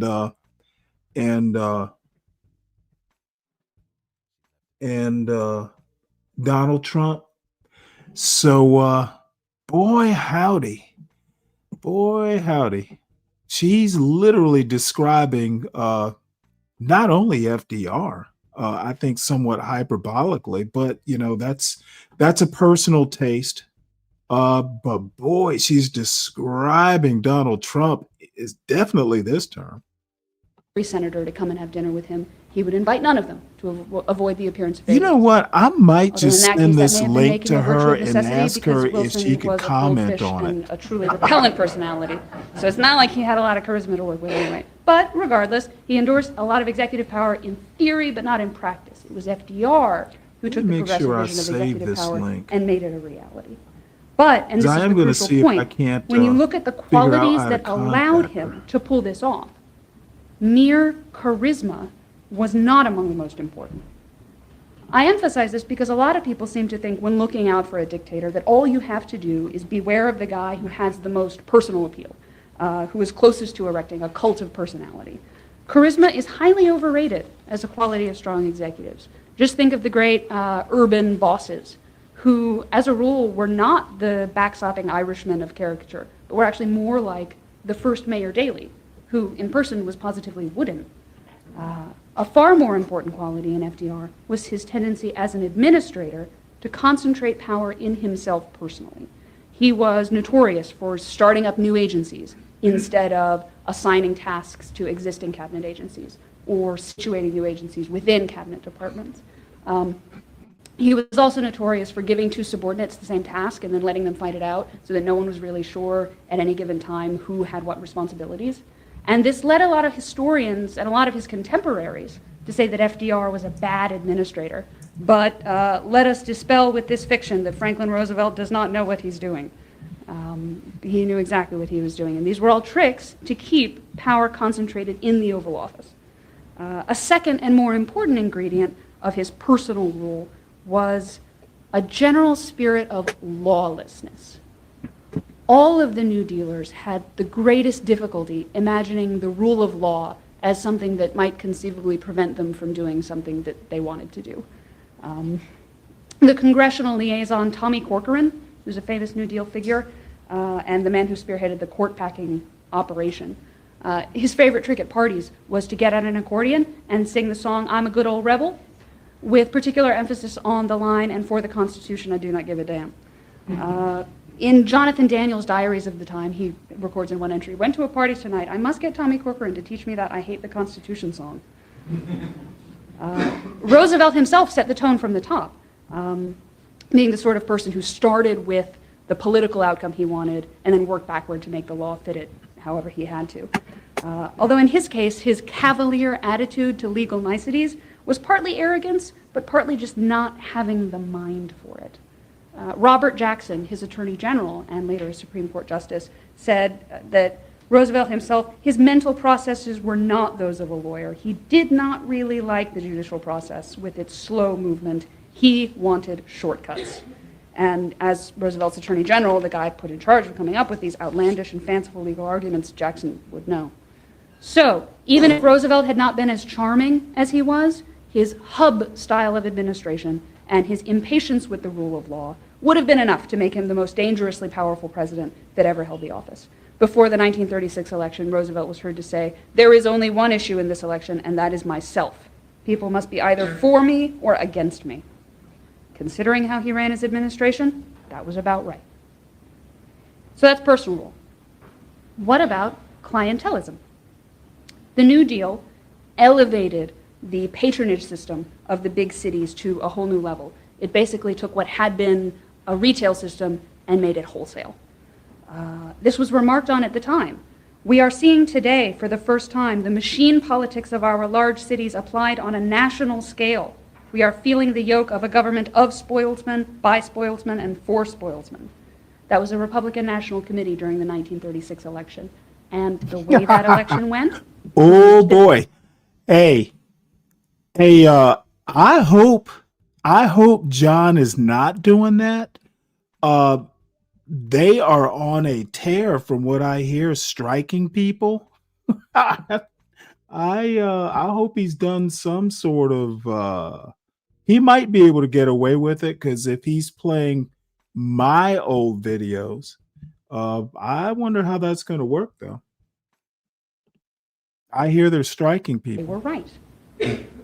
Pennsylvania. That's why I haven't shown any. The biggest state that went for Hoover in 32, but that Alf Landon lost in 1936. And analysts later divided the counties of Pennsylvania into three categories. Those that received more than $2.5 million in federal funds in Roosevelt's first term, those that received less than $600,000, and those in the middle. In this category, FDR turned a Hoover. Ryan, how about all these, I don't know if is BlackRock a private equity firm? There are a bunch of BlackRocks out there buying up housing. Doesn't that have something to do with the cost of housing, at least in 2025? BlackRock isn't government now, is it? Majority into a huge lead. In the middle one, he turned a Hoover majority into a smaller lead. In this one, he made no impression at all. Clearly, large segments of the electorate were, quite simply, bought. FDR liked to boast of how little corruption there was in the New Deal. My administration has had no teapot dome, was how he put it. But overt corruption is not the most important type of patronage. Harry Hopkins, as administrator of the Works Progress Administration, the WPA, spent more money than just about anybody in the New Deal, and so he was the focus of a lot of the suspicions about the use of relief funds for political purposes. So, when Hopkins was appointed Secretary of Commerce in 1938 and had to go in front of the Senate for confirmation for the first time, he had an answer all prepared, explaining how it was a myth that WPA money you'll have to get used to no arguments made, but people talk anyway over here. It's kind of one of those things that sets this channel apart from a lot of channels. A lot of talk, but nary any arguments. We're good at that. And what is this that you have?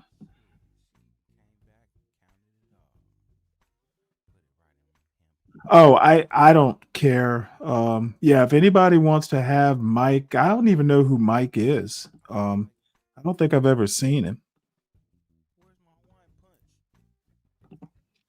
Party, and that any local administrator found to be violating ethics rules was prosecuted to the fullest extent of the law, and they employed plenty of Republicans. Senator Vandenberg, who asked him the question, waited for Hopkins to finish his answer, and then explained that Hopkins had misunderstood him. I was raising for the moment the more philosophical question of politics in relief, in the sense of spending in the interests of maintaining political power. I am not talking about corruption. Hopkins basically shrugged and said that he'd never really thought about it that way, that spending money might in itself be a way of buying votes even when done legally. For the record, Teapot Dome was bad men misusing legitimate government power.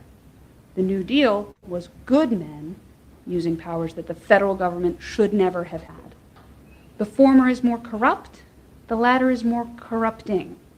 Because, of course, once the patronage genie was out of the bottle, there was no going back. From that point onward, the Democratic Party was the party of giveaways. The only comparable transformation I can think of is in Britain between the wars, when the Liberal Party was replaced by the Labour Party. In both cases, the politics of principle was replaced by the politics of stuff. Because the Labour Party was for free healthcare and free pensions and free hospitals. And the Liberal Party, if you look at their platform, It's recognizably left-wing, but doesn't really involve spending money. It's things like free trade and civil service reform and disestablishment. And the Democratic Party, certainly Wilsonian progressivism, is the same way. It's not all about spending money. It's about good government and anti-corruption, and electoral reform, and public health, and prohibition, direct election of senators. These are penny-pinching liberals. Let me ask people like Ryan a question. What's wrong with spending money? As long as it's done responsibly, I guess you can make the argument. But when she says, these were, well, she's insinuating that these old, the Liberal Party in Britain after the war or before the war, and Wilsonian Democrats, they were better because they didn't spend money. What else?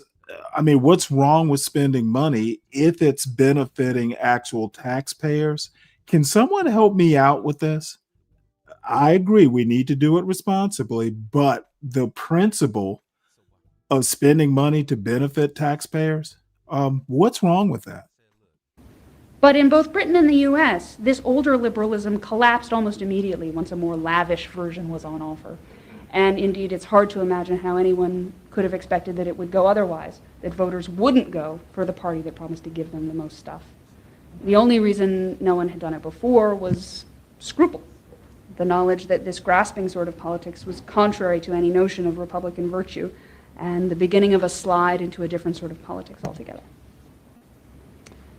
So all of those traits allowed FDR to accomplish what he did, but the changes he made and the precedents he broke would not have stuck if the moment had not favored him.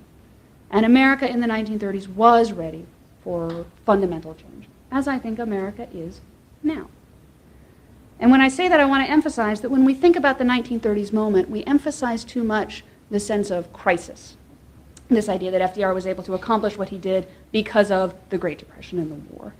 The Great Depression was a huge trauma, but most of his far-reaching changes were passed after the worst had been relieved, and things had gotten better. More important was I was on that mute. the old order had been What's wrong with spending money responsibly? Outside of, just the common defense and, some other things. If the justification is pursuit of, happiness or whatever, the well-being of the citizenry, somebody tell me what's wrong with spending money responsibly. Credited. And so that even once because in my opinion, Republicans, the left and the right, post Bill Clinton, have done so irresponsibly. Things did get better, it was time for us to come up with a new way of doing things because the old way had been proven a failure. The 2008 financial crisis was not as bad as the Great Depression, but it did discredit our class of elite experts, which I think is why people no longer listen to them when they say things like free trade has made you better off, you just don't realize it, or immigrants don't affect your wages and job prospects, don't be ridiculous. The people who vote for Trump.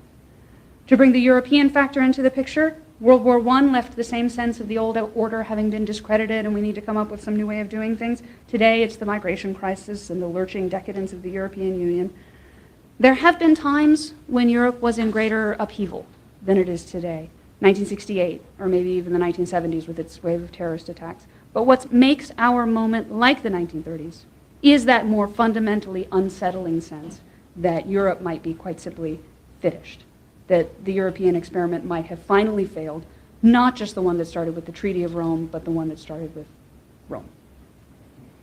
Domestically, some of the most important factors setting the stage for FDR had nothing to do with crisis at all, and the most underappreciated is immigration.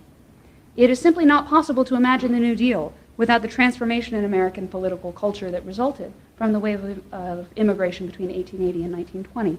That's true both in the mundane sense that Roosevelt owed a couple of his elections to the urban vote, but also in the broader sense that these new immigrants brought in a new, more clientelist way of doing politics that America hadn't had before. There had been patronage in America before the wave of immigration, but not machine politics, in the same way that there had been crime but not organized crime. And the difference between the two is actually quite similar in both cases. So even in cities where immigrants were a minority, they tended to dominate the local machine. Kansas City is a good example, 30% Irish, but the Pendergast machine was almost all. Treating government as a source of goodies would have been indecent, would have seemed indecent, I think, to many in the American electorate, had urban bossism not softened them up first. And it's unlikely that FDR's administration would have gone full steam ahead on the largest vote-buying operation in human history if it had not been full of New York Democrats who had long familiarity with the ways of Tammany. Earlier, I compared the New Deal's transformation of the Democratic Party to the replacement of the Liberal Party by Labor in Britain. In the same way that socialism, the role that socialism played in labor, I think patronage-based redistribution played for the Democrats. Clientelism had not always been their ideology, but after FDR, it was. So now that we've got that precedent in our minds, let's apply it. Trump, obviously, most resembles FDR, the personal ruler. That's what it means to have a president as CEO, the ability to hire and fire people at will, to go on instinct, to make and break the rules, to have a team that answers to the man as much as to the institution. And it may be objected that Trump does not seem to have a plan to increase the powers of the executive, but to be fair, neither did FDR. Remember that FDR was not an LBJ-like figure or a man with a plan who knew the ways of Washington inside and out, and that's why he was able to accomplish all he did. He was able to accomplish that because he didn't know how things were done in Washington, and he didn't care. He just sort of blundered forward with great self-confidence. They say, well, this may be connected to another quality that FDR shares with Trump, that is not being terribly intellectual.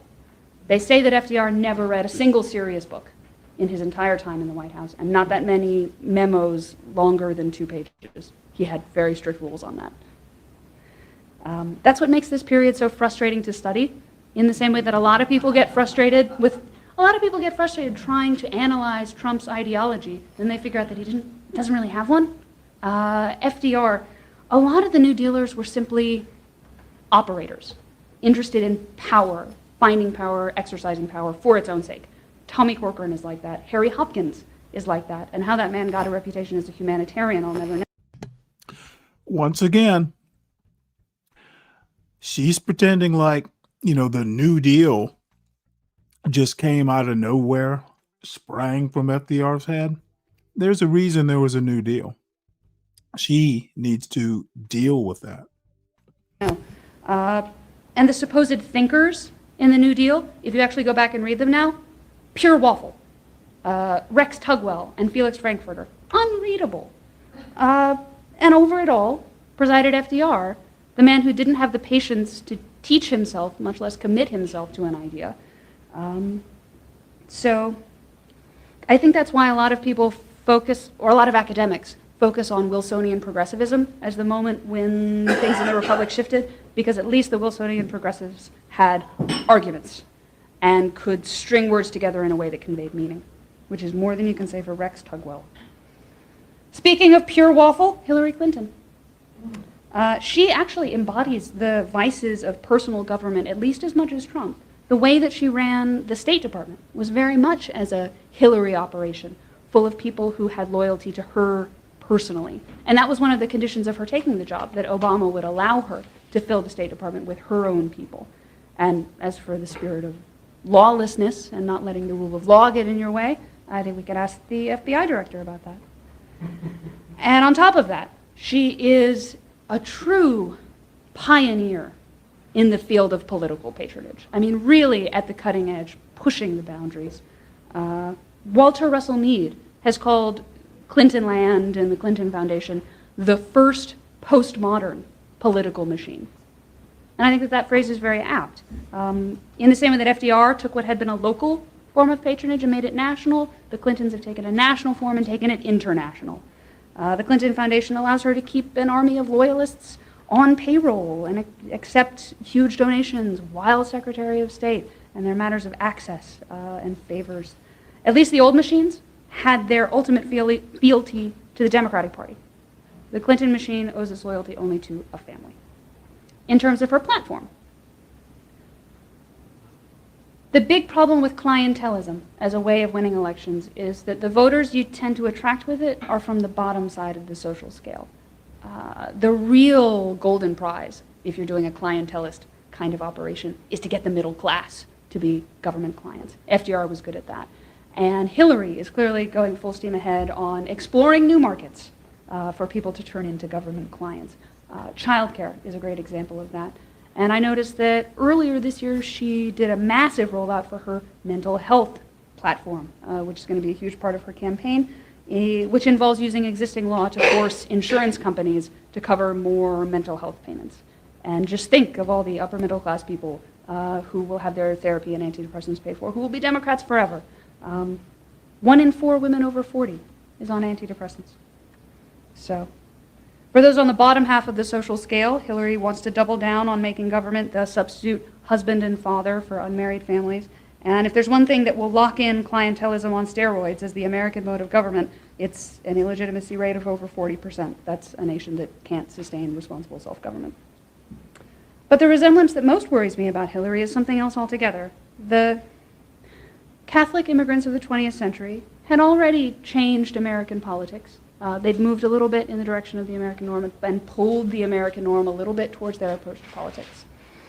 But it was FDR that locked in the state of affairs that prevailed when he became president. Since 1965, America has seen an even greater wave of immigrants from even broader and more divergent backgrounds, and they too have changed our political system. America is now multicultural, and that's great, but multiculturalism is a pernicious way to operate a democracy. It's polarizing, it makes ethnic identity the most salient characteristic for voting, rather than class identity or, heaven forbid, beliefs. It replaces democratic debate with a contest of numbers and power over which bloc can reserve itself the most favors. Hillary is both enthusiastically keen on continuing to import a high flow of new migrants, and she has proven very willing to play the game of toxic multiculturalist politics. So in terms of the end of the Republic, or steps that we could take now that we would end up regretting for the rest of our lives, the way that Raymond Moley regretted working for FDR, that I think is the thing that I worry about, that Hillary will lock in that toxic mode of politics the way FDR locked in his. There's a great deal of ruin in a nation, said Adam Smith, and if someone had said that in 1932, they would have been wrong. A lot of trends that had been building for a long time, and just at the right moment, there came along a president who was ruthless enough to take advantage of them, to reshape American government. Looking at it in retrospect, it was not the things that seemed most dictatorial about him at the time that ended up being the most damaging. Today, a lot of people are worried about a dictator in the US, but their mental image of what that looks like comes more from Hollywood than from history. It is true that Trump is the candidate who proves, by the very fact of his having won the nomination, that the Republic is in a moment of vulnerability. But the fact that he is the clearest symptom of that vulnerability does not mean that he is the candidate most likely to take advantage of it. And that's it. Thank you.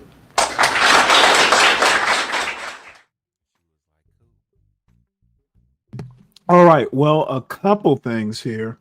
Tyrone Slot says the shutdown is a fight for the immigrants and a big money bill attached to it to benefit immigrants. The Republicans don't want it in the bill. Bullshit. And even if it were true, which it isn't, so what?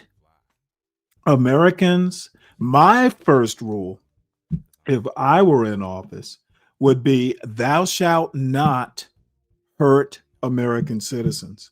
And if you benefit a few immigrants, which, by the way, they're not eligible for Obamacare.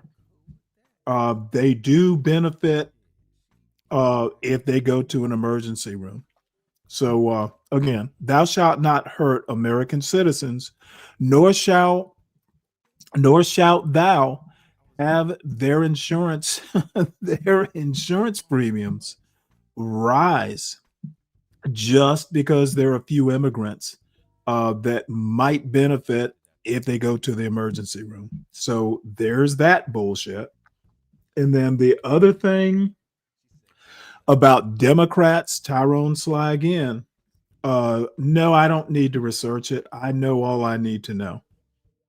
And the part about Democrats using SNAP benefits to as leverage, again, it's utter bullshit. I don't know where you get this bullshit from, Tyrone. Republicans control all three branches of government. They are not following Stanley's cardinal rule: Americans shall not be hurt, which they don't know about. So I'm not going to blame them for not knowing Stanley's cardinal rule. But Democrats don't control shit. So it's the Republicans' shutdown. They control all three branches of government, MAGA specifically, and they own this shutdown. And the funny thing is that they could just basically add to the CR whatever they need to do to keep these insurance rates from ballooning. And no, I'm never wrong, Zhang. You are. And if I got a bunch of people like Ryan and Zhang and Tyrone saying I'm wrong, then I know I'm on the right track. So everybody, please make sure you hit the like button, please. And if you are new, please subscribe to the channel. We do a smackdown of these far-right MAGA people. I try to do it daily. And I try and smack them down as hard as I can and laugh when I do it. And one thing I have to say for 12th Man, he is the only MAGA today in this audience who's had at least the balls to come up and challenge me unsuccessfully. So also, make sure if you catch this in the replay, feel free to leave comments in the comment section. I don't get a lot of comments, so those that I do get, I do respond to. Also, most of the links and news articles and stuff that I use are in the show notes. Sometimes I'll forget, but it's not that often. So I have been on 3 hours and 21 minutes. Since we're on this Helen Andrews Jag, might as well watch something. You know what? Let's switch gears. She fascinates me, to be honest. But so it won't be the last we see of her. Probably. Let's see what I do actually have that might be more interesting, because both of these are like an hour or so long, and I don't want to feel obligated to watch the whole thing. Ooh, you know what? I want to save that too, though.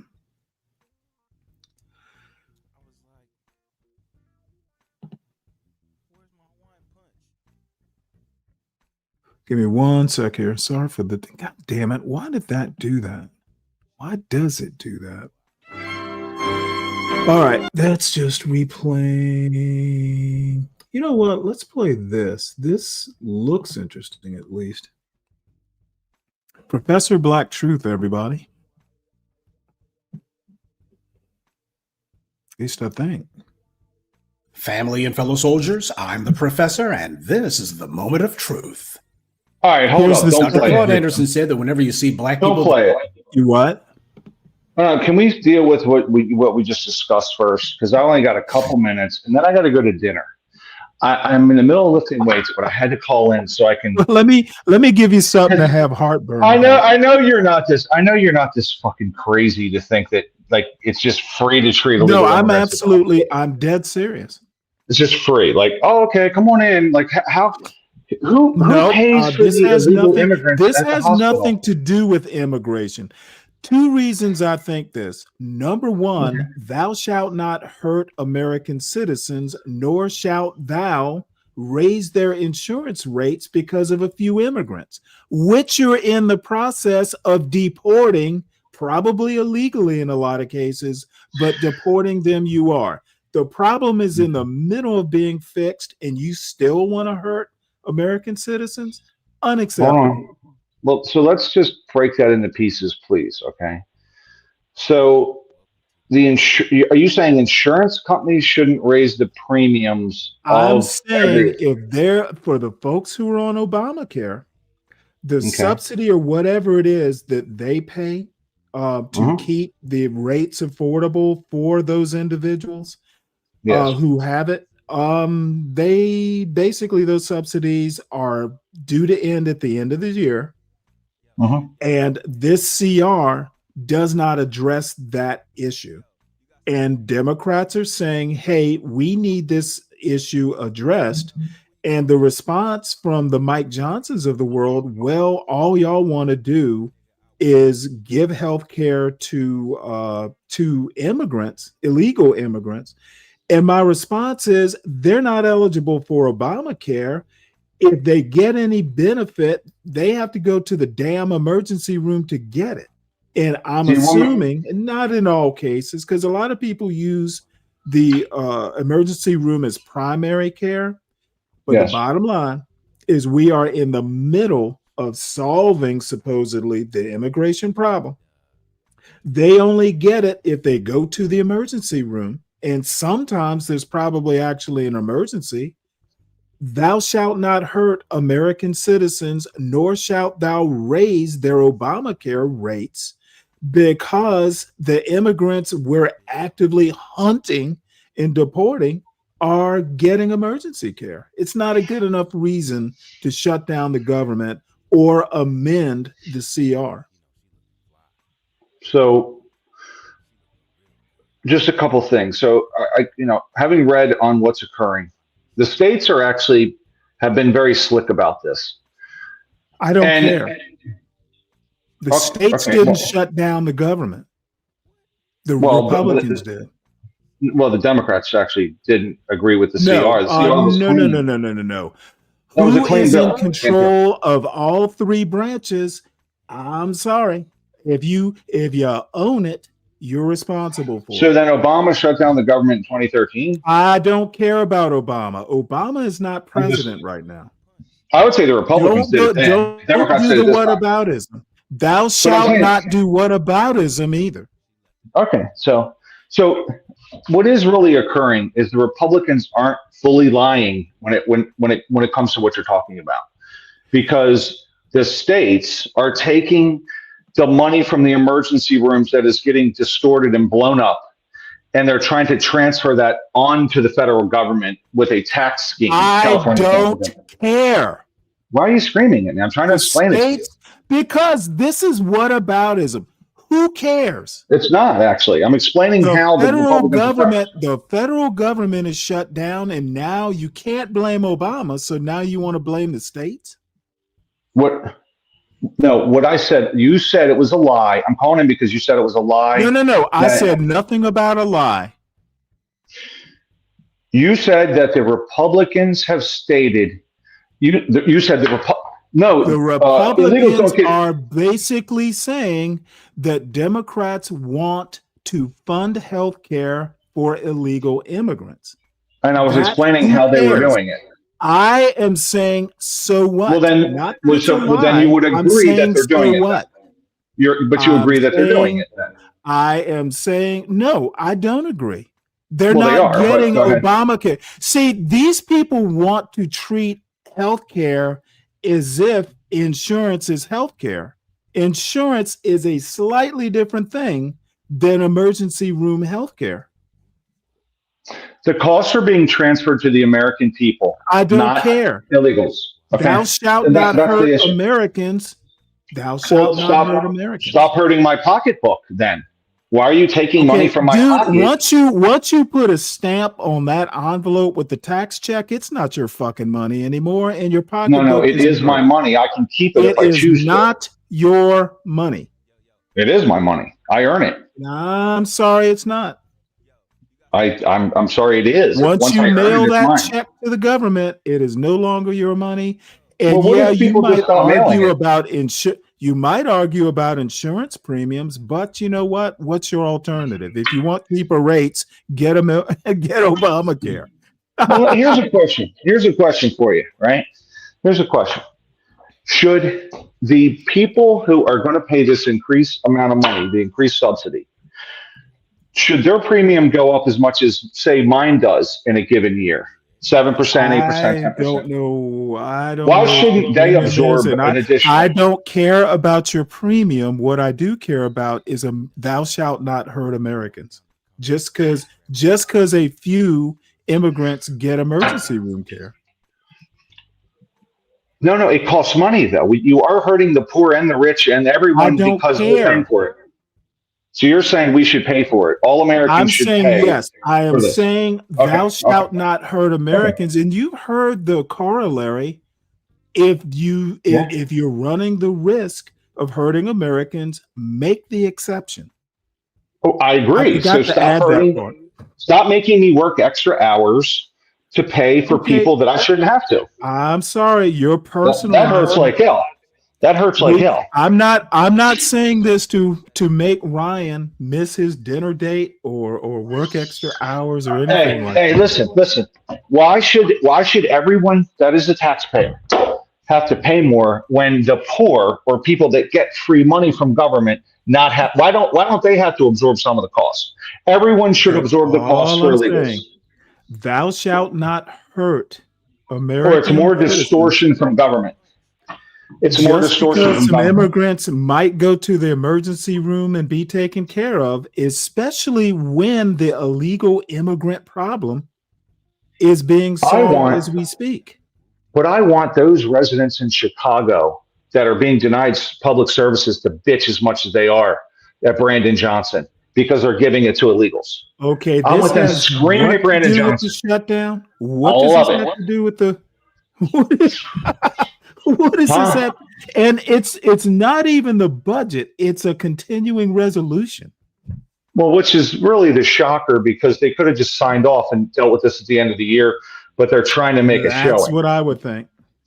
Well, the Democrats didn't do that. Well, I'm thinking it would. Well, two things. I'm thinking it would, if they dealt with it, it would commit for some period of time that the Republicans don't want to commit to, mainly because they're looking for they've been looking for years a way to get rid of Obamacare. And, this is just, they don't care about Obamacare. And they've been trying to get rid of it for years. They can't get rid of Obamacare. It was voted on to get rid of, and the Republicans didn't vote on. The Republicans didn't get rid of it. Like they had a chance. They didn't. All I'm saying is they are basically trying to poison pill Obamacare.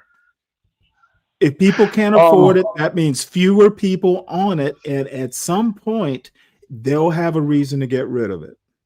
I think it's a terrible thing. However, it's here, and I don't think we can get rid of it. Right?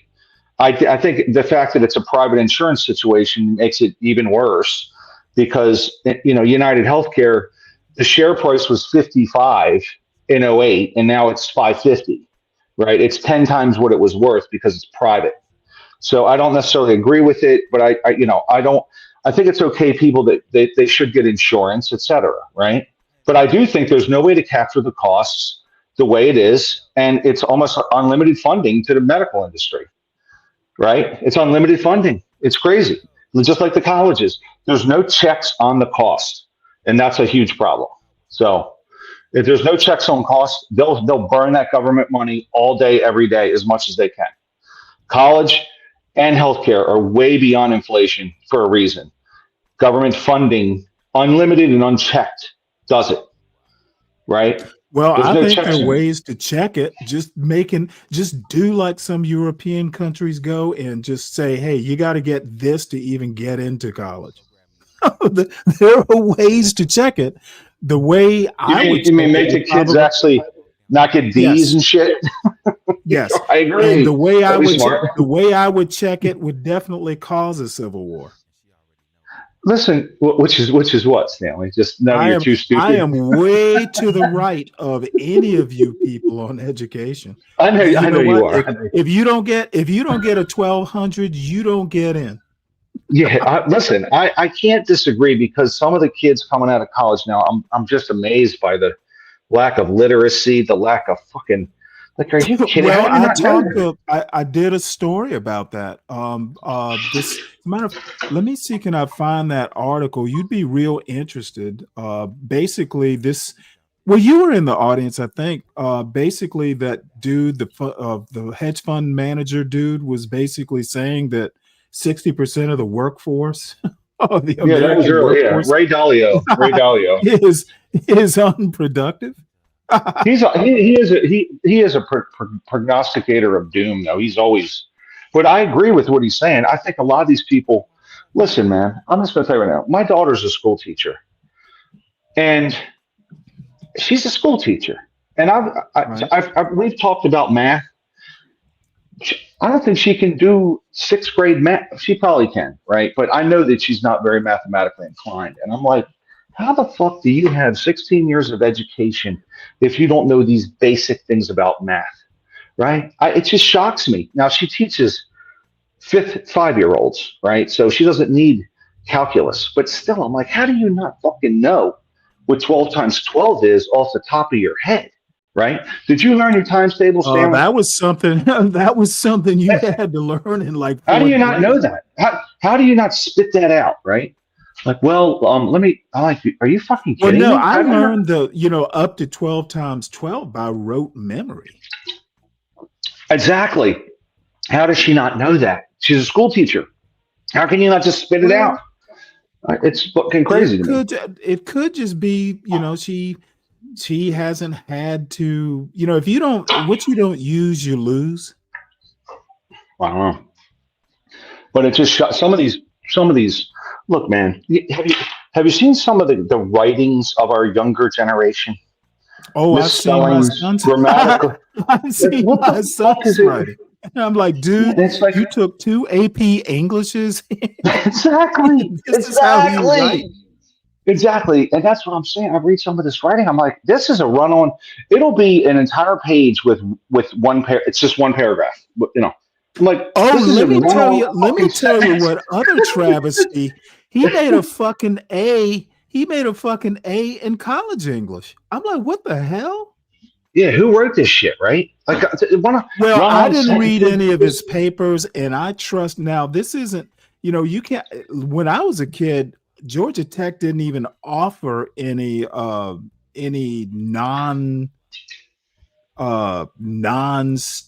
maybe business, which is still math heavy. They didn't offer majors like English or history or anything like that. You could get a certificate in English, but I don't know what they offer now. But I don't depend on in engineering school to be top-notch English. So apparently he was good enough to get an A. However, knowing what I know, dude, I would have him in tears. He didn't. Let me put it to you this way. My sister's a retired English teacher, and she, he agreed that, hey, she would help him if he needed it with college essays. He wouldn't even let me see it because he was scared. He knew what was gonna. No, I don't think he was scared. I think he was scared that he would get pissed off and punch something.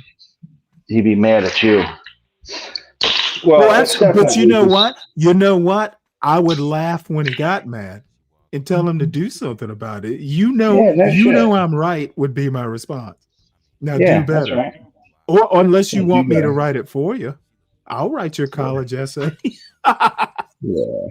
Well, it is amazing what they're producing, though. I don't disagree with Dalio because I'm like, man, what the hell is this? So this lack of, I don't know. I guess maybe they're just all going to use Chat GPT in the future.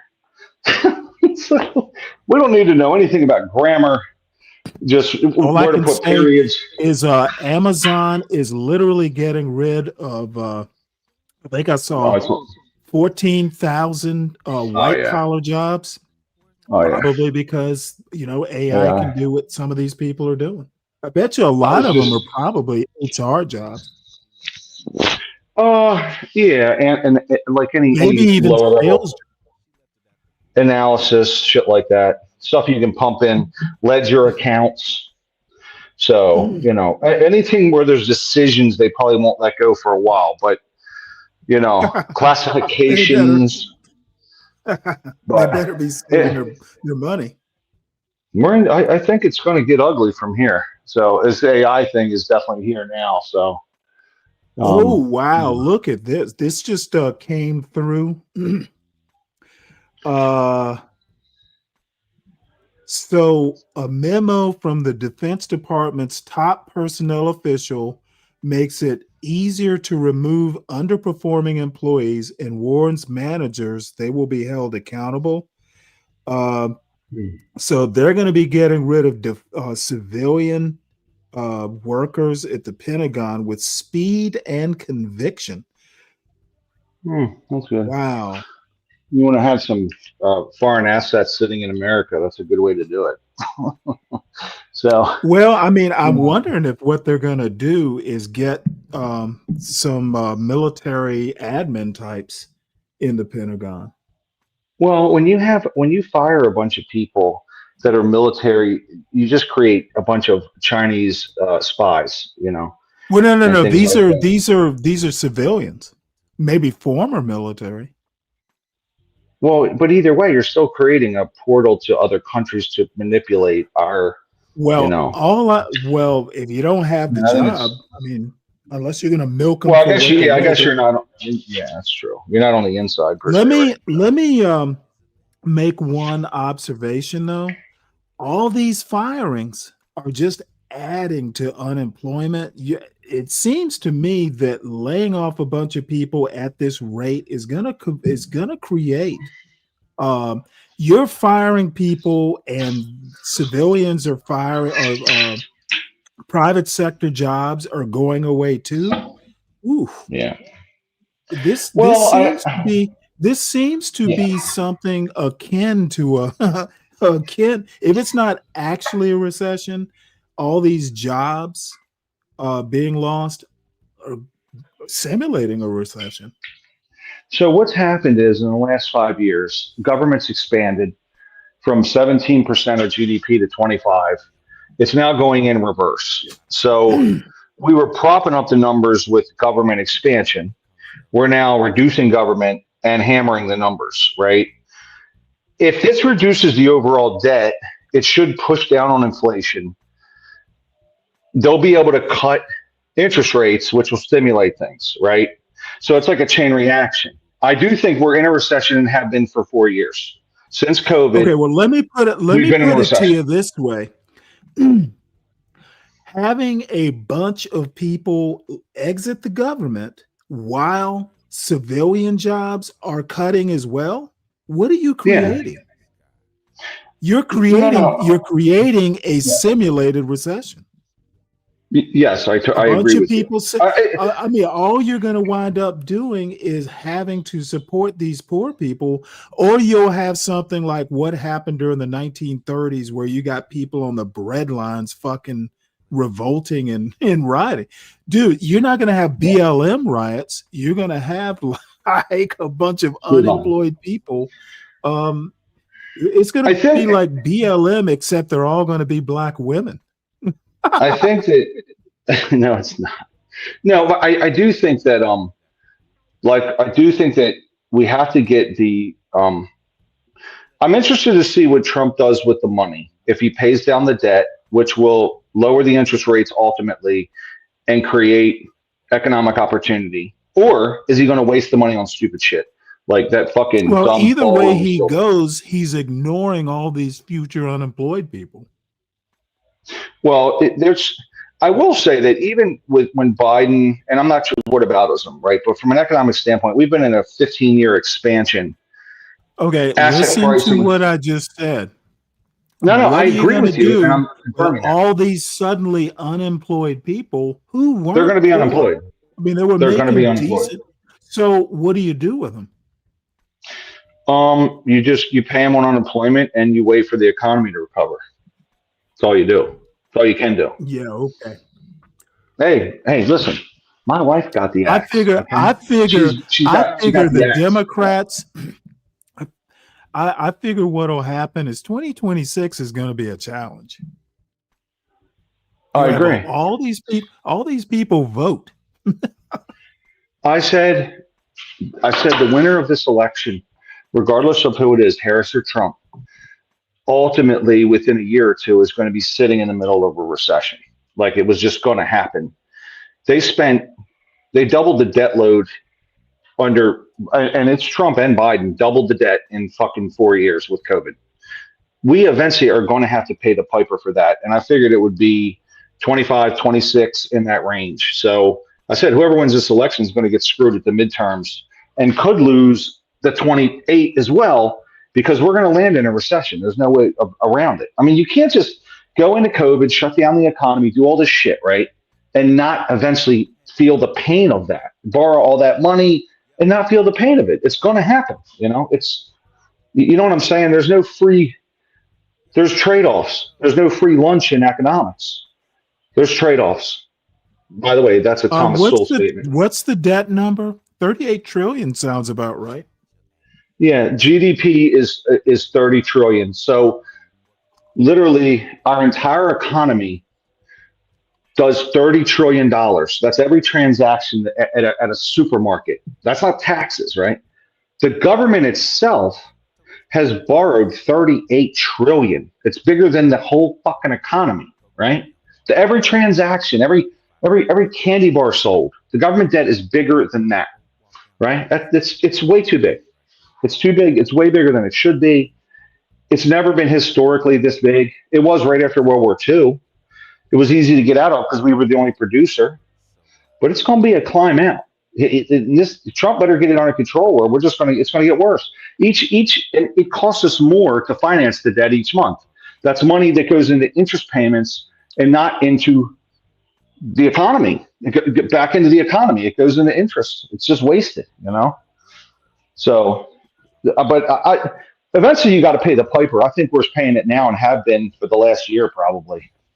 So, Yeah. I knew we'd be here. There's no free lunch in economics, man. It's just trade-offs. So I knew we'd be here. I've been saying for a while that we are in a funk overall and are going to be in a funk. So, there's no way around it. The only way you're going to increase and get out of this is increases in productivity. That grows productivity grows your economy, not inflating your currency, productivity. Right. So, anyway. Or maybe Argentina will loan us 40 billion at some point. Well, we're now trying to run around and extract literally the lowest common denominator, which is ore. We got to do deals for ore, right? Not even processing the fucking minerals, just mining them. We're doing deals to get the cheapest, lowest rung here. Strategically, we're just stupid as a country. So we've given China all our major industries. They're now making it left and right. They're the only producer in the world. They got their own problems, but we've given away every strategic advantage that we have. It's like we're crazy, and we're focused on bullshit like the Super Bowl over here. So, I think we're dumb. Maybe. I don't think. I think only MAG is focused on the Super Bowl. Most people don't really think about the Super Bowl till the end of the football season. I mean, I don't care about it, right? I don't care, but I'm like, what the fuck are we doing? I might actually watch the Super Bowl halftime this year. I don't think I've ever heard a Bad Bunny song. It's really terrible, dude. You're not going to want to watch it. It's about a half hour of just stupidity. Trust me. Well, no. I'm just interested in the music part, just to get an idea of why he's so popular. Well, you watch it and then you tell me what you think, because I think you're going to be as bored as I am with it. Oh, I'm sure I will. Plus, I don't know Spanish well enough to follow the songs. Dude, the last interesting Super Bowl show that I saw was the Janet Jackson incident. I might have seen one after, but I don't recall. You remember the Janet Jackson thing where Justin Timberlake grabbed her outfit and pulled it, and her boob popped out. That was about the only interesting I thing that's ever remember been it. in that. I actually watched it. Yeah. And to be honest, I think they made a bigger deal out of it than should have been. Well, I don't know. I understand the standards of decency and all that, but I was watching it on maybe, I'm trying to think, was it on it wasn't really a big screen. I knew something had happened, but I don't even know if it was real. I don't know if it was real or staged, or you know what I mean. I don't know. I don't all this, but yeah, but now I'm just saying we're focused on entertainment and fucking bullshit over here, and it's like China's, they got their own problems, but they ain't playing around over there. Let me put it to you this way: they want to kick our ass. There's gonna be the Trump who stole Christmas. They're gonna have to put those kids in coal mines or something. Well, yeah, that's what we're facing. What's up, Kimmy? What's up, Tamika? And we've got, and as far as this goes with the economy, I've said for several years we're in a quasi recession, and they're just fucking with the numbers, right? Like if you remember, we had 2 quarters downturn a couple years ago, and they said, well, unemployment hasn't really rose, so it's not a recession. The traditional definition of recession is 2 straight quarters of contraction, right, of an economy. That was now we haven't had unemployment numbers rise, so it's not a recession. I'm like, it is the definition of a recession in the fucking book. In Economics 101, it's the very definition. What are you talking about? So, but a lot of employment numbers have been government employees, which, the unemployment, there is what's called there's unemployment numbers, which is people registered for unemployment. And then there's numbers, which is workforce participation rate. That's been falling for years, right? That's a demographic shift. Actually, you don't care about that. I don't want to bore you with all this shit. So, but anyway, I think we've been going into this or sliding into recession for about 2 years. And I think we're going to be in one for a couple more, because you got to pay the price for COVID at some point. You have to. You can't. The asset prices alone. People. I mean, you have money invested, Stanley. You have money invested. Yeah, it's mostly in like mutual funds and stuff. I don't. I'm not. I'm not a trader. But if you look at those mutual funds, they're invested in stocks, right? Typically. The prices of the stocks based on the earnings of the stocks are fucking astronomical. So we're on a bubble right now. We've been on a bubble, right? And there's a measure called the price earnings ratio. For fucking 5 years or more. We've been on a bubble for a while, okay? So, asset prices. People can't afford homes with the interest rate, the payment, right? But home prices haven't come down. It's got to pop at some point. Asset prices are through the roof. I think we're at the beginning of it. I don't think it's going to be a total collapse, but we're going to pay the price. That's what happens when you borrow fucking $17 trillion. Oh, did you hear that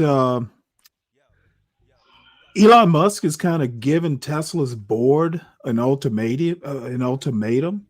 They either agree to some $1 trillion salary thing, or he's leaving.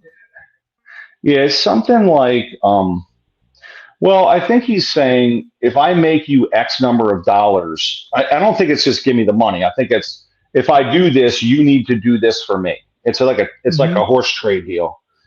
But from what I read, if he does hit the number and he gets this absorbent amount of money, the shareholders will also do very well. So I don't know. I don't know. Yeah, well, see, I think this is just hubris. Why is anyone worth that amount of money? I don't disagree, but I will tell you this. If you're a shareholder in Tesla, like it's in your retirement plan. Let's just say, like, you very well could have Tesla in your mutual fund, Stanley, and you're able to create that much extra money for the shareholders through your own whatever. Like, I'm like, pay them, make me money, Elon. So, you know what I'm saying? People are going to buy Tesla stock because you make money on it. So you want your mutual funds to grow, the company's got to make money. Well, all I have to say, I hope they make a ton of money, dude. It's they ridiculous. Are selling all that you have is your soul, and well, let's say this. America is kind of losing its soul here. Well, Stanley, here's one problem I have, and you ask yourself this question. The top tax rate is 37%, right? If you make $650,000 a year, you pay 37% over that dollar. You pay 37% of your money into federal taxes, right? Whether you make $700,000, right, or $7 billion, it's 37%. Now, why don't we have additional tax brackets above that number? Right? You see what I'm saying? So in other words, everything over 10 million, you pay 50% off. Everything over 30 million, you pay 65% off, right? Like, why don't we just keep graduating? Right now we have like 6, 7 brackets. We could have 18 brackets all the way up to $1 billion fucking dollars. And we don't. And I don't understand why. I don't understand it. I don't understand it on 2 levels. The Democrats really haven't pushed to raise taxes. Why? They always did. And if they do, it's a little bit. It's almost like a show. And the Republicans, who now have the working class voter, that's their base, really. Like, it's shifted. Why the fuck do they want to not raise taxes? Like, none of their voters are high end, right? It's all working class or lower class people, right? Neither party wants to raise taxes at the top end. And I don't understand. Seems logical to me. Well, I mean, these people are paying for them to even be in office. That's a good point, right? Yeah, but it's just a party of. I just now think that the whole fucking government is crooked. They're all just full of bullshit. Well, I again, and I heard somebody fairly famous and respectable kind of repeat my point. It's not the politicians; it's the people putting them in office. Yeah. I mean, there's nothing saying that, I think my prediction is all these people who are going to wind up unemployed, they're going to have a blue Christmas. This is not boding well. Well, it's not boding well for you Trump have eventually. A bunch of people who were at least remotely middle class. All of a sudden, they're on the breadlines. This is not going to turn out well. Hey, I said earlier, my wife got laid off. I get it, believe me. And so, it was a reduction. What are you gonna do when she doesn't occupy Baltimore? It's not. We're not far off. No. She's gonna be out on the picket lines. I'm telling you. All right, I'm gonna go to dinner. I'll see you. Good seeing you. Just saying hi. All right, see you, buddy. Be good. Folks, we are almost at 4 hours. I do kind of want to do this NBA gambling thing because I know about it, but I don't really know any details, nor do I really care that much. It is just interesting that a football coach, or is this dude a basketball coach? Why would a coach? This is like they all want to be the next Pete Rose. What are they doing? So let's at least hear this video. I have one afterwards, but I think I might not show that one because I need to screen it first. The Umar Fight Camp saying the black intellectual is dead. And I can't really resist hearing what a black intellectual is or what he thinks it is. But let's hear Professor Black Truth. And there was something I was going to, everyone please make sure you hit the like button. The other thing is, it seems this 2 o'clock thing until whenever, 4 to 5 hours, maybe more, I guess. That seems to be kind of a sweet spot of catching. It's like the afternoon drive sort of thing. So they wind up, kind of settling here. It's a long way, almost 12 hours out from where I started. Oh, you are looking at a black intellectual. Stanley clear his throat. Okay, well, if you say so, Kim. Well, they are physical intellectuals. So anyway, let's hear this. They're always having some sort of illicit relationship with a ball. They're either bouncing a ball, throwing a ball, hitting a ball, or having a ball. Though when it comes to black celebrities, I think we should add a fifth category, and that's black people being hit by a ball, a wrecking ball. Federal authorities allege that as early as 2019, that's during the first Trump administration, there began rigged poker games backed by the Bonanno, Gambino, and Genovese crime families. They weren't the only ones involved in organizing these games, but these guys are mafia families, and they were somehow involved, so as far as the feds are concerned, might as well go ahead and mention them. Now, at these rigged games, they had shuffling machines that were set up to scan the cards so they could tell who would get what, and they also had other means to make certain that players would lose all their money. And what part did the NBA players like Chauncey Billups and others have in all this? The feds claimed that Billups was there to lure big players in because they would be starstruck at the opportunity to hang out with them. And the feds alleged that Billups received some money from some of these rigged games. But the main accusations against these NBA players in the indictment is to accuse them of selling insider information about the injury report that wasn't public knowledge. Who was going to play, who wasn't, etc. Which, if you're a gambler who bets on sports, which is the main thing that people bet on these days, that would give you a huge advantage if you had that information. So the inference by a number of people that these NBA players are mobbed up, that's just plain sensationalizing. It seems that some people got roped into this through acquaintances, friends of friends. They got in over their heads. It may not have been innocent mistakes, but they were mistakes nonetheless. Nobody's mobbed up. There's more than 30 co-defendants in this case accused, along with the prominent NBA figures, but the only ones that are making the news are Portland Trail Blazers coach Chauncey Billups, Miami Heat guard Terry Rozier, and former NBA player Damon Jones. All are facing criminal charges. Billups and Rozier were placed on immediate leave from their respective teams, with Rozier's attorney issuing a statement declaring that Rozier is not a gambler. Billups' attorney also released a statement denying Billups' alleged role in the rigged poker games and emphasizing that Billups did not gamble on basketball games. Now, if that does indeed turn out to be the case, there's going to be a number of individuals who jump to conclusions who are going to be finding themselves having to either issue a retraction, or in many cases, they'll be just trying to slither away from it and pretend like they never said it. I suppose we will see, but that's not the reason that I chose to make this the subject of this morning's briefing. For those of you who are Gen Xers or Boomers who thought that the Italian Mafia was defunct and done for after the feds went after them in the early 90s, well, here's the final verdict on that one.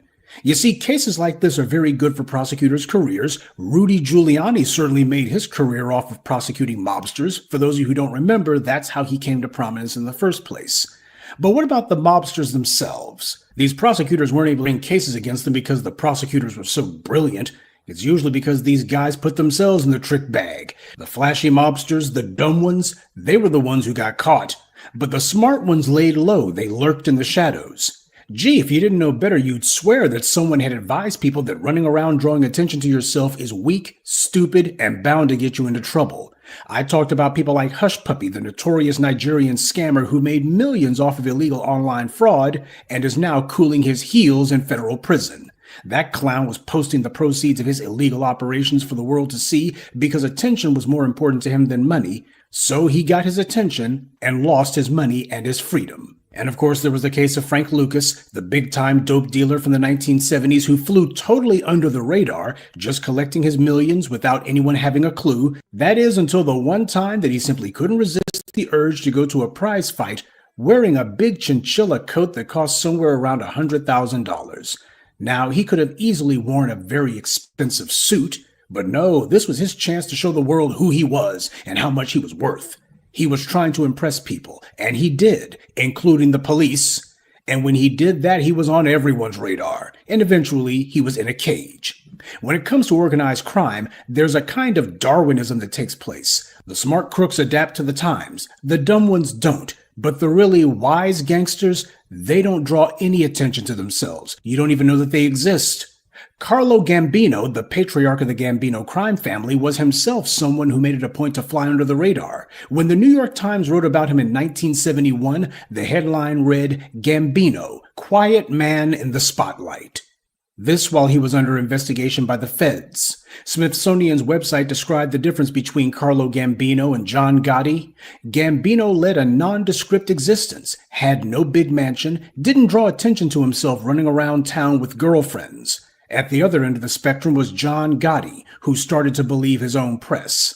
And that's why Carlo Gambino, the head of the nation's biggest and most violent mafia family, died a free man at his home, while John Gotti spent the last 10 years of his life rotting in a cage where he died. And a similar dynamic happened with the Colombian drug cartels. The guys who were being all flashy, like Pablo Escobar and the Cali cartel, wound up dead or in prison.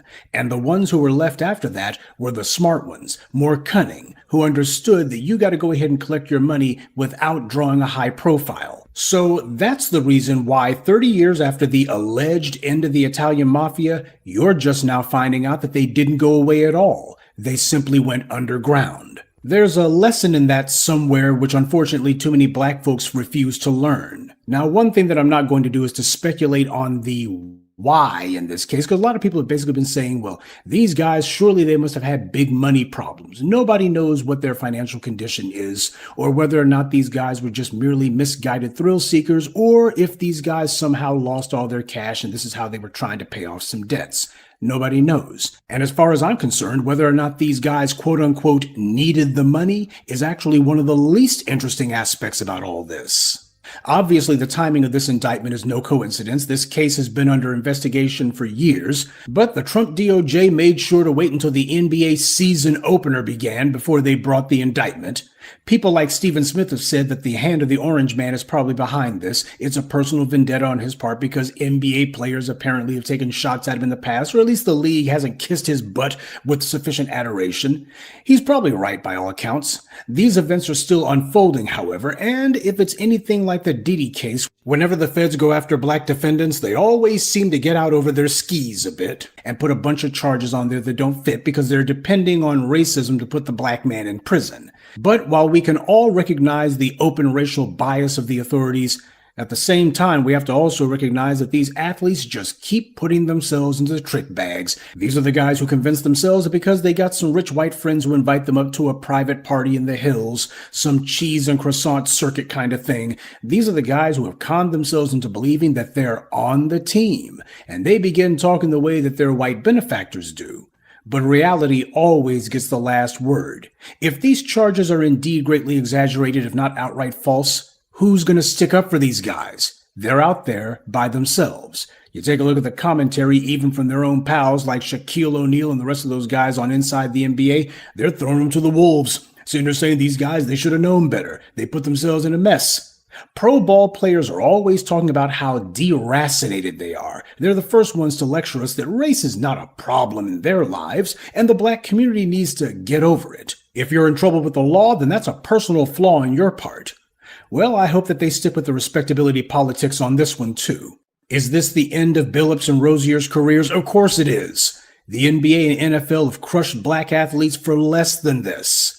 Now, are any of them going to be going to prison? I don't even think that matters. Jonathan Majors didn't go to prison, and they wrecked his career. Nate Parker didn't even get convicted, and they wrecked his career. Ray Rice didn't go to prison, but he was through in the NFL. Under white supremacy, they don't have to put you in jail in order to destroy you. The mere accusation is enough for them to go ahead and do what they've been wanting to do the whole time. They get a sick glee out of taking some black person and lynching them in the media. That's always a perennial guilty pleasure for the dominant society that never gets old. But apparently for some of these players, their memories get old. When you're black, there's always someone trying to get their hooks into you. There's always someone trying to run you. But these professional athletes, they never seem to learn that the whole world is one big plantation. And no matter how much money they have in the end, they're still out in the field while Massa's in the big house. These guys weren't gambling on poker. They weren't gambling on cards or anything else. The big gamble that they were taking was that maybe, just maybe, Being black wasn't going to have a bullseye on their backs. That was the actual game that was being played here. And as usual, the House always wins. Good day and be one. I'd like to take a moment to mention some of our contributors. Sean St. Thomas, Stephen 12. All right. Well, that was interesting. If you're interested in that sort of thing. Trump targeting LeBron, that would definitely be interesting. So I got one more here. Let's check it out. The black intellectual is dead. So we got to hear this. Oops.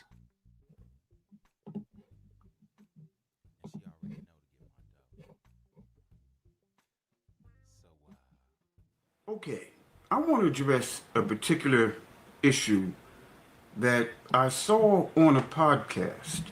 The podcast was actually sent to me, or the video was sent to me.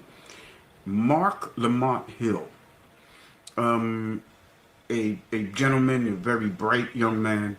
Mark Lamont Hill was on Joe Budden's, and I hope I'm pronouncing all these names right, was on Joe Budden's podcast.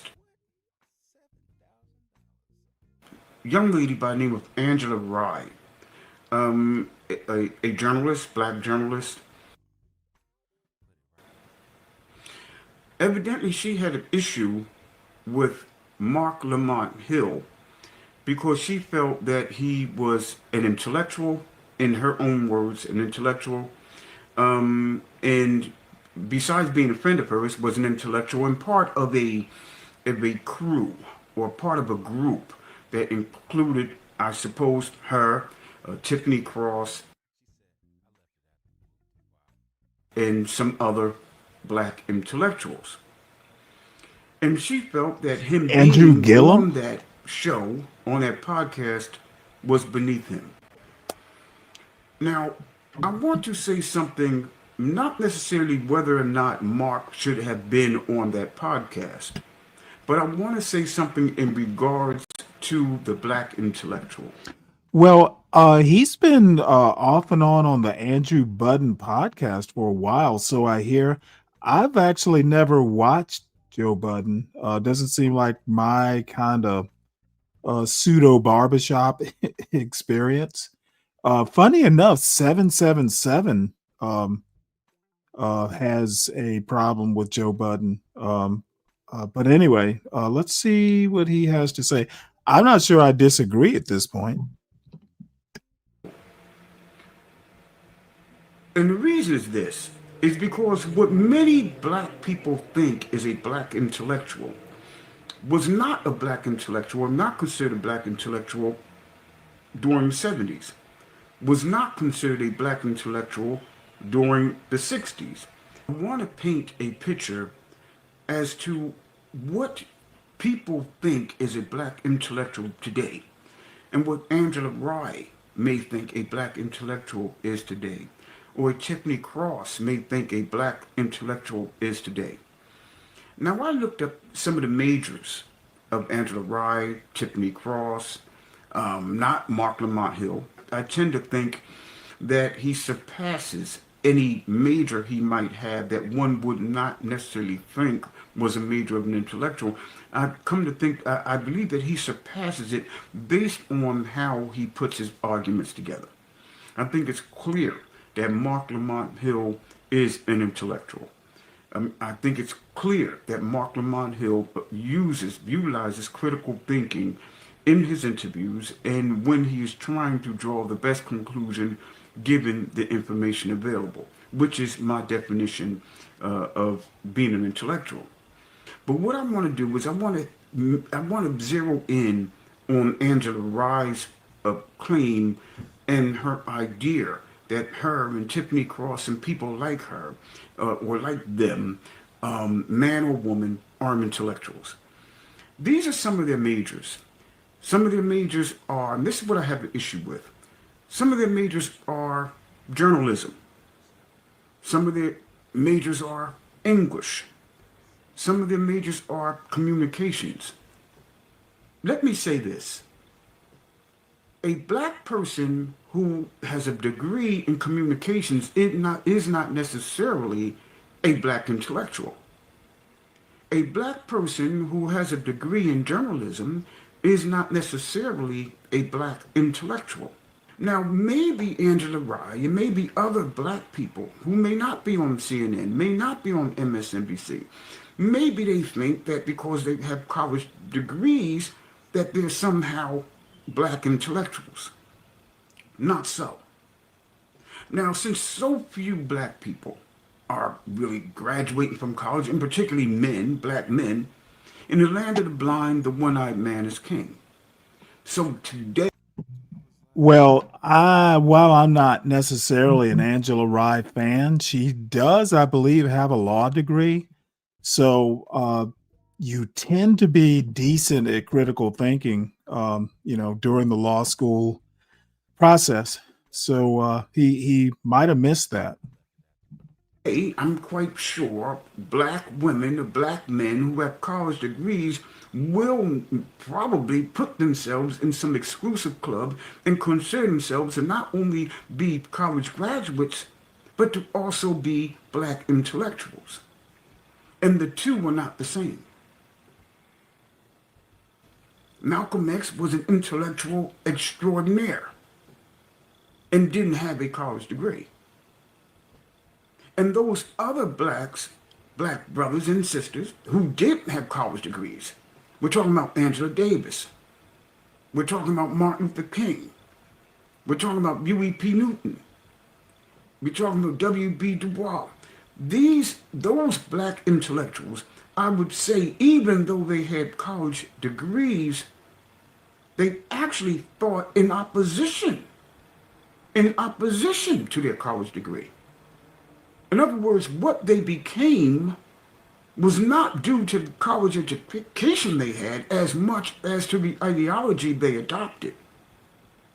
When a black college graduate thinks that they're an intellectual simply because they have a degree, I have to say something about that. I have a problem with that because a college graduate, a man or woman who graduated from college does not necessarily become all of a sudden an intellectual, and certainly not a black intellectual, or unless them being black carries that much weight, unless their experience from being black carries that much weight.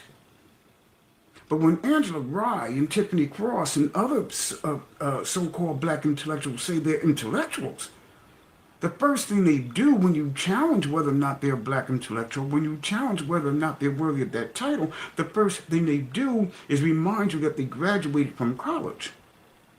Now, Angela Rye also has a law degree.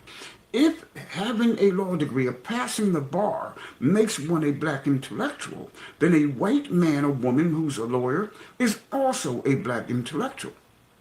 And we know that this is not necessarily true. We know that that is not true. We know most black people would not accept that criteria.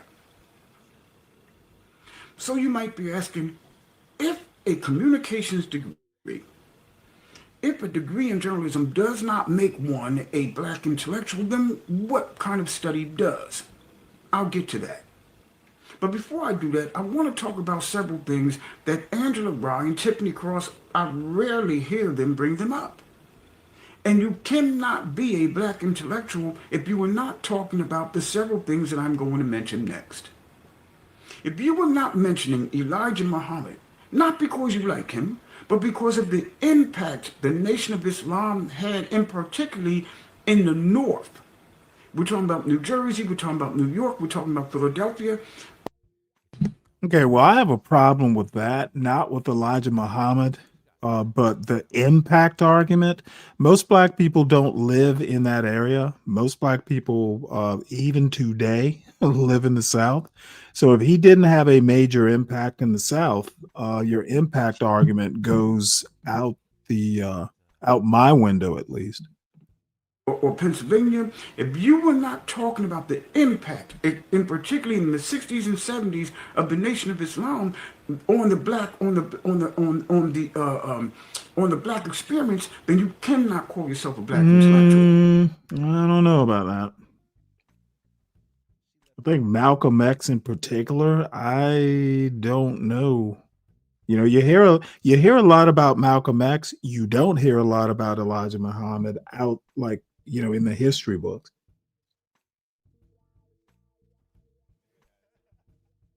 I don't know. I don't think so, Kimmy. But I don't know. You can't. I don't care whether you're Angela Rye. I don't care if you're Mark Lamont Hill, and he does talk about the Nation of Islam. I don't care if you're Tiffany Cross. I don't care who you are. If you were calling yourself a black intellectual and you were not talking about the impact that Elijah Muhammad and the Nation of Islam had on the black experience in the 60s and 70s, the late 50s to the late 70s, if you're not talking about that, you can't be a black intellectual.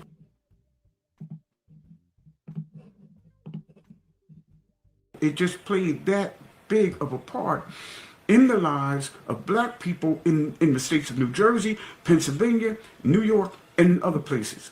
But certainly those three major areas in the North. Okay?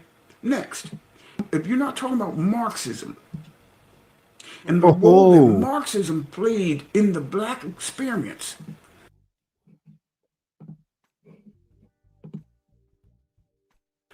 then you can't be talking about Angela Davis.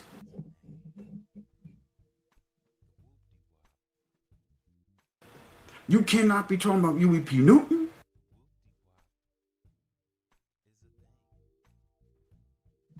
You certainly, if you're not talking about socialism, you cannot be talking about Malcolm X, who was not a Democrat, was not a Republican, but he did favor socialism. Even as a Muslim, if he had to choose between what political system that he felt was best in general, and best for black people in particular, in regards to this situation in the United States, Malcolm X did lean towards socialism.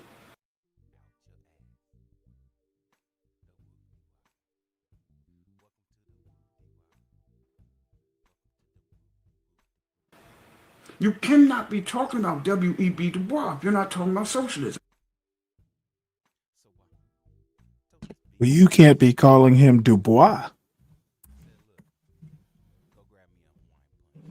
You cannot be talking about Paul Robeson if you're not talking about socialism.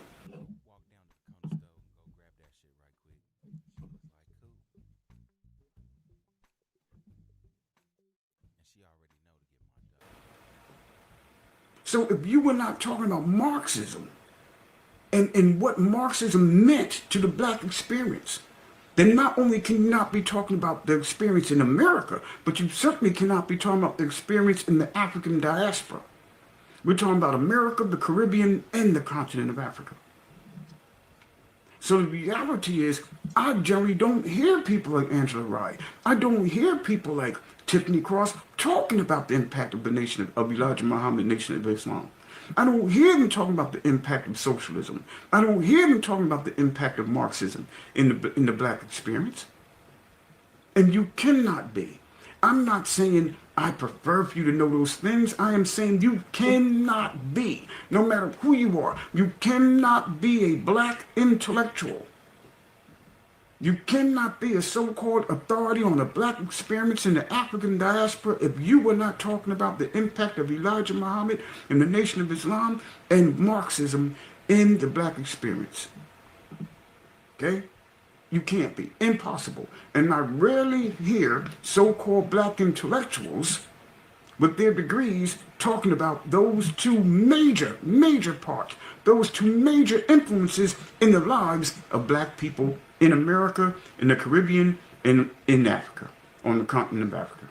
So when we're talking about intellectual, there are certain degrees. If we're going to be talking about college and college degrees, if that is what's going to make us an intellectual, and I personally don't think that that's what makes us an intellectual. I think there are many times where you go to college, just like I think it was Warren Buffett who said, it took him 8 years to get a PhD and took him 25 years to get over it. Okay. Now, if it takes a white man 25 years, if he feels that he was programmed in the wrong direction in the university, certainly black people have the risk of being programmed to move in the wrong direction themselves.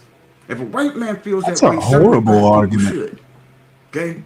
But if you're going to go to college, and if we want to talk about intellectual studies, if you want to talk about those particular majors that go far in making one a black intellectual, here are the following majors. Sociology, the study of society, the study of social groups, okay? How one influences the other, interactions between them, okay? I mean, when you really want to look at black intellectuals, generally they are sociology majors, or a large part of their study Really? has been classes in sociology, or the great sociology thinkers of great thinkers of sociology. So that is a major. If you're talking about a black intellectual, then you should at least have a degree. If you're going to have a degree, and again, a degree is not what makes someone, I think, a black intellectual. There are some black intellectuals who were just well-read. There are some black intellectuals that just have rejected everything they ever learned in university and remade themselves through their own self-education. But if we are talking about, if we want to go there and we're talking about getting some kind of degree, okay, then rather than a journalism degree, or rather than just a law degree without any background, it makes one an expert on a black experience before passing the bar. Before getting a communications degree, let's talk about a degree in sociology.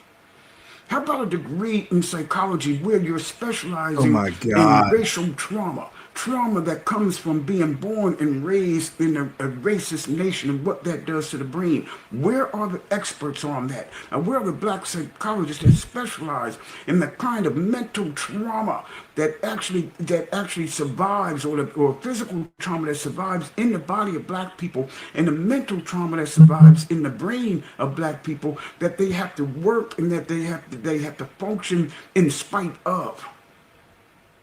That makes them constantly go through life with a faulty GPS because of that trauma that largely goes undetected by them and certainly by other people.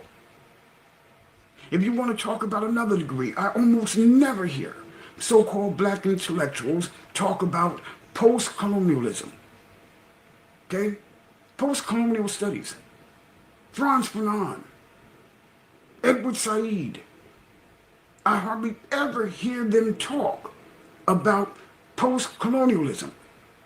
I don't know of one so-called black intellectual that has a degree, has a specialty, a master's degree, a PhD in post-colonial studies.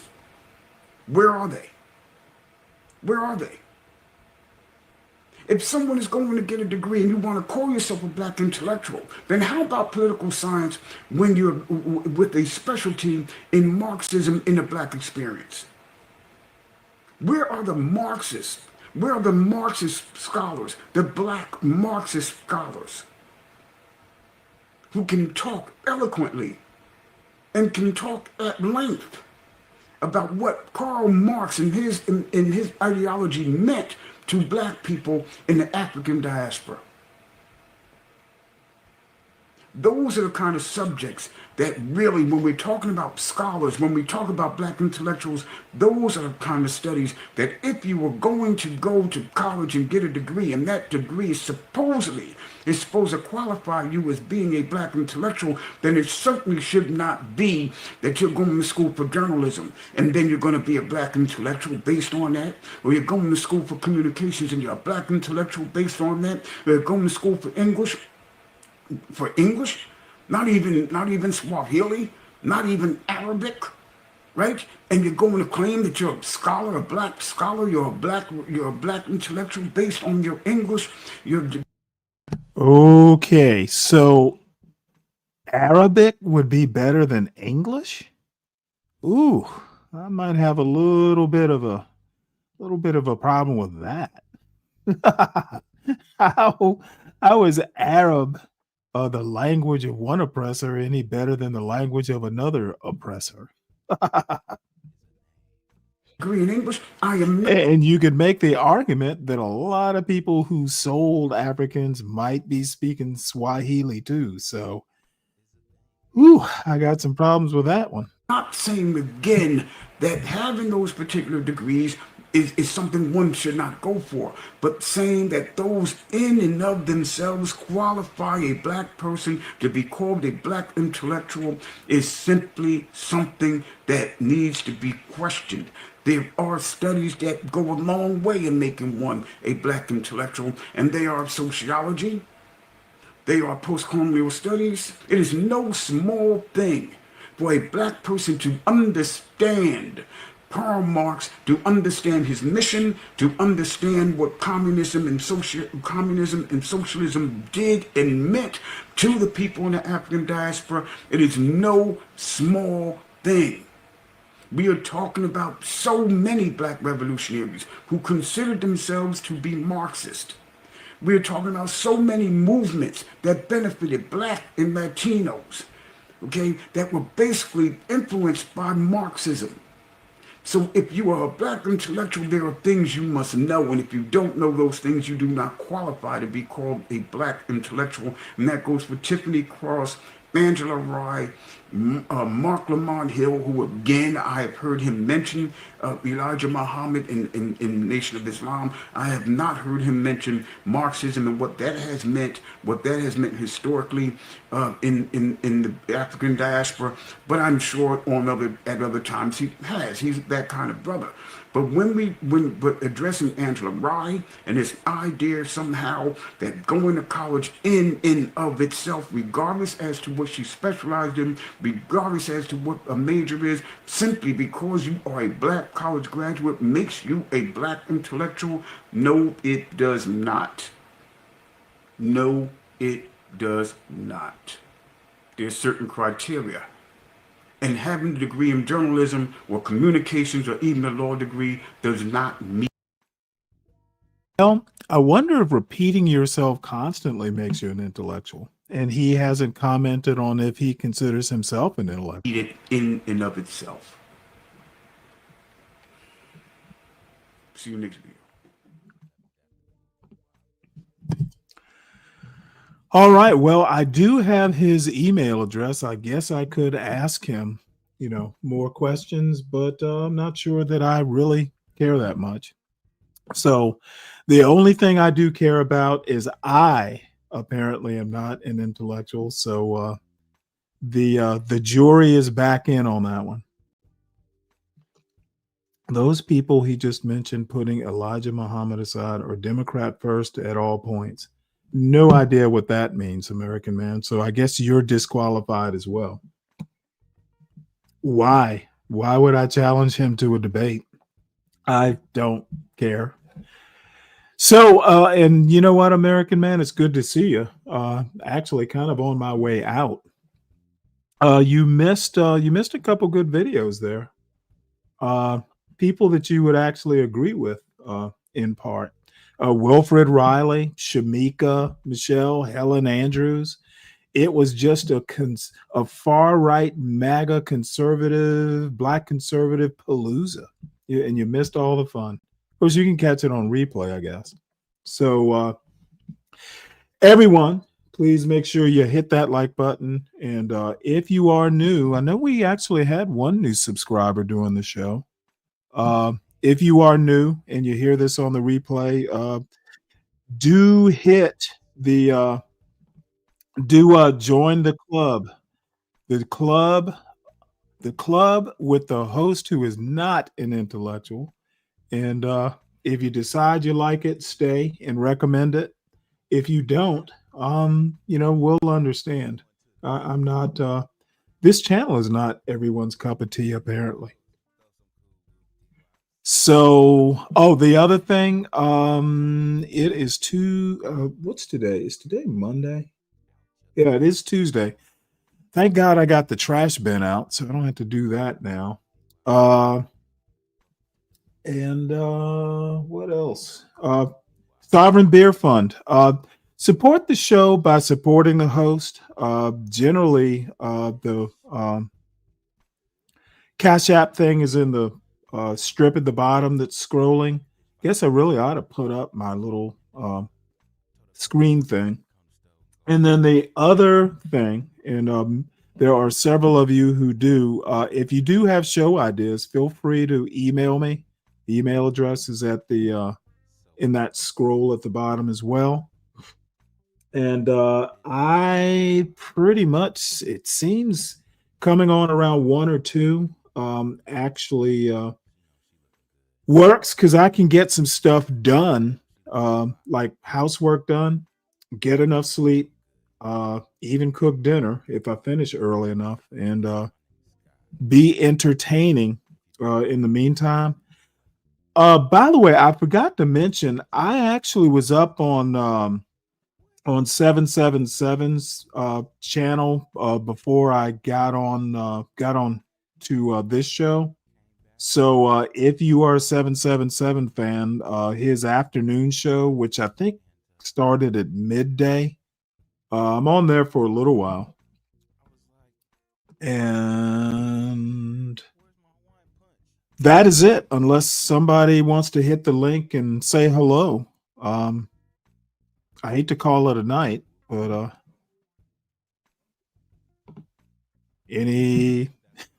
I mean, I'm in no rush, but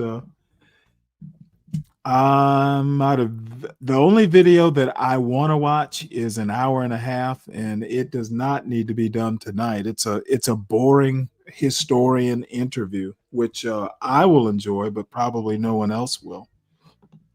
Anyone?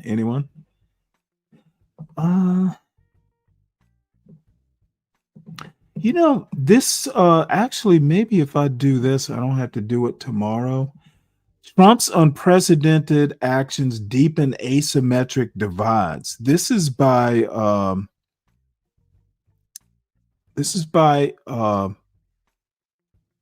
Public Religion Research Institute. Has anyone ever heard of that group? So I've never heard of them, but someone on a Substack quoted this in an essay, and they basically are saying, for instance, let's see, did I switch that over? And I'll drop this link in the chat because it's interesting, though I'm not familiar with this group. It's some sort of religious think tank, maybe. Oops. What's up, American Man? What do you have against Riley? He seems fairly. Oh, no, you need to go back and listen. I mean, I have problems, with a lot of his, conservative ideas, but I also think he is literally the smartest Black conservative alive today, and that includes Glenn Loury. Well, I tend to disagree, but I also don't see Riley as a conservative. I hear he literally is a conservative. Okay. And again, I don't see Riley as a conservative. Okay, well, what you see doesn't really matter. I think he thinks of himself as a conservative. Agreed. What we see doesn't matter. And so. Correct, to a certain extent. It's right. Sometimes self-identifying as a conservative makes you a conservative. Well, I've never heard Riley identify as a conservative, but maybe I'm not listening. Well, listen to today's show. And I've been watching Riley for years.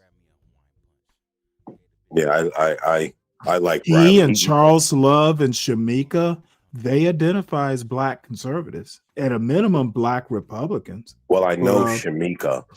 I know Shamika does. Charles Love, I'm not too familiar with, so I can't. They used to have the No Bull podcast.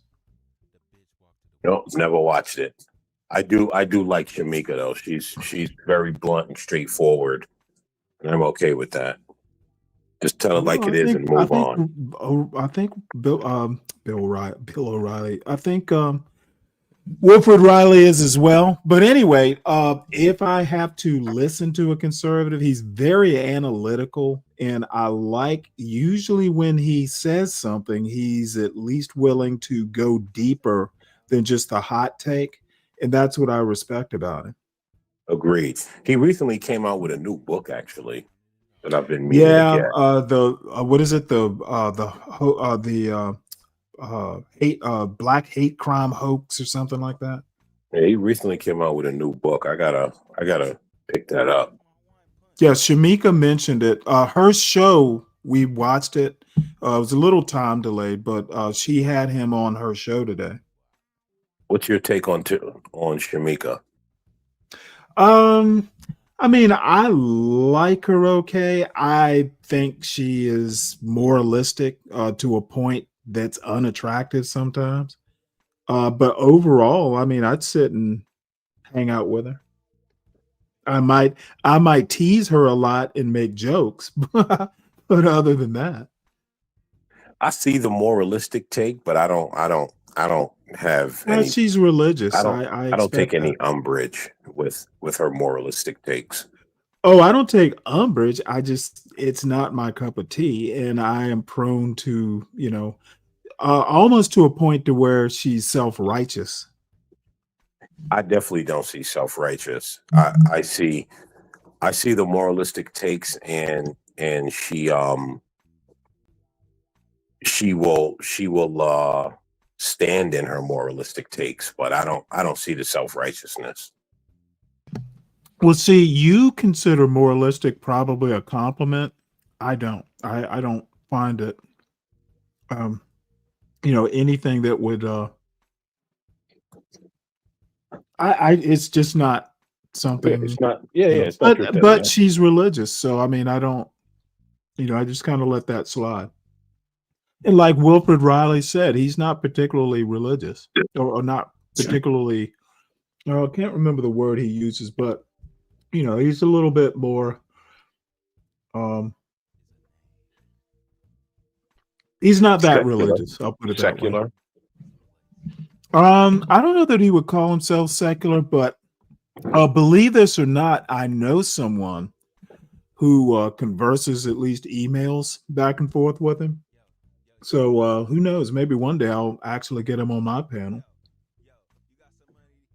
Yeah, you should. You should. I mean, I don't know. I know you got an axe to grind with Glenn. No, I don't particularly have an axe to grind with Glenn. I just don't agree. I mean, he and I will agree that there's nothing wrong with black people.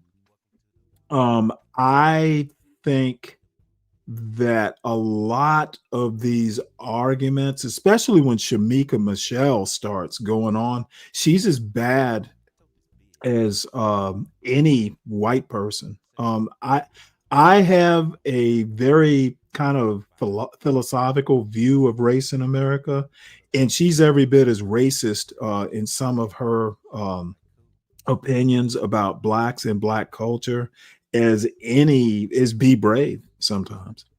Well, I thoroughly disagree with that, but I will ask this. Yeah, well, I mean, she may think deeper, but doing a hot take without actually explaining why you're making the hot take, Well, I will ask this, right? And this is what I'll ask. When she's making those statements, is she talking about all black people, or is she talking about a certain segment? My impression is, see, I Stanley, assume she means all black people. See, I'm a big like, dude, if you don't qualify the statement and you say black people are this, I assume you mean all black people. Yeah, I've noticed that about you. Yeah, I'm dude. Yeah, I don't read minds. Okay, but again, right? Let's be real, because she's not talking about all black people. So let's be real. Don't know. I'm saying I don't know. If she doesn't qualify it, how would I know? Because I don't think she considers Riley and Chado and what's his name? What's the guy she does the show with? Jason Whitlock, right? I'm sure she doesn't consider them to be those type of wayward black people. She probably doesn't consider them black. Well, I'm sure, right? She considers them American, which is the proper way to go. But that's for another day. But so I don't think she's talking about all. I think she's talking about a certain segment, and I think because Black people have been trained to view one as all, as soon as they hear any critique, so when they hear any critique of Black people, be it the bottom of the bottom or the top of the top, they view themselves in that space. Well, let me tell you what I appreciate about Wilfred Riley. I don't know that that's healthy. Let me tell you what I appreciate about Wilfred Riley. He was very specific about the segment of Black people that he was talking about, which was urban Blacks. And I would even go farther and say inner city urban Blacks, because not all Blacks who are urban live in the inner city. He wasn't always, he was kind of sloppy, but at least once in the conversation, he was very specific about the culture that's problematic.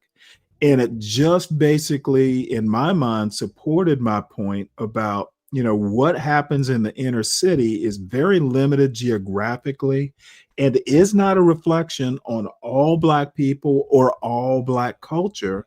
Black culture is not, in my opinion, and many people would disagree, I don't think Black culture is centered in the inner city.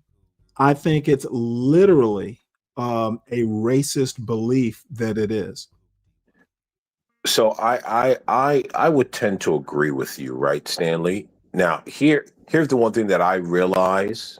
Here's the one thing that I've come to accept that I think a lot of you guys don't want to accept, is that the problem is the degeneracy is being centered as Black culture, be it by outside forces or by some Black people themselves. That's what's being centered. I think you're correct. And you probably know where I'm going to go, because the next step is it is literally a racist belief that is rooted historically in American culture. There's never been a time when Black or African heritage or anything like that wasn't associated with something negative in American culture specifically. I will agree with that. And that is racism. I will agree with that. Cultural form of racism. Although I think now, and Black people and white people and every other people in the American culture believe that no one gets out unscathed by this, fundamental, when I say systemic racism, that's what I mean. No one gets out alive. Everybody's affected by it. Although I will say this, I think now among many, seeing as how it has gotten so egregious among many that are educated. And you know what? Let me interrupt you. CKJ3, my aim is not to help the problem. My aim is to point it out, and talking about it is what nobody else does in a very systematic way. I'm not trying to help the problem. I'm trying to point it out. I'm sorry, I interrupted. I believe what's happening now, Stanley, is that among many, those that wish to take an honest look, right? Because there will always be your dishonest actors. I think those that wish to take a look are starting to make a delineation and a separation, and they're starting to understand. No, there are these regular Black people over here that are going about their life, and then there's the dysfunctional. And I think that is happening because it has gotten so egregious that people have to start looking at their personal personal interactions with Black people. Well, I personally think there's not enough Wilfred Rileys on the right that talk about it the way he does. Nobody's excusing it, but isolating it. Now, I would go a step farther than Wilfred Riley and not even racialize it. It is an American problem, and if we keep looking at it as a black problem, or even an inner city black problem, trying to isolate where the problem actually is, I don't think you're helping it at all. Well, do you want to know why I think that is? Because I hear you say that, right? And believe it or not, Stanley, every time you say that, because I used to disagree with you, right? And I've kind of come on your side of this, right? And as you say that more and more, the more I begin to ponder on it and go down that rabbit hole. Do you know why I think it's hard to see it as an American problem? So many people don't have it. It's so isolated. No, that's not it. I think the problem why it's hard to see it as an American problem, because you have a lot of black people that like to play the I'm an American when it's convenient, and they do the I'm black thing. And so when you successfully separated yourself from America or allowed others to do it, because I know there are nefarious actors, right? When you separated yourself from America and went with full black, then when people look at your problems, they're going to say, oh, okay, well, you went with full black, right? You've been telling us full black for years. So this isn't an American problem.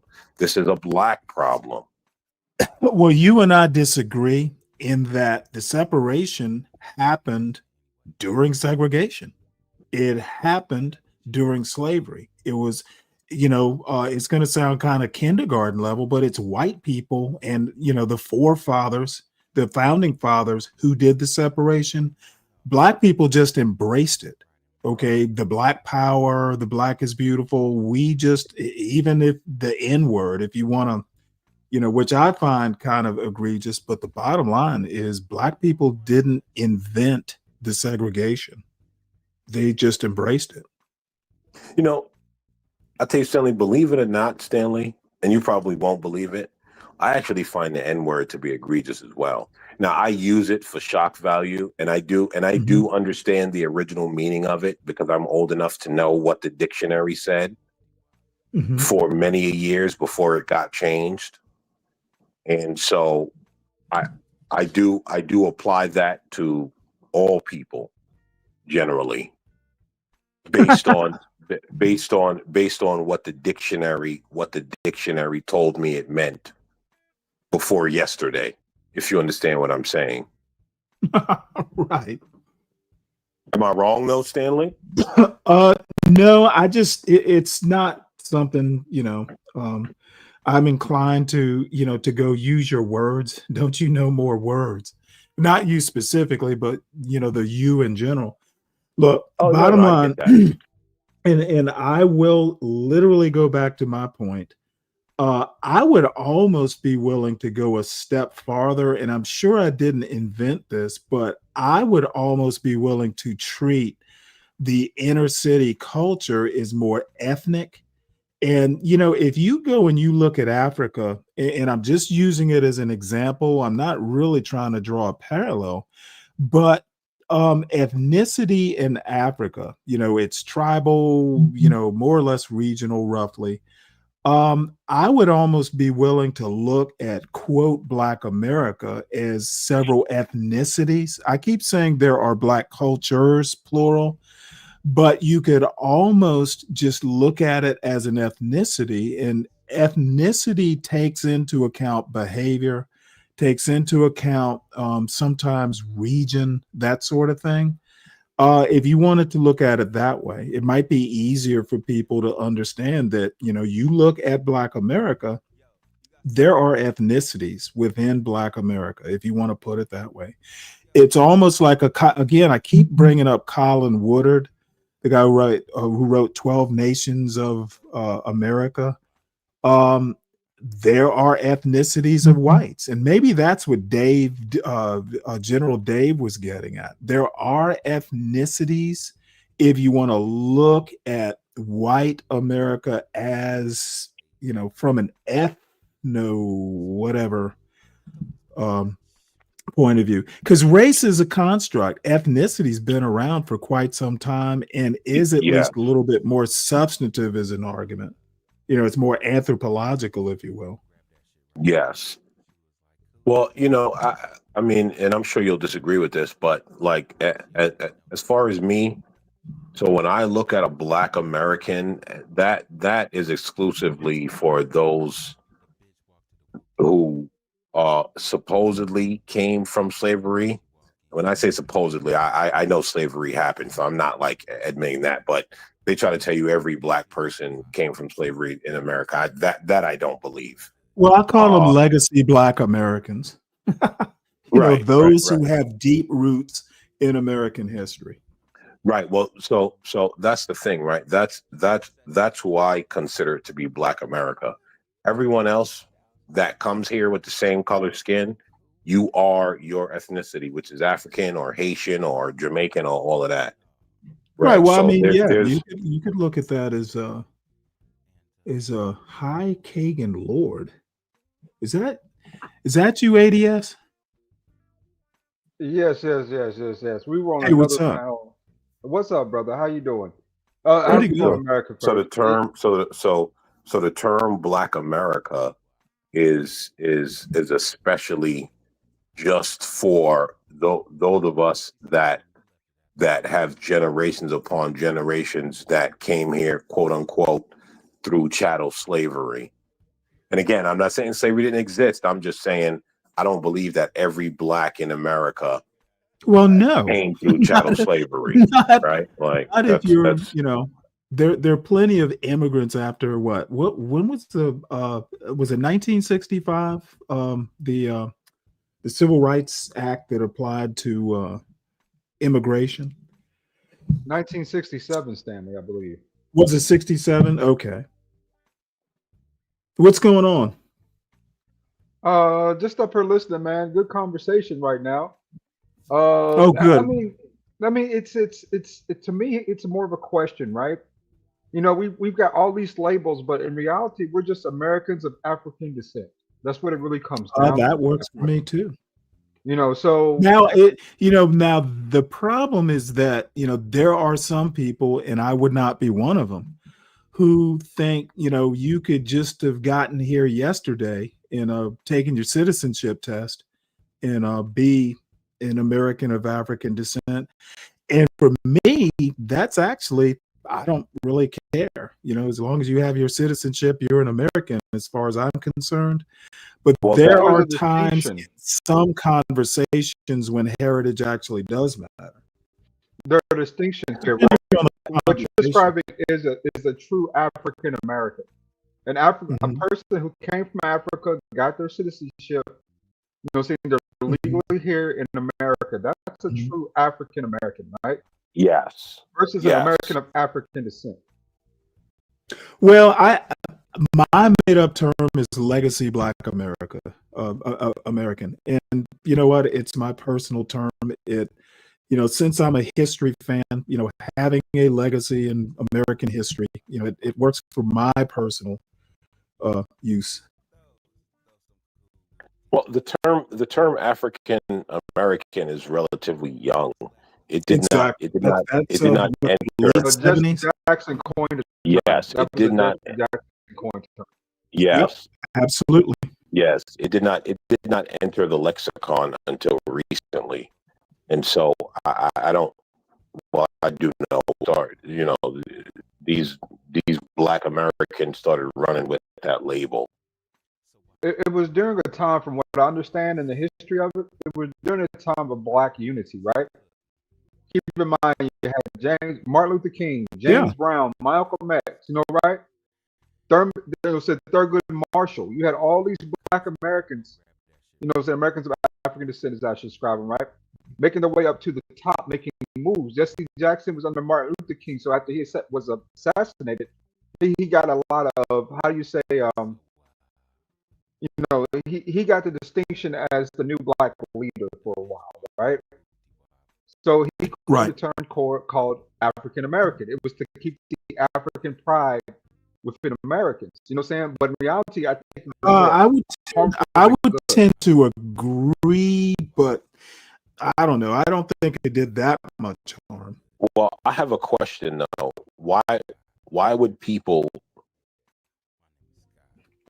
that are generations removed from Africa try to keep the African pride? I don't understand that, The because same at reason that they point, wore the same reason they venerated dashikis and kente cloth and all that. okay, so foolishness, copy. But but Well, but the thing that I'm trying to ask is, like, you're American for generations and generations. Because here's the thing, right? Here's what interests me.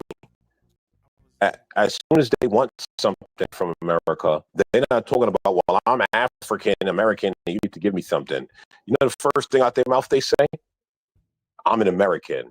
There's nothing in front of that. There's I can nothing after tell you that. where some of the disconnect came. I cannot remember the man's name, but he came back from World War II.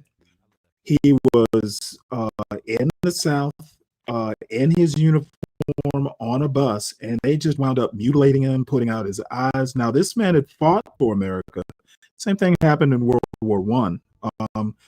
People who fought for America would come back home and not be welcomed as Americans. They reverted back to their Jim Crow status. So there are those undercurrents where people fought for America, came back, and weren't treated as American heroes. That happened, and that has rippled. It happened. It happened, but there's another case. I can't remember whether it was World War One or World War II. Greenville, South Carolina. There, a lot of young black women and black women in general, who worked as domestics. Well, their husbands were overseas and they were sending money back home. So a lot of work for the extra money, they stayed home and took care of their kids. Well, Greenville literally passed an ordinance or whatever saying, hey, look, black women have to work. There's a newspaper clipping or clippings that kind of follow this story. Again, my husband's off, fighting for America, sending me money, and then all of a sudden, the law says, "Hey, if you don't do it, we'll charge you with vagrancy or something like that." yeah, So I did hear those about women that. definitely didn't feel like Americans. I mean, yeah, people forget that black men weren't even allowed to have bank accounts to the 40s or 50s. You know? Mm-hmm. And that's why I find history so useful for people who actually like talking politics. Being able to bring up verifiable historical events to support an argument is golden. Well, there's many moving parts to that I find that Black America likes to ignore for convenience. But I'm gonna Well, I don't just speak table like that. America. I speak for little me. Well, no. I understand that, but I'm just saying, like, there's a lot of moving parts to that doesn't fit the narrative at the moment. But there are many moving parts to that. Are there? Yes. My only Yes, there premise is if blacks did not feel American, those were just a couple examples of why they might not. I didn't say it was an overarching, everybody knew about these. It just so happens I do. And I'm just basically saying, well, hey, if you were a black person who lived in the Greenville, South Carolina area, Spartanburg, Greenville, Spartanburg. And the reason it sticks out is I used to live in Greenville County.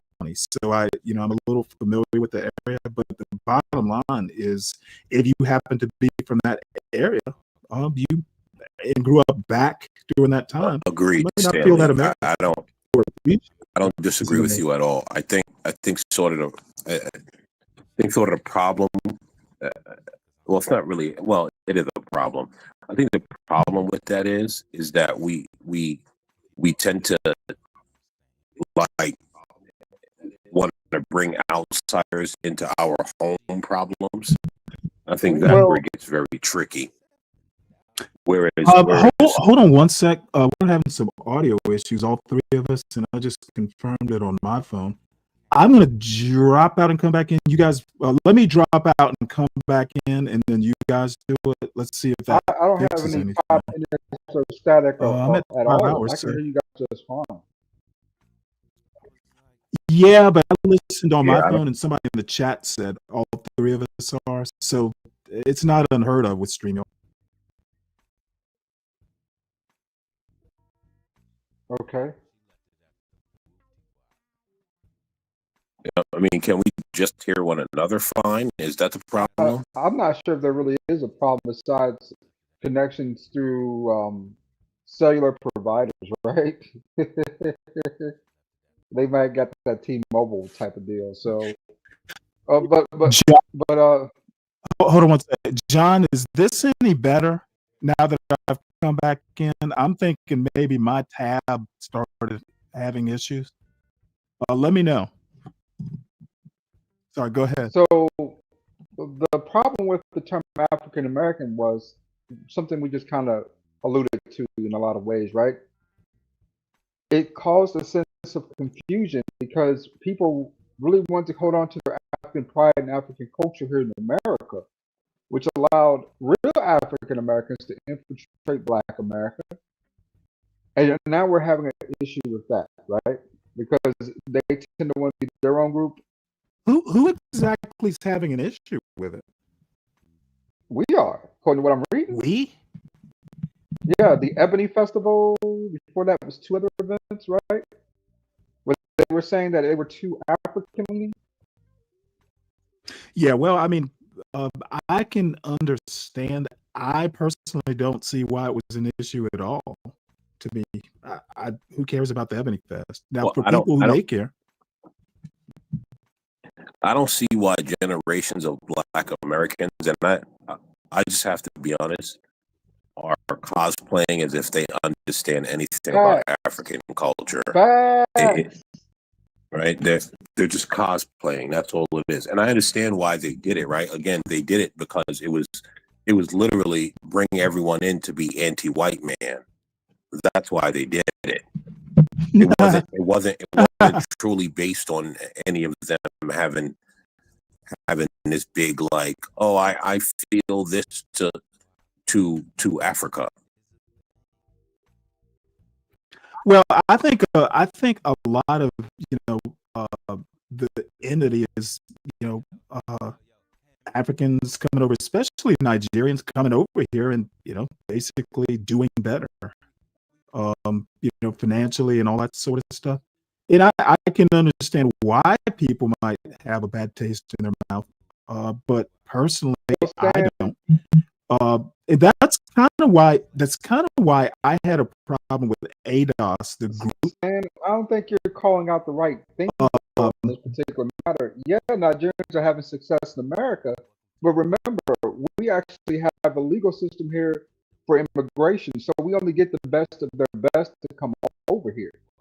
If I go back, I realize. Wait, hold it. I understand that. What I'm saying is, that being the case, they're coming over and doing better. They're, a lot of Nigerians that come over here don't come poor. I think Stanley. Stanley, everybody, Mike is messing up. Everybody just fine. Yeah, I heard I'm that. not sure what's going America first too. Yeah, I don't know. It's probably something with StreamYard. I don't exactly know why. Now, what I could do is try come in with another tab. How many tabs do you have open, Stanley? Not many. 5 total, and I've had way more than that open. Let me do this. Y'all just sit tight. Just America first. Just like we have a problem with them relegating blending in our packs. They have a problem with other cultures of black men blending into theirs, right? So it's an all around kind of issue that no one really talks about. You know, Well, I also think that like where Stanley messes up is he's not putting in the qualifier that he always asks for, because he said they are doing better. Oh, if you let me finish, sir, I will get to it. So he's saying they come over here and do better. Is that every Nigerian? Is that No. I mean, as a group. As a group, if you look at the stats, okay, and the stats pretty much, try to be comprehensive. They do better financially, that sort of thing. So do Caribbeans. Well, I disagree. As a group, the stats bear me out on this. I think. Well, when you're talking about Caribbean, income is specific. Are you talking about people from Haiti, people from Cuba, from those places too? I'm talking Caribbeans as a group. Okay. Well, if you're talking about those two statistics, right? That's where a lot of the Africans have problems with them blending in with their groups too. Looking at Africans as a group, I called out Nigerians because that's a particular group. They also do better in England, but that's besides the point. Africans as a group do better, at least income-wise. So do Caribbeans. And all I'm saying is that given those overall statistics, I understand why, legacy Black Americans, I'll use my term, might have a little bit of a beef. They come in, can afford to take over Essence Fest, Africanize it, and Black Americans, the legacy Black Americans, have a problem. Well, I don't think. I understand. I understand why they might. Well, I don't think one to be really honest. I don't think it's a matter of they can come and afford to take over. I think it's more so, and this tends to be the reality of it, is that Black Americans, again, they all want to wallow in their anti-whiteness, and so they see an African come on, blah blah blah. Wait, who's saying we're all brothers and sisters? Black Americans. We do? Yes, many of them do. You may not, Stanley, well, right? There are many Nigerians who go, hey, you know what? I don't even want my kids to hang out with your kids. That's part of Stanley, Hold on. Let me finish. But you never let me finish, Stanley. You have to let me finish. American man, you know how this panel works. Yes, so let people finish and then rebut them. Another part of the enmity comes from, Caribbeans, Dominicans. I've heard stories of coming over. Okay, good. So that's another stick in the fire. There are a bunch of different right? reasons. But here's what I'm saying, right? Black Americans tend to do all this brother sister bullshit with these people that I don't think they tend to. They do. I think some do. That do not feel that do not feel the same affinity for Black Americans, and so they let these people in. Then, of course, Black Americans. Okay, well, I definitely, I don't think Black Americans have the kind of control over the government that they decide who comes in. That's not that the government doesn't control things like the Essence Fest and all of that. You'd be surprised. At some point, these people, even if they're first generation or second generation, at some point the government, through the immigration system, did have control over who came in and who didn't. I said the Essence Fest. I'm not talking about who come into the country. Okay, you're not able to put the dots together, and I'm not going to explain everything I say. Put the dots together. I have the dots together. American man. I have the dots together, Stanley.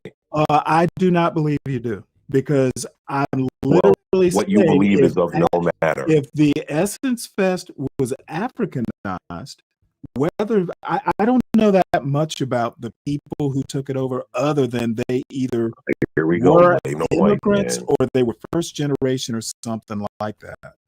The point I'm trying Blame the white to man. make is that I don't agree that Black Americans are all brother.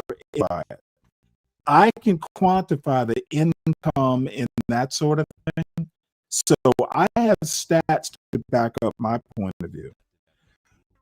I am also going to say that it is verifiable, at least anecdotally, and in hearing stories, Nigerians specifically, Caribbeans, also Dominicans specifically, they will come over and they will say, oh, hey, look, I don't want you playing with your, I don't want you going over to the house of your Black American candidate, whatever the stereotype might be. So in a lot of cases, legacy Black Americans will go, oh, hey, these people want to be separate from us.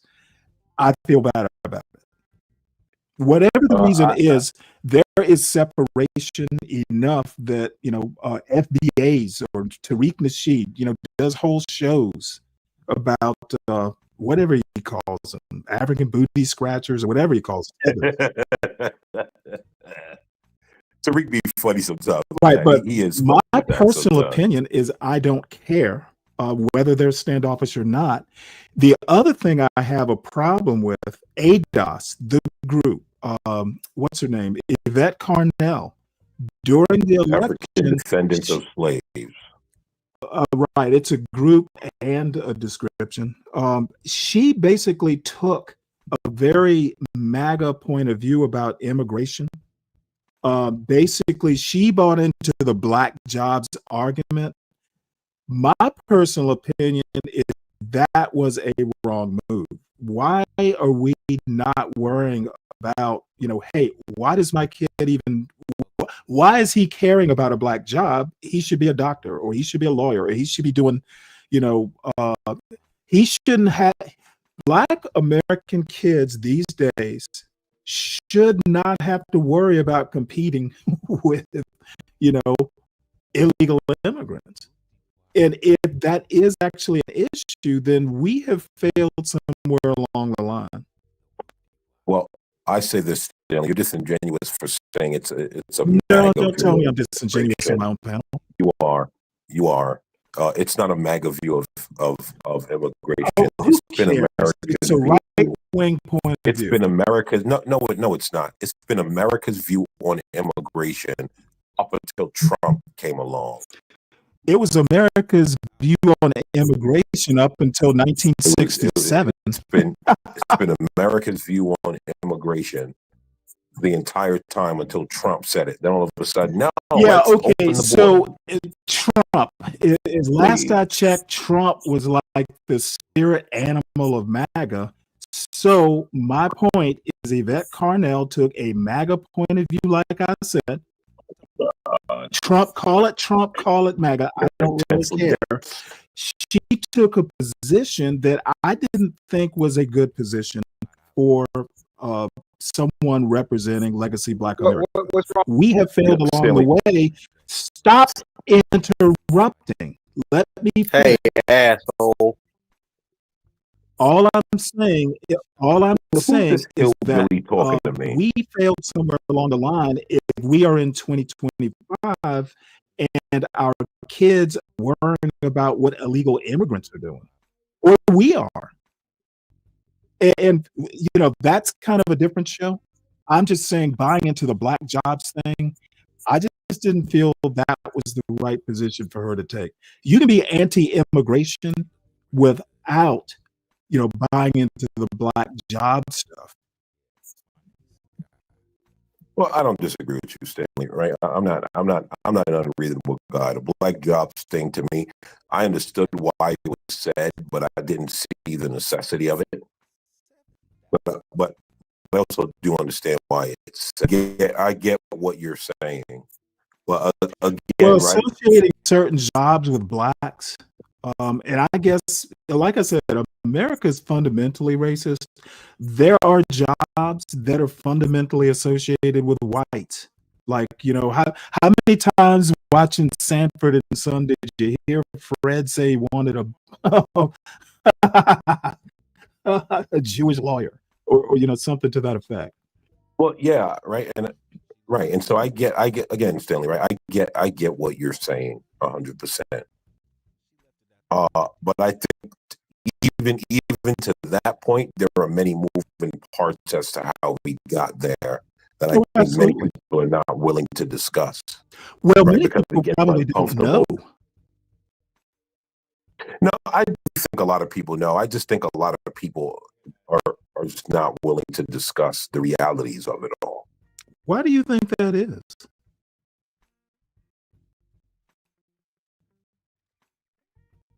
Because they have a worship syndrome.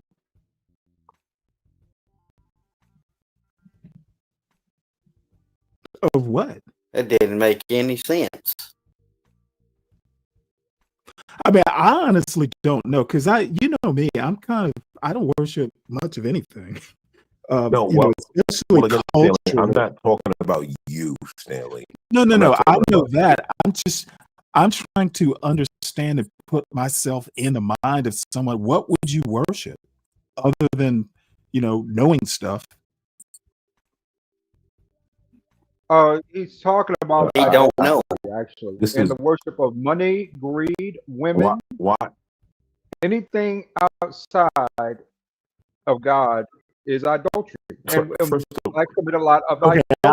This isn't that type of panel. I Lord don't ADS, I just gotta ask this question. Why is it? Well, Stanley, let me ask this question. Why is this toothless hillbilly talking to me? Which one? Why is this happening, Stanley? No, not you, Lord ADS, not you. He wanted to come up on the panel. Yes. Why is this toothless hillbilly talking to me? I'm not even sure why he's here. I didn't even say nothing. Other than to He is kind of a regular. He's a regular panelist. Why? I was just saying, it seemed like you didn't know what you were talking about. Well, keep talking, because he's on the panel and you're on the panel. I reject any conversation with the toothless hillbilly. I'm not going to say nothing to There you. you go. Best for you. Now, Stanley. Lord ADS, you haven't said much. Go ahead, Lord ADS. Excuse me. I just had to clear that out. That was all. Well, I see it quite a bit different than Stan does, right? You need to remember, up to the year 2004, 2005, the vast majority of pickers were black people, black men. I'm sorry, pickers of. Oh, you mean fruit pickers? Fruit pickers, corn pickers, all that stuff. They were black men. Mm-hmm. Construction-wise, when it came to government work, the vast majority of those contracts were black men. You know, landscaping, when it came to get your grass mowed, your stuff done, the vast majority of those job groups of people came in and undercut us on contracts to the point. Well, you mean undercut? I mean, the stereotype is that they just worked harder for cheap. No. They worked for half price. That's different. If I can hire two of them for the price of one of you, because it's going to cost me $18.50 an hour to get you into the landscaping, right? And then I still got to provide health care for you, taxes and benefits, right? And if lucky you don't have a union, then I can. Yeah, it's true. I can hire this dude right here for flat out $4 an hour because he's supposed to be here anyway.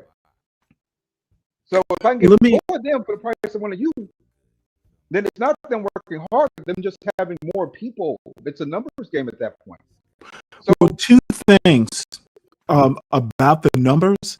Look, it was I blame the Chamber of Commerce and groups like that squarely for the immigration problem, especially since Reagan did the amnesty. And then number two, to my Yvette Carnell / ADOS point, I'm still going to be a little hard on, legacy Black Americans dude, that means you don't want your kids doing these jobs. Okay. Calling them black jobs, you know, and using that is a reason to get people that were let in here by Chamber of Commerce type businessmen in the first place. No, Stanley. No. I find that demeaning. What's wrong with building a little character outside in the sun? What's wrong with hard work? Okay, that's not my point. That's not my point. Getting back home in your work. Let me finish. Let me answer your question. All day like you're supposed to. Let me answer your question. My granddaddy there is okay. I don't care about any of that. He doesn't understand what you're saying, Stan. Okay, my point is that look, my father, who's 81, he has been retired for years, told me a story a month ago about him, his brother, and my grandfather picking cotton to afford indoor plumbing for the bathroom. Okay, so I understand what a picker is. And you know what? When I was a kid, my grandmother used to take us out just so we had a feel for the experience, picking fruit and stuff like that. My point is that associating the great outdoors and getting sunshine and being blue collar shouldn't be associated with generally race. not though. To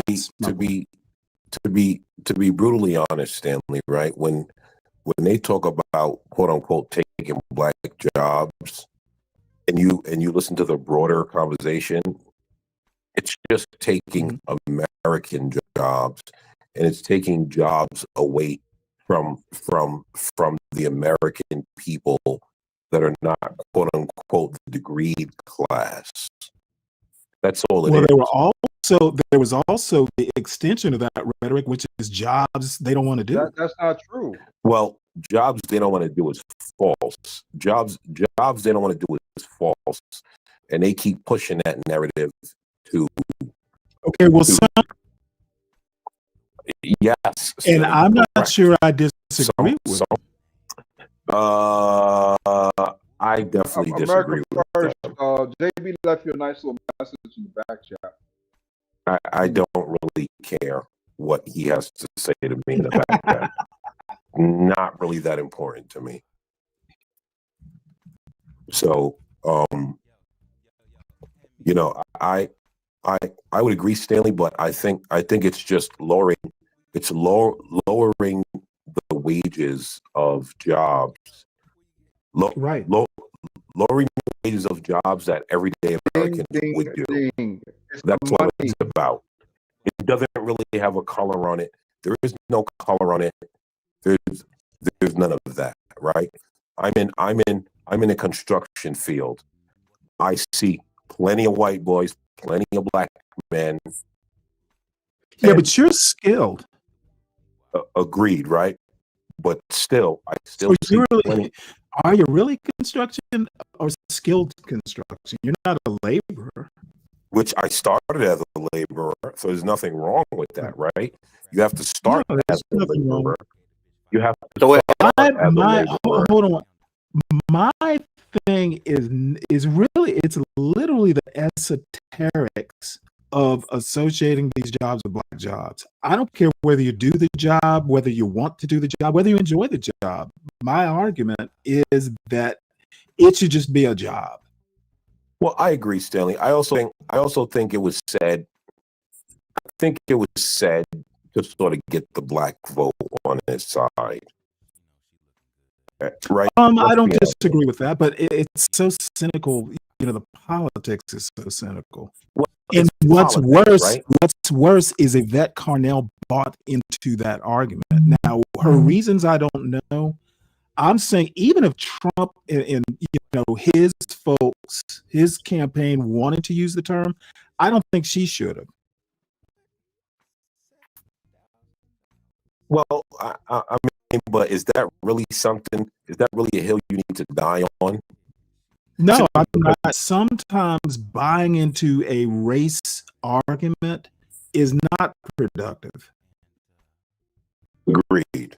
I can agree with that. Sometimes buying into a race argument is not productive. Especially I will agree with you there. Yeah, I mean, I kind of expect Trump to do it, I don't expect Yvette Carnell to do it. I had expectations, higher expectations. Okay. So if you are truly, and this is just my view, if you are truly concerned with quote unquote with black people, be it lower level or higher level, right? And you have this group coming from the outside taking their work, be it the low man making 25,000 with dignity a year, or the high man making 250,000 with dignity a year. Do you want foreigners coming in taking that work?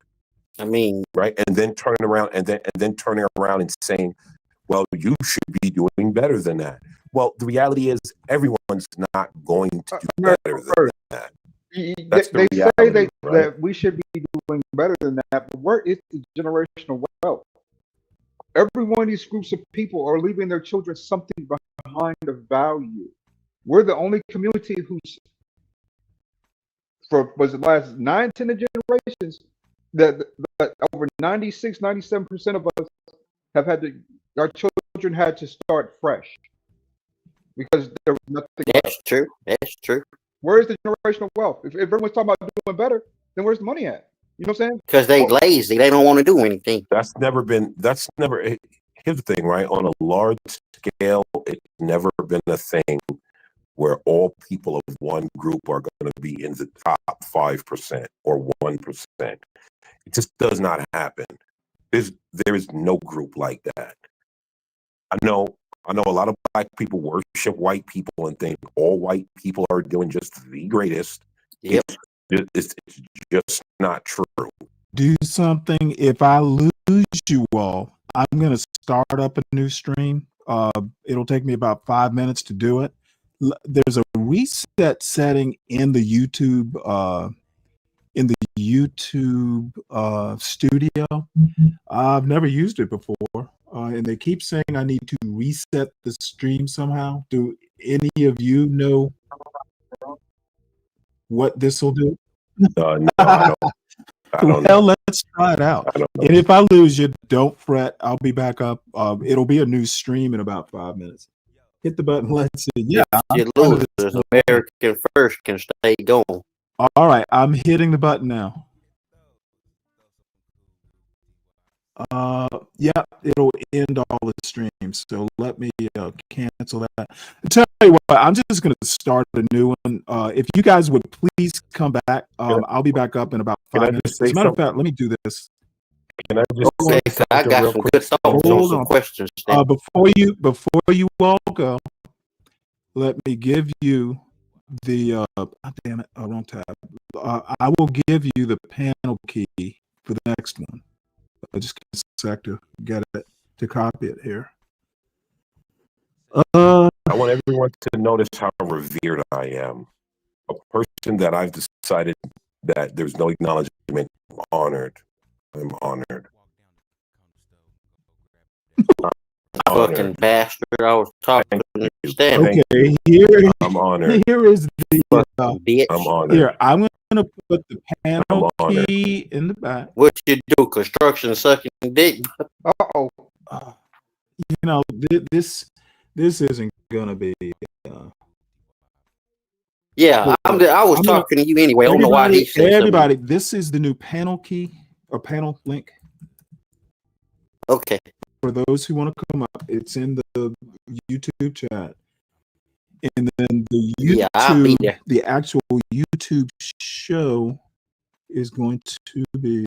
Stanley, I will come back even with your low IQ panel member, just because I think. Dude, well, I appreciate it. Dude, I'm probably smarter than you. Okay, so here is the here is the YT. Did you go to college, buddy? Stanley said, "Okay." Well, Stanley, I'm that's probably smarter than this motherfucker. Anyway. I'm so old I can't multitask.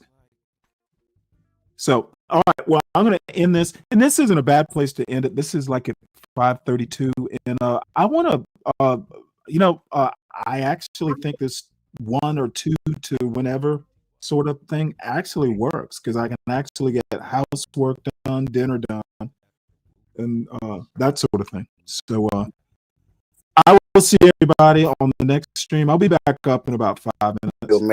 All right, Stanley. All right. See y'all later.